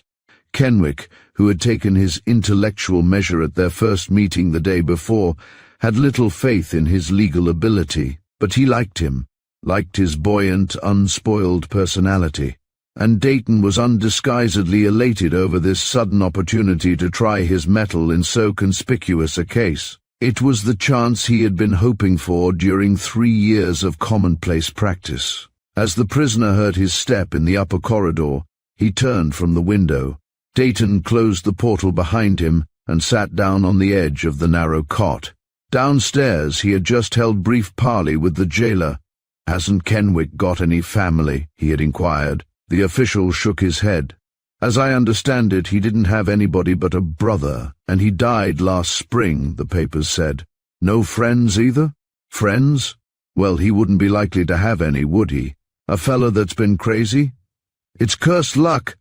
Dayton had told him he was still young enough to feel resentful of life's contemptuous injustices. And he's only 25, got his whole life before him. He's got to have his chance. He's got to have a fighting chance. As he looked at his client now, he was careful to keep anything like compassion out of his eyes. He removed a cracked pitcher full of purple asters from its perilous position at the head of the bed, and swept his glance over the crude table littered with envelopes in cream and pastel shades. "Correspondence still growing?" he inquired genially. Kenwick stacked the vari-colored missives into a pile. Most of them had been accompanied by flowers, and all were signed by Society Women of Montmere. A few bore the more guarded signature of a friend or a sympathizer, with initials underneath. They condoled, they admonished, they even made cautious love. "Can you fathom it, Dayton?" the prisoner asked, weighing the correspondence in one hand as though the answer to the riddle lay in avoirdupois. "These women think I'm guilty of murder. They all seem to think I'm guilty as hell, and yet they send me flowers and love letters." He turned his back contemptuously upon the purple asters. "It comes over me every once in a while, Dayton, that I'm not the only person in this world who has had moments of mental aberration." The other man reached over, took up the stack of envelopes, and examined them with curious interest. Here and there he recognized a coat of arms or a monogram. "Going to answer any of them?" he queried. "Answer them!" Well, most of them seemed to expect a reply. You see, you really can't blame them very much either. These women are fed up on life. They come out here every winter seeking a new sensation. And I am a new sensation, am I? You bet you are. Why, man, you're nothing short of a godsend, and most of these people, he swept a hand over the coterie represented on the table, are from New York themselves. They're not writing to a stranger exactly. They know who your family is, or was. They know all about you. Kenwick's lips stiffened. "Well, they certainly have that advantage over me. I don't mean to imply, of course, that they've been investigating your personal history," Dayton hastened to explain. "But Kenwick is not an inconspicuous name in the East. And then you've been in the service and—" "I'm glad you mentioned that," the prisoner cut in. "It reminds me of something I want to say to you. When you get up to talk in court, don't you make any plea for me on the grounds that I've been in the service. That's one thing I won't stand for. The man who was in the army is a different man from the alleged murderer of Ralph Regan. I'm not going to have his record smeared with this horrible thing." Dayton dropped the letters to the table as though they had bitten him. "Why, Mr. Kenwick, you've got a right to the consideration that would naturally, if I've got a right to it, I've got a right to waive it. This country is flooded with men who expect to beat their way all through life on the plea that they've been in the service. And there's nothing so despicable on God's earth as that. I use my uniform to fight in, not to hide in. Get me?" Dayton was obviously crestfallen. He got up from the hard cot and stood looking at his client gravely. Kenwick gathered up the pile of envelopes. "Take this junk out of here when you go, please. And don't let them send in any more flowers. They can save those for the funeral. But I'm not dead yet. You may be very soon, though, if you don't listen to sense," his advisor remarked bluntly. "I haven't wanted to get you worked up over the case, because that's poor policy, and it doesn't buy us anything. But it strikes me, Mr. Kenwick, that you don't realize what a very serious position you are in." The ghost of a smile appeared upon the prisoner's face. It was a terrible little smile, and he was not even conscious of its existence. He was only conscious that every nerve in his body ached with weariness, and that he felt faint from want of food. Two pictures were stamping themselves alternately upon his brain, the dim, sinister interior of Rest Hollow, and the fire-lighted room on Pine Street.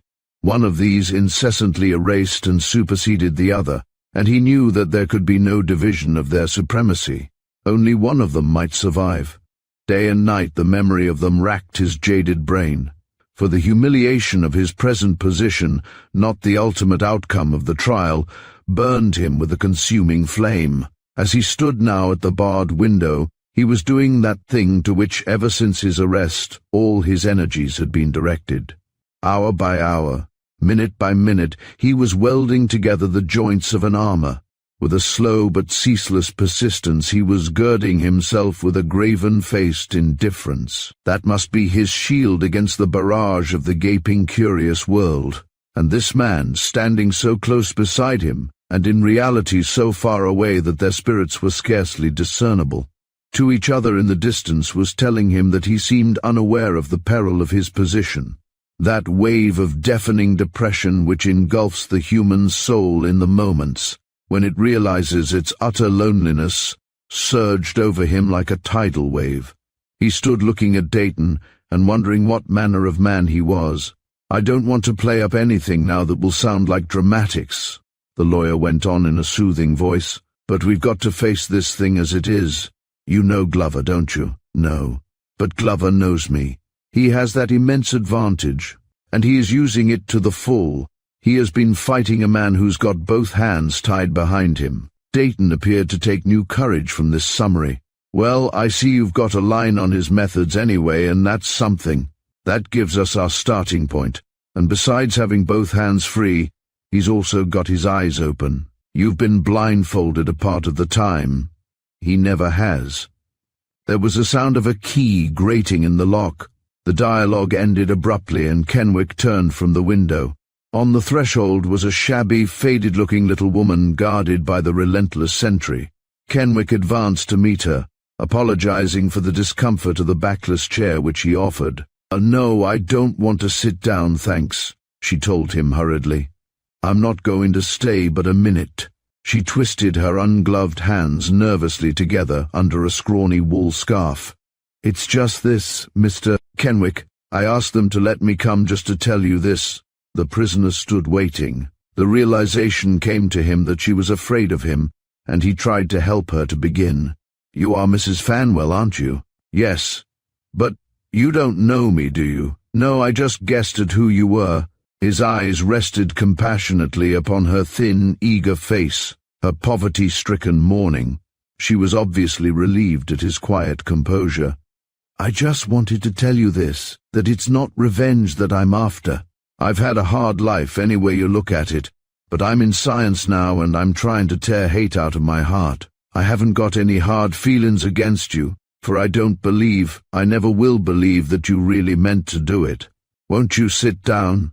Kenwick suggested, and forced her gently into the chair. Then he stood beside her, one hand resting upon the paper-littered table. "You believe, do you, that I am responsible for your brother's death?" She was looking past him, through the narrow window where Dayton stood watching her curiously. "I don't know just what to think, but I wanted you to know that I'm not wishing you any violent end. I never dreamed there was anything so horrible connected with his death when I came out here. But I felt that I had to know about him, I had to find out." "Of course you had to find out," Kenwick agreed earnestly. "This thing must be cleared up in your mind, in everybody's mind. May I ask you a personal question, Mrs. Fanwell, to help me clear up a part of it myself? Were you dependent upon your brother to any degree for your support? Dependent on Ralph?" The astonishment in her tone was sufficient reply in itself. "Oh, no. I was trying to help Ralph out, as much as I could without letting my husband know. It was hard, having always to stand between them. But I couldn't blame my husband either. He was always hard working himself, and he hadn't any patience with poor Ralph. He thought he ought to get a steady job at carpentry, that was his trade, and he made good at it till he got sick and began taking that terrible stuff. It was the ruin of him." "You mean that he took drugs?" She nodded, and Kenwick hastened to cover the pitiful little secret which he had laid bare. "It was only for this reason that I asked, Mrs. Fanwell. If I am proved guilty of this crime, you shall receive whatever money recompense it is in my power to give. This is not an attempt to pay for it, but only to ease my own conscience." The woman's eyes filled with tears. She leaned beseechingly across the table, clutching with strange incongruity one of the perfumed envelopes. "Then you are guilty," she cried. "Oh, Mr. Kenwick, why don't you confess? All the lawyers have told me that if you confess, they can't give you the death sentence. And you hadn't ought to be in a place like this. Now that I've seen you, I know that what the others say isn't so. You did it when you was crazy. You never would have done it if you had been in your right mind."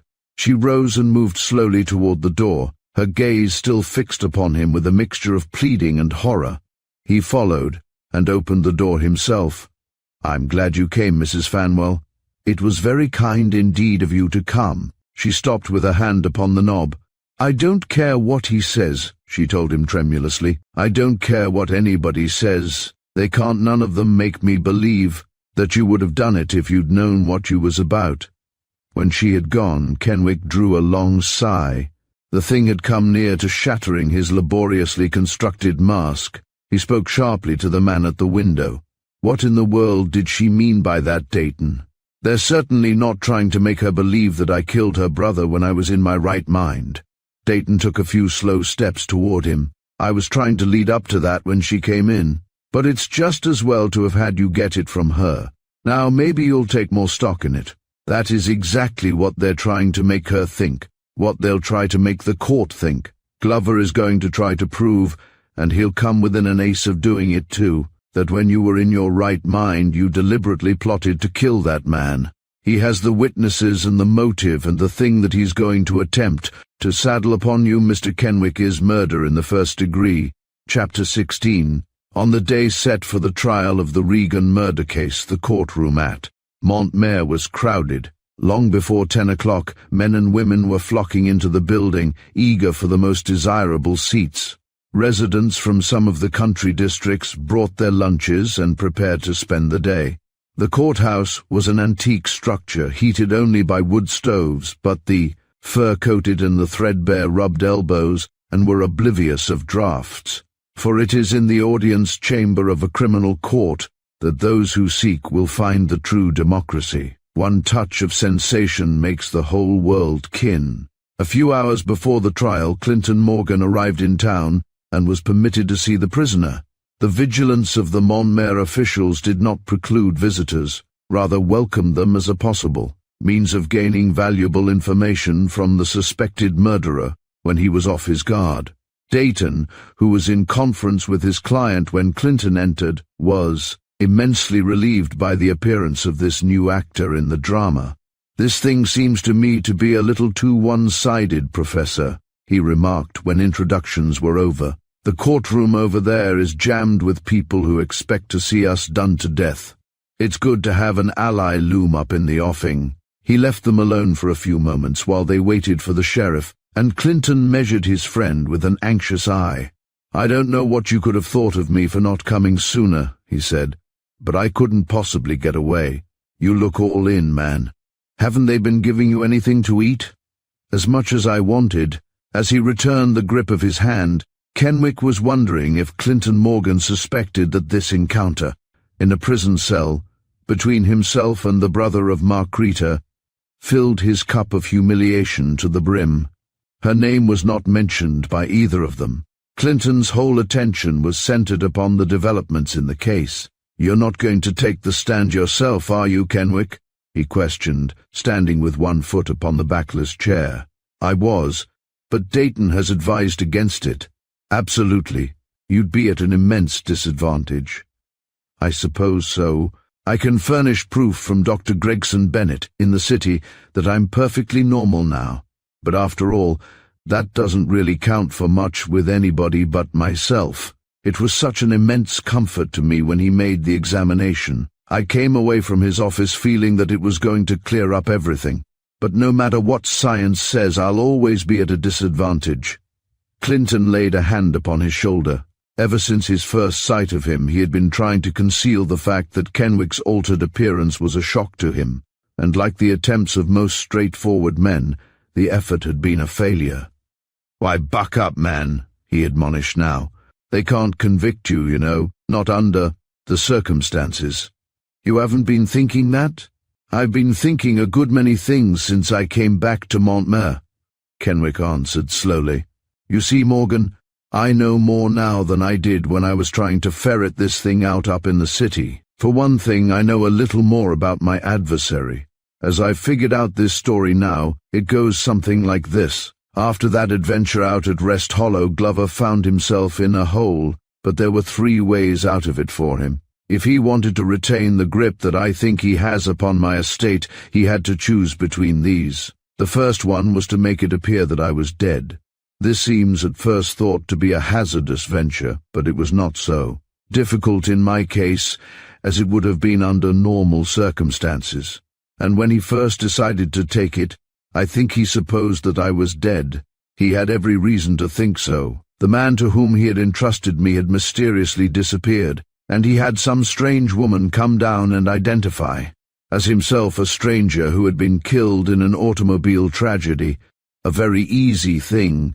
In reality, you see, When Glover discovered, upon inquiry around town, that there had been such an accident, he concluded that I had been killed and that the man who was responsible for it was afraid to let him know and had made his escape after having himself declared dead. I haven't a doubt that Glover thought I was the man who was shipped up to San Francisco in a casket, and, believing this, the whole thing seemed to play right into his hands. He knew, of course, that he couldn't keep his hold on my fortune forever, but he wanted to play the game until he got as much as he could out of it.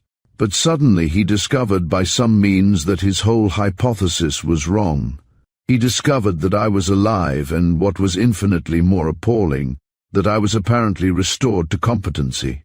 He had been willing to risk my possible reappearance, you see, for if I were ever discovered wandering about deranged somewhere, I would have no means of identifying myself, and, after a medical examination, would simply be committed to some institution. He would not have to connect himself with that at all, but since I had come to life mentally as well as physically, he had to take the second course, prove me irresponsible and have me sent to an asylum. How he went about this I don't know, but I'm sure that he must have attempted it, and I don't know either why he failed, for as I look back now upon some of my moves I can see that they might have appeared erratic. I think, Clinton told him dryly, that any of us could furnish convincing proof that we have been, at certain periods of our lives, dangerous to the public safety. But Kenwick went on, unheeding this attempted solace. At any rate, Glover apparently failed in this attempt, so in order to get himself out of this mess, there is only one thing now for him to do. He broke off, eyeing his visitor with somber eyes. You know what that is, Morgan. In order to save himself, he must prove me to be a cold-blooded murderer. Can he do it? Why shouldn't he? I'm certainly not in a position to offer any convincing opposition. A contemptuous pity is what I have read in the eyes of every person whom I've seen since this thing came to light. I don't suppose there is a person in this town who thinks I am innocent. I don't know whether Dayton himself does. But what motive could you have had for murder, Kenwick? You say that you never saw this Regan in your life, and then say so, but what does my testimony amount to, and especially what does it amount to when I am trying to save my own skin? I told you once, Morgan, and I tell you again that it's impossible for a man to live down my sort of a past. He may get his eyes back out of the bramble bush, but he'll never be able to make the world believe that he can really see with them. I feel sorry for Dayton. He's working day and night on this case, and he's a nice fellow, but he hasn't got any chance to make good on it. I feel sorry for him. I have been thinking, Clinton mused, that there might be something out at Rest Hollow that would furnish a clue to help solve the question to the satisfaction of the jury as to just when you arrived at that house, how long you stayed, and so on.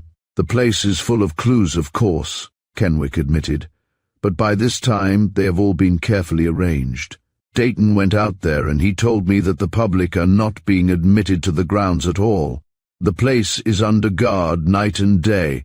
There may be danger there for Glover. I don't know anything about that, of course, but he knows. And whatever else you may say about him, you can't say that he has been asleep on this job. The door opened to admit the sheriff. He shook hands with Clinton Morgan and nodded to Kenwick.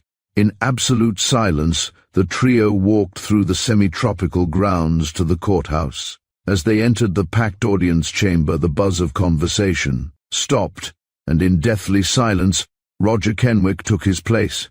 The barrage of eyes leveled upon him was only partly visible through the haze that for the first few moments blurred his vision. He told himself that it was like that last charge through blinding smoke that he had made across no man's land. Then the scene cleared, and individual faces emerged from the mist.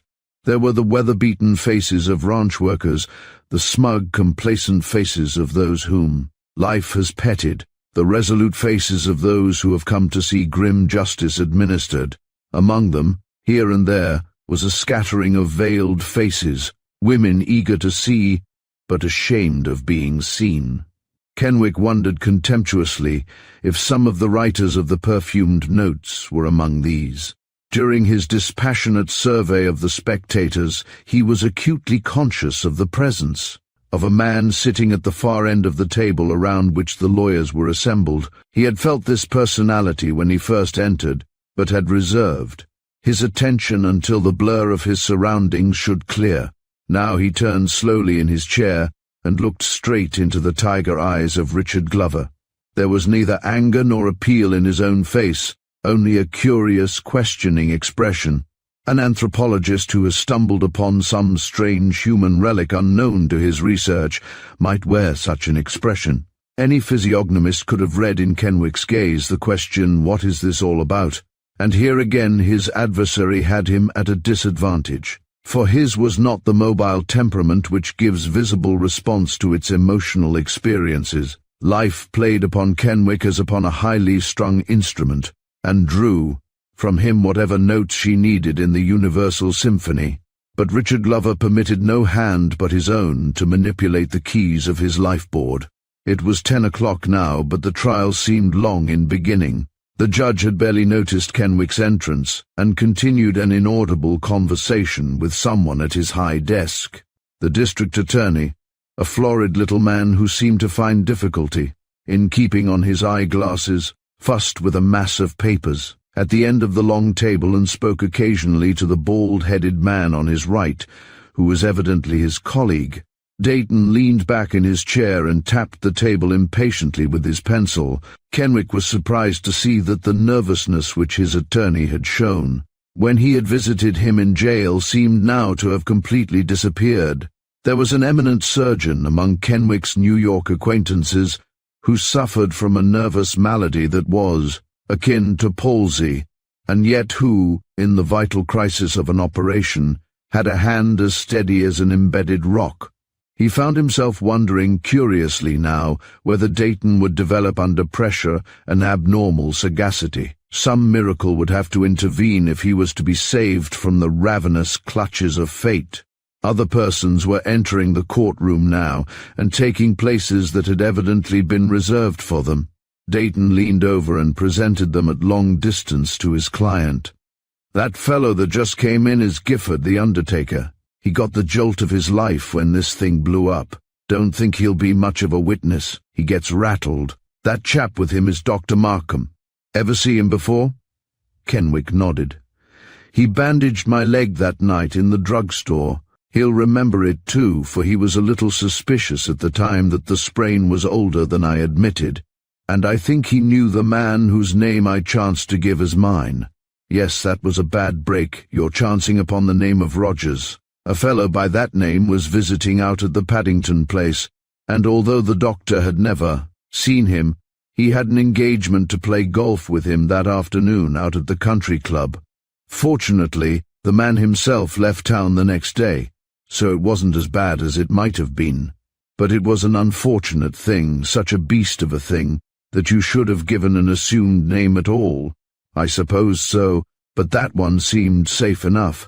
It was my own name backwards, and I'd been through enough during the last 24 hours to make me cautious and secretive, and as it turned out, the taking of another name was the thing to do, Dayton.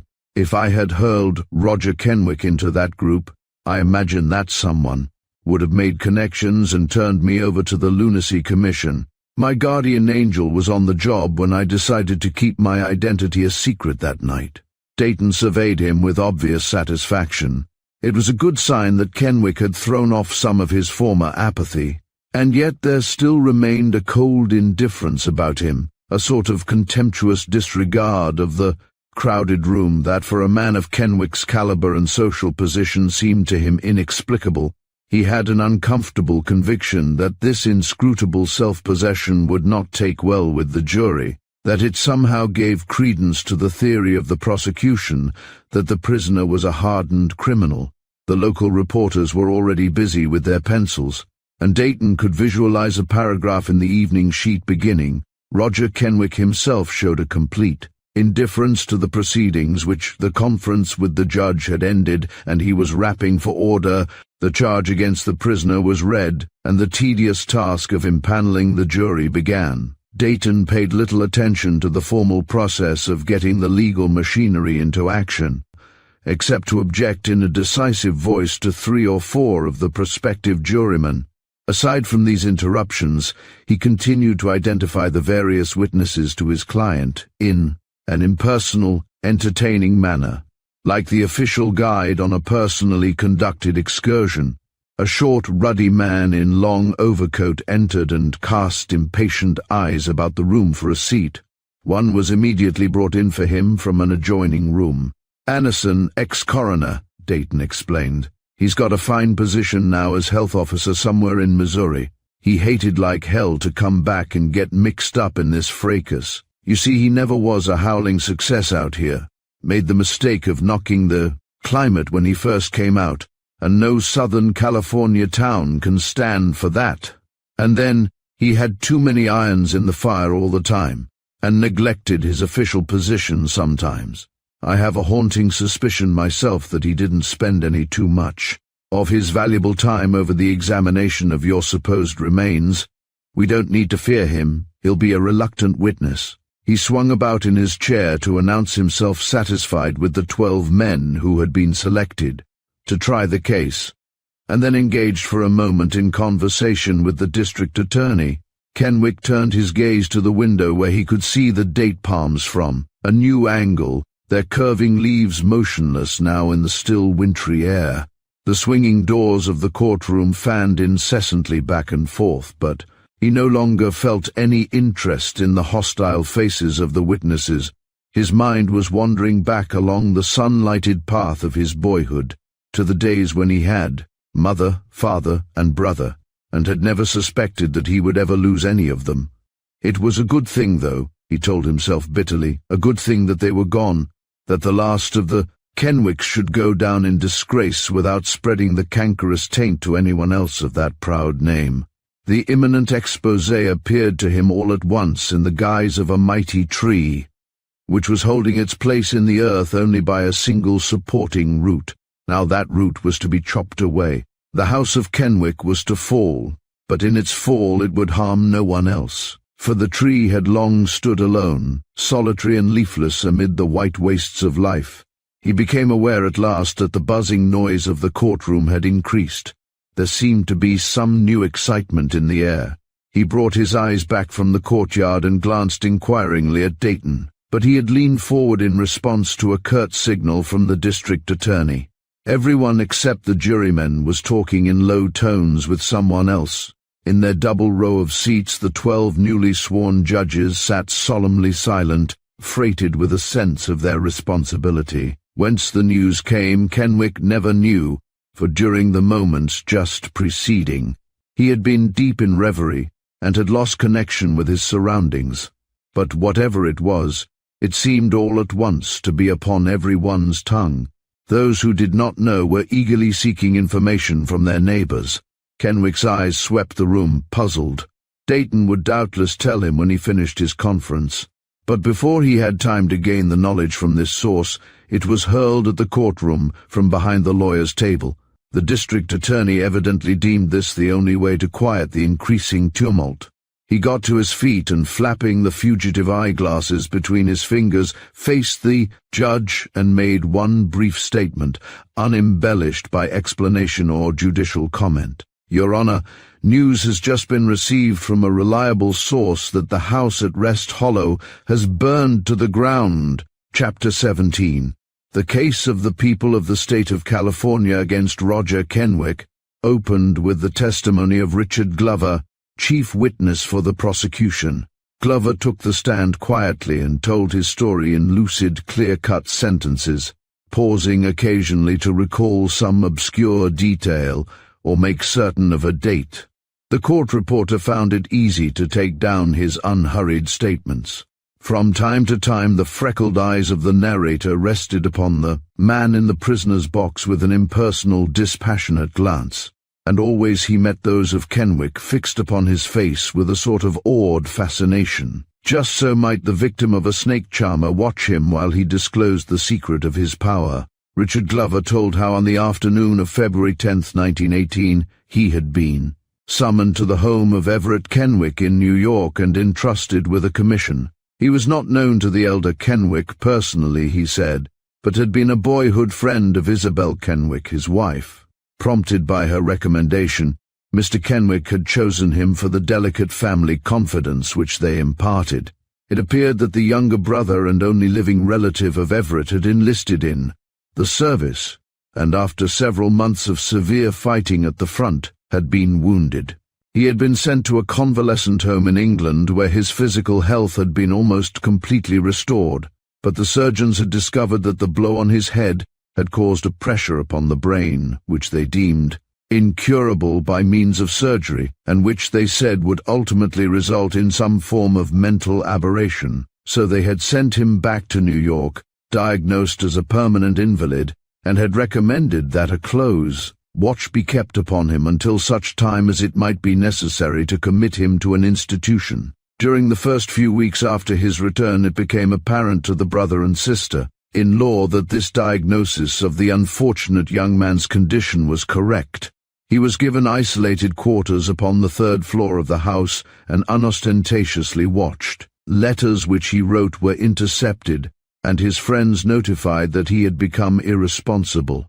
Valuables and possessions which had been intimately associated with his past life were removed from his reach, since they appeared to confuse him and hasten his mental collapse.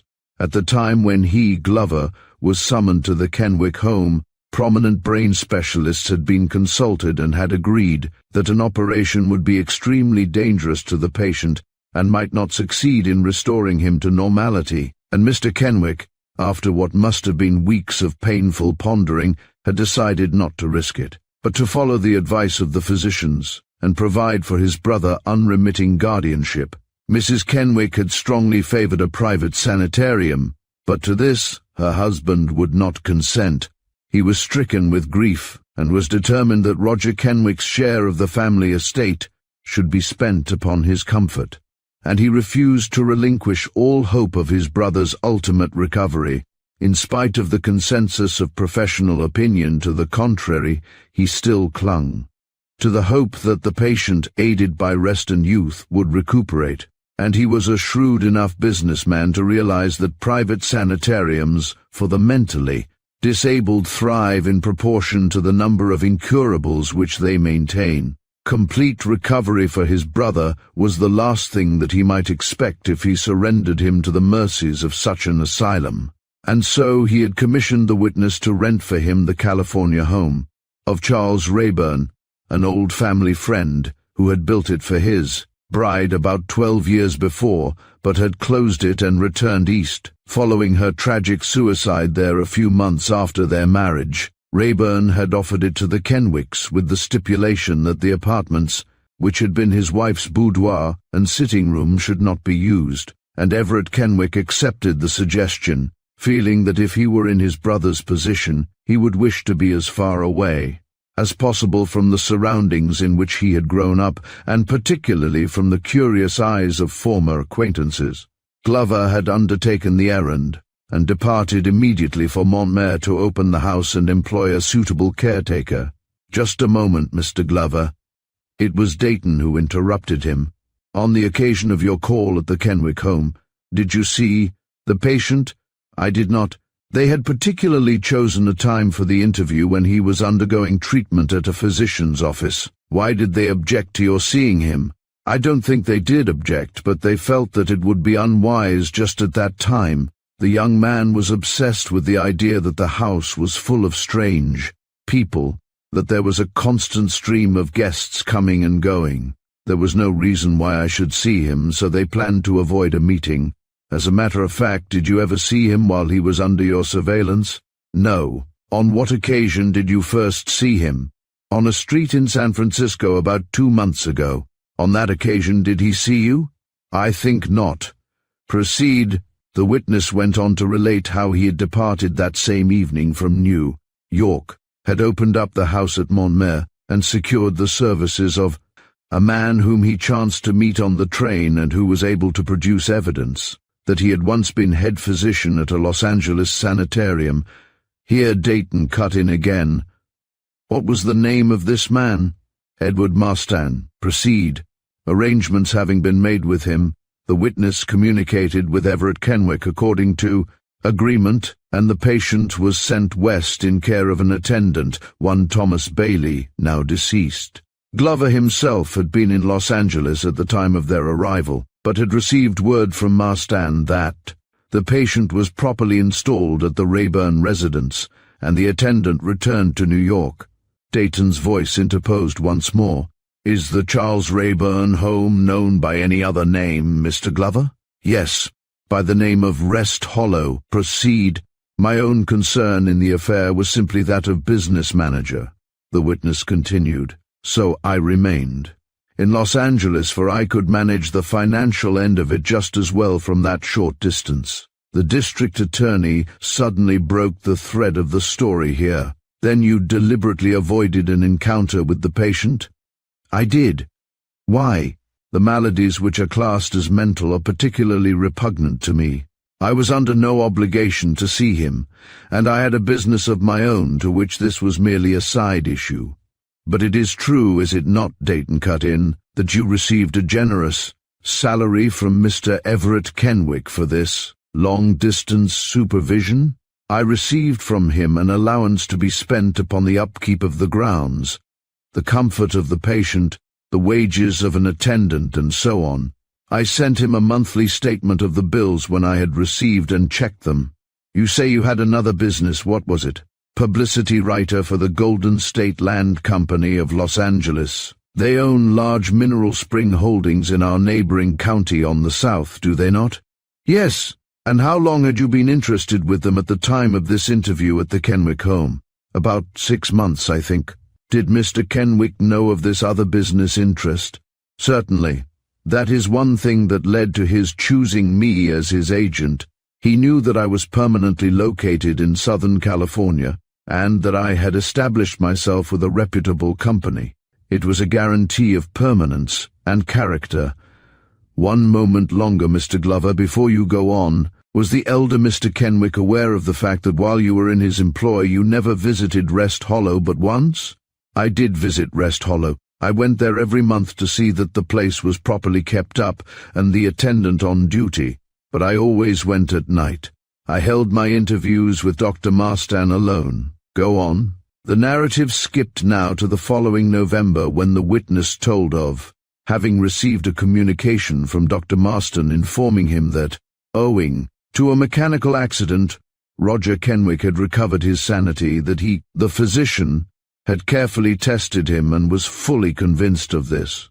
It had been impossible just at that time for Glover himself to go to Montmere as he was ill, and before he had had time to send more than a brief note in reply, the attendant wrote again saying that his former patient was bitterly opposed to having his brother know of his recovery, and had threatened him, the doctor, if he betrayed the news.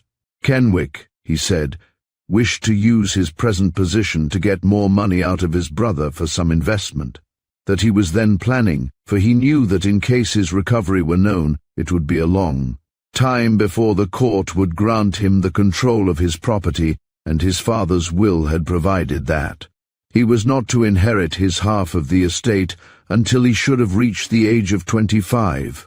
The witness had not thought it expedient to notify Dr. Marston of the elder Kenwick's death, so that he could not report this to the patient. They had evidently had hot words upon the subject of the disclosure of the patient's condition, Marston being highly scrupulous and not being willing to retain his position as keeper when it was merely nominal, an arrangement upon which the young man himself insisted. In order to prevent the patient from carrying out some sinister threat, Marston had locked his charge into the house and gone into town, probably to consult a lawyer upon the proper course for him to pursue. This much he could surmise from a half-written letter which the witness himself had found on the evening that he returned to Montmere. "And that was the state of things when you arrived at Rest Hollow on the evening of November 21st? Dayton asked. "That was the state of things." "Describe the condition of the house and grounds on the evening of the tragedy." The witness did so with the same unhurried attention to detail. "And when you came upon the body of the dead man under the dining-room window, Why did you conclude that it was your former charge, Roger Kenwick? Every circumstance seemed to point to it, and I found upon the body possessions that seemed unmistakable evidence. Describe those possessions. A wristwatch with the initials RK. Upon the inside, a silver match case with the one initial K, a linen handkerchief with that initial. But you said, did you not, in the early part of your testimony, that the patient, as personal possessions had been taken from him when he became incompetent? But all of his things were in Dr. Marston's possession. They were in his apartments, and any normal person could easily have found them, and naturally Kenwick would have demanded them. Had you ever seen a picture of Roger Kenwick to aid you in your identification of his body? No, but I knew his age, and it seemed to correspond exactly with that of the dead man. Furthermore, he looked like a person who was wasted by ill health. I hadn't a doubt that it was he. How did you think that he had met his death? By suicide.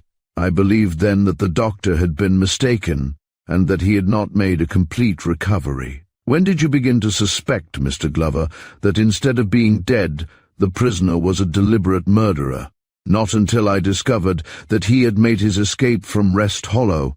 I saw his name on a hotel register in San Francisco, and I became alarmed and put a detective on his track, for I felt responsible for him and was not convinced that he should be at large. But the detective reported to me that Kenwick showed absolutely no signs of abnormality. Then I came down here and followed the back trail, and I discovered that Marston had been killed in an automobile accident on the day when he had come into town for legal aid. By inquiring of the gardener at Rest Hollow, I learned that he had seen a young man out under the dining room window talking to Kenwick.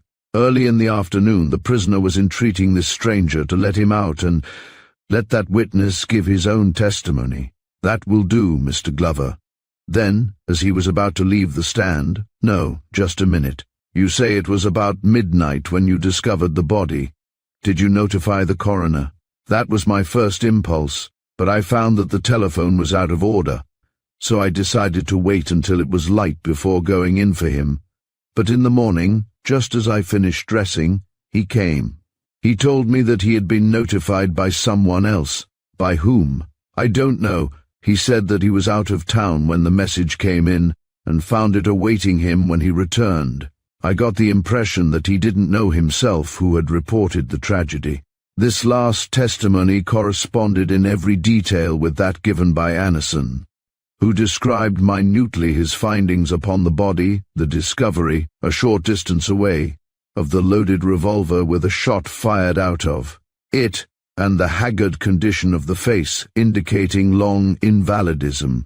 The body, he said, had lain in the morgue until the following afternoon and been viewed by scores of the morbidly curious. Not one person had recognized it, nor apparently entertained the slightest suspicion that it was not the unfortunate inmate of Rest Hollow. And so he had felt justified in accepting Richard Glover's declaration of the dead man's identity. He knew that the patient's keeper had been killed in an automobile accident the day before, and every circumstance seemed to point to a suicidal frenzy. His story was followed by that of a gawky, frightened-looking boy who kept his eyes riveted upon the prosecution's chief witness while he talked. He disclaimed all knowledge of the arrangements concerning the patient's guardianship, his business being merely to care for the garden and furnace. He had never come into close contact with the patient himself, had only seen him at a distance sometimes, wandering about the grounds alone. He had always seemed perfectly quiet and harmless, but he, the gardener, had been afraid that he might some time have a spell such as he had heard of in similar cases, and so had kept carefully out of his way. In the late afternoon of November 21st, he reported, when he returned from a far corner of the place, where he had been pruning, he had found the patient lying in a faint on the floor of the garage. With some effort, he had dragged him into the house and left him in the drawing-room after bandaging his swollen leg as well as he could and forcing part of a glass of whiskey down his throat. Then he had departed, after first making sure that the doors and windows on the ground floor were securely fastened. Late the following afternoon, He had seen the prisoner standing at the dining room window and had heard him call out in a threatening way to him. A moment afterward, without the slightest warning, the patient had doubled his fist and smashed the pane of glass to fragments. Convinced that this was one of the spells which he had dreaded, he had waited until he thought the patient was in bed and had then returned and boarded up the window. Here Dayton interrupted. "And you believed the man in the house to be ill and alone, and yet you felt no concern about his care." "I didn't think he was alone. I had seen a woman around the place that afternoon, and I thought she was his nurse." A murmur swept around the breathless courtroom. Everybody in the audience made some comment to his neighbor upon this new development. The judge rapped sharply for order. "Go on," commanded the district attorney.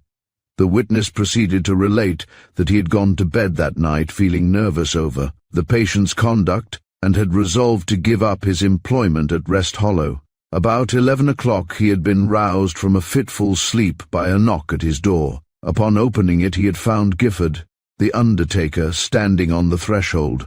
Here he endeavored to recollect the exact words of the night caller, and after a moment's pause produced the greeting, "Get up, boy. Do you know that there's been murder committed on this place tonight?"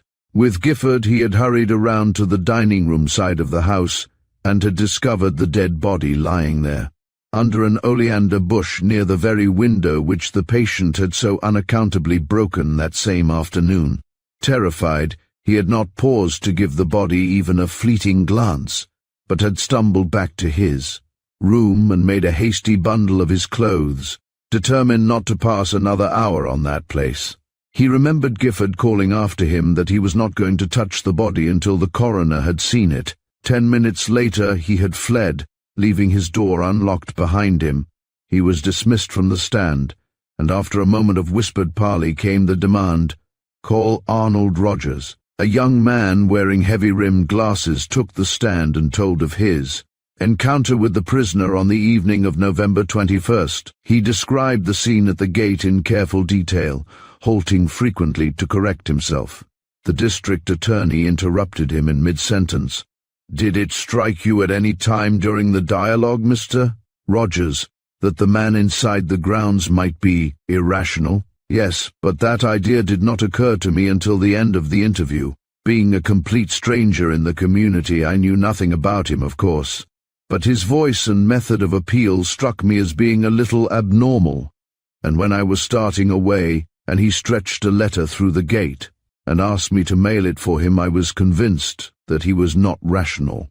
I was formerly a director at one of our state hospitals for the insane, and I know that the mania of patients to write letters and ask visitors to mail them is one of the commonest symptoms of their affliction. And so you paid no attention to that appeal?" "I was escorting a lady. I planned to take her home first and then return or send somebody.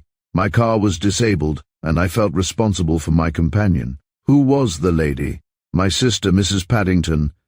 I was visiting at her home, and when we had gone on our way she told me, what I had already begun to suspect, that the inmate of Rest Hollow was a mental invalid, that he was well cared for, and although the case was pathetic, we need feel under no obligation to return. His attendant, we reasoned, had already discovered him by that time and taken him back to the house.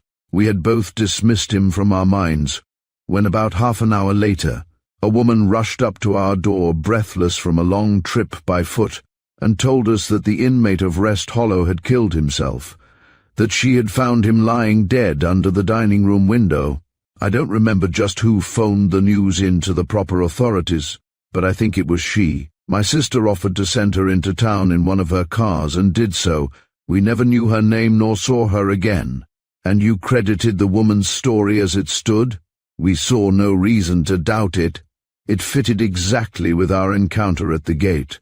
The time was a coincidence, too. We assumed that the young man's attendant had not arrived in time to save him from suicide.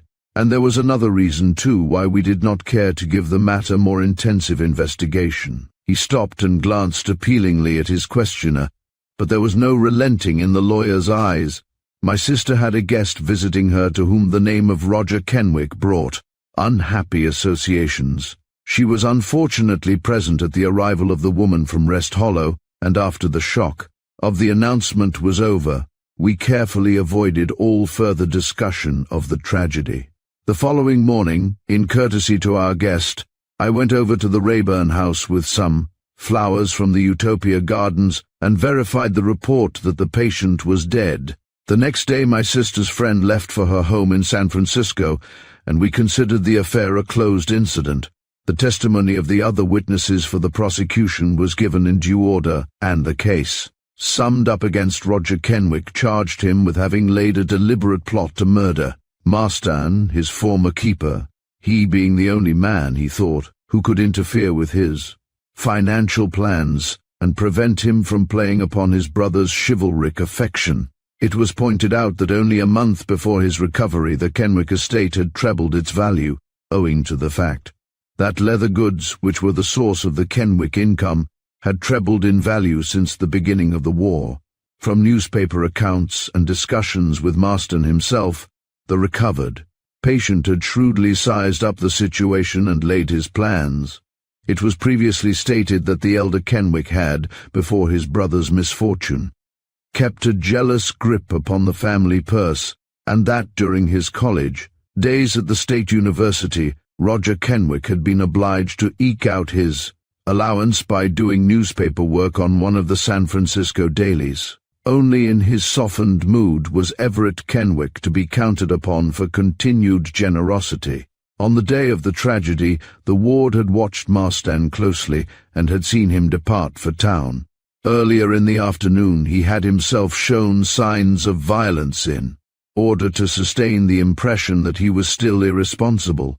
Kenwick's plan to kill his warden was perfectly safe, for he knew that if the crime ever came to light he could be cleared on an insanity charge. His worst punishment would be commitment to an institution, from which he could later be released by proving himself cured.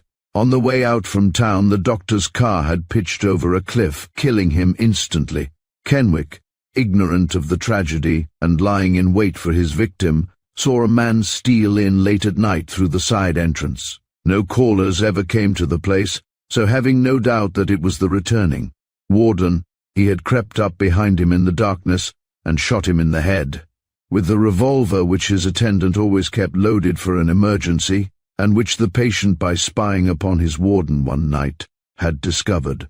A few minutes previous to the murder he had played a skillful part at the front gate, holding up the first person who passed and telling an incoherent story, which he knew, coming from him, would not be believed, and which would be of valuable assistance in case it were ever necessary to prove an insanity charge.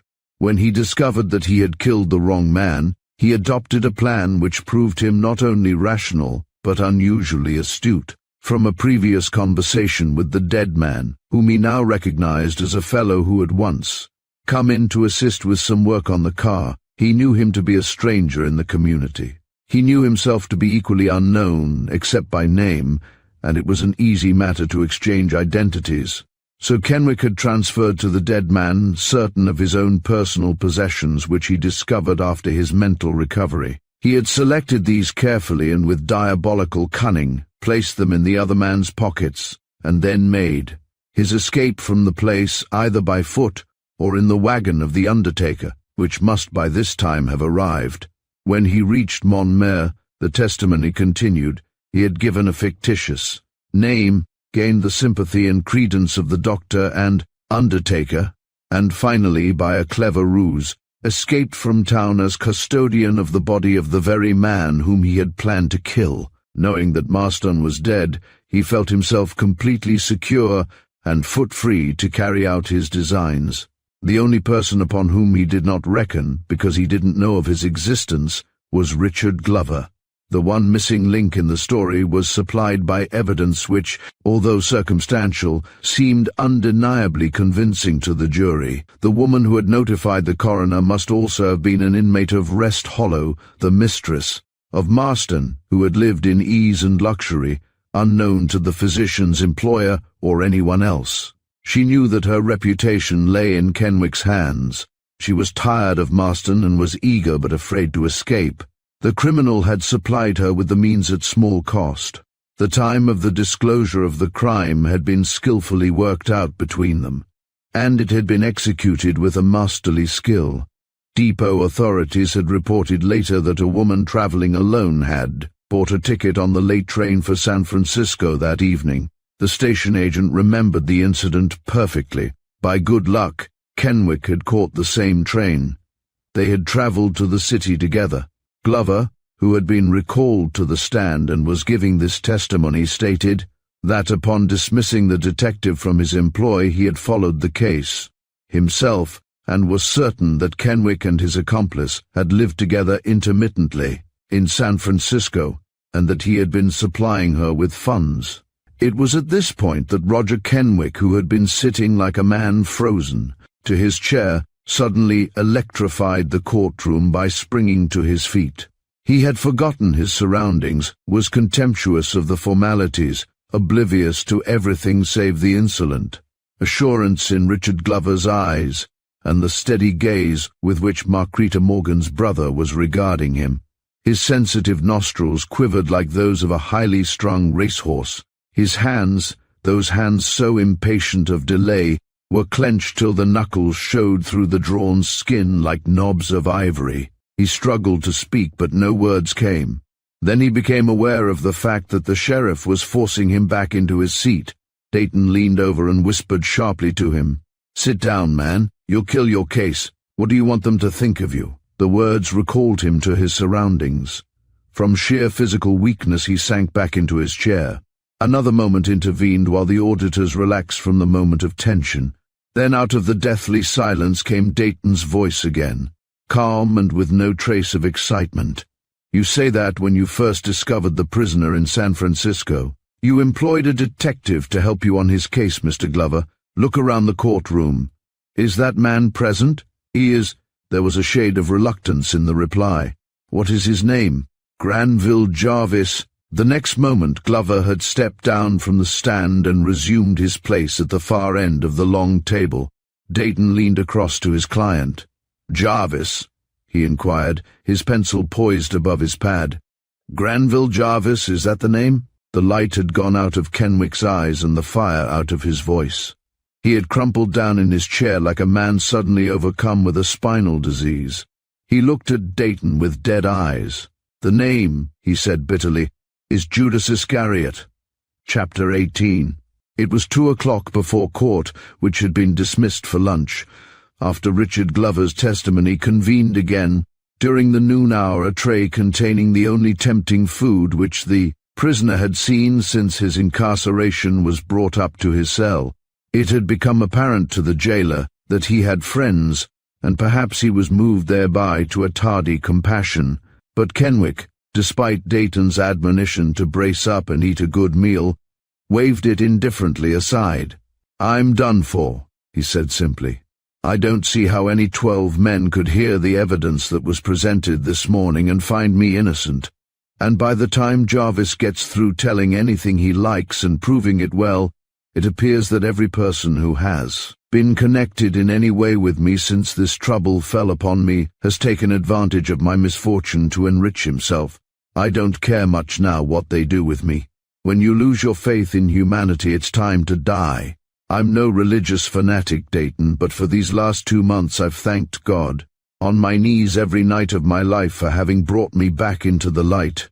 Now I wish that I had died instead." Dayton made no further effort to rouse him from his despair, for although not of a sensitive or particularly intuitive temperament himself, he had come to realize the utter impossibility of finding this other man in his trouble.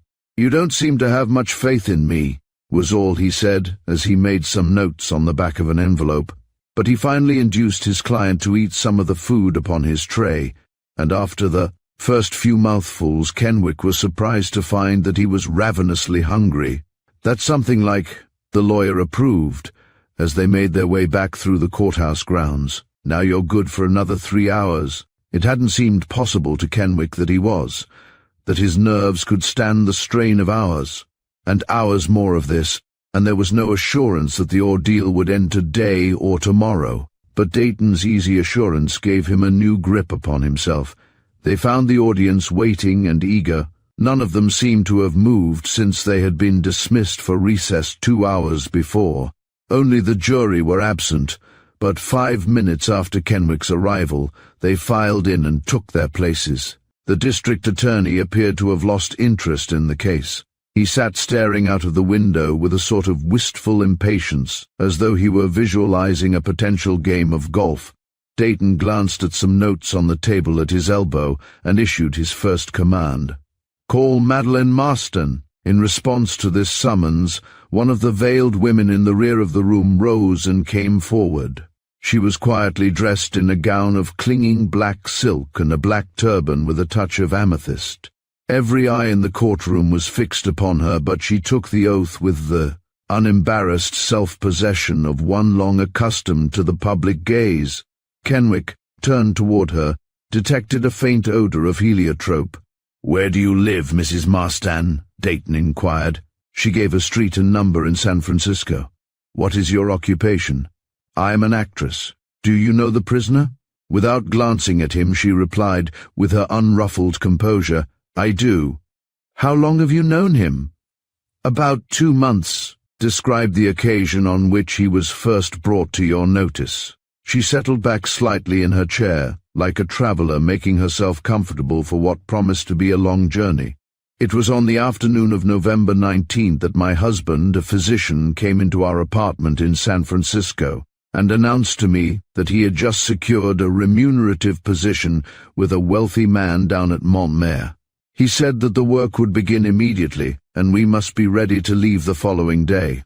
I asked him for more details, and he told me that the position was a secretaryship which would involve little labor and afford us a luxurious home with excellent salary.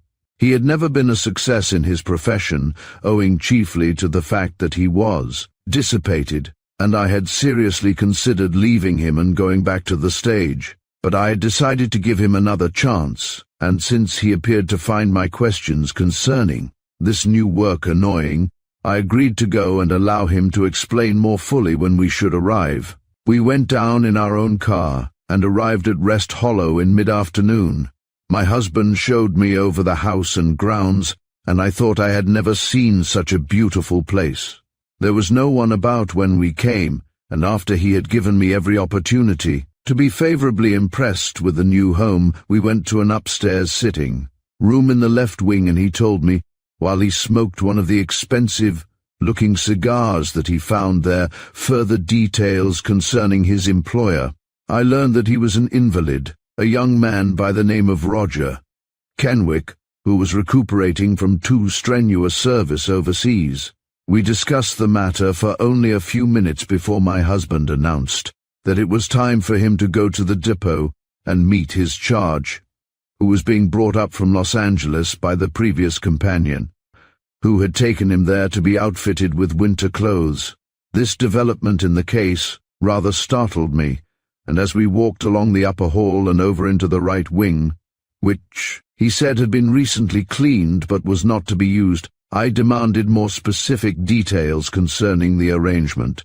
I wanted particularly to know why there was to be a change of secretaries and whether the young man himself was willing to accept the companionship of people whom he had never seen. My husband had been drinking. I think he must have found a well-stocked wine closet at Rest Hollow, and he finally grew furious at my insistence. The more angry he became, the more he betrayed to me the fact that there was something to conceal. He had never told me the name of the man who had offered him this position, but I knew that there must be an intermediary. While I continued to question him, he opened the door of one of the rooms, in the right wing, hoping, I suppose, to distract my attention. We went on with our discussion there, and at last I refused point-blank to have anything to do with the affair, and told him that I was going to leave him and go back to the profession that would afford me an honest living. This infuriated him. He lost all self-control, and confessed then what I had already begun to suspect, that young Kenwick was a mental patient and had been in no way consulted in the arrangement. This disclosure terrified me, for I knew that my husband was not a competent person for such a responsibility. Hot words followed between us, and ended in his knocking me senseless on the floor. When I recovered consciousness, perhaps an hour later, I found myself locked into the room with no possible means of escape. The blow had dislodged a vertebra, and I was in horrible pain. For a long time I lay on the bed massaging the injured place and trying to get comfortable. Early in the evening I heard someone being dragged into the house from the rear. I was unable to see anything, of course, but I could distinctly hear footsteps and the subsequent running around of an attendant. I concluded that my husband had returned drunk, and I was relieved to know that he had evidently not brought the patient with him. I knew that I had no recourse but to wait until the stupor had worn off, and my husband came to release me. I spent a wakeful and wretched night. In the morning, here a vivid and convincing description of her first encounter with the patient ensued. She drew a clear-cut picture of her own horror in hearing footsteps outside her door and of having the name Roger Kenwick called in, through the closed portal, of her terror at finding herself unaccountably alone with a man whom she believed to be a violent maniac. Here Dayton held up the narrative. What evidence did he give to convince you of his insanity? None at first. He seemed to talk quite rationally, and fearing that I might make him angry if I kept silence, I made evasive answers to his questions. He prepared food and sent it up to me at what I know now must have been immense physical cost to himself. I had come to the conclusion that he, like myself, was the victim of some foul conspiracy, and had decided to risk confiding in him when all at once his manner changed. He began to talk wildly of finding a loaded revolver and of shooting anyone who came near the place. A few minutes later, for no apparent reason, I heard him smash a window in the room just under mine. My terror increased 100-fold, for I know absolutely nothing about the proper care of the insane. Late that same night I heard him crawl out through the broken window, and he called up to me that he was either going to get help or commit suicide. Almost insane myself now with terror, I waited until I heard his footsteps grow faint in the distance, then worked at the lock of my door,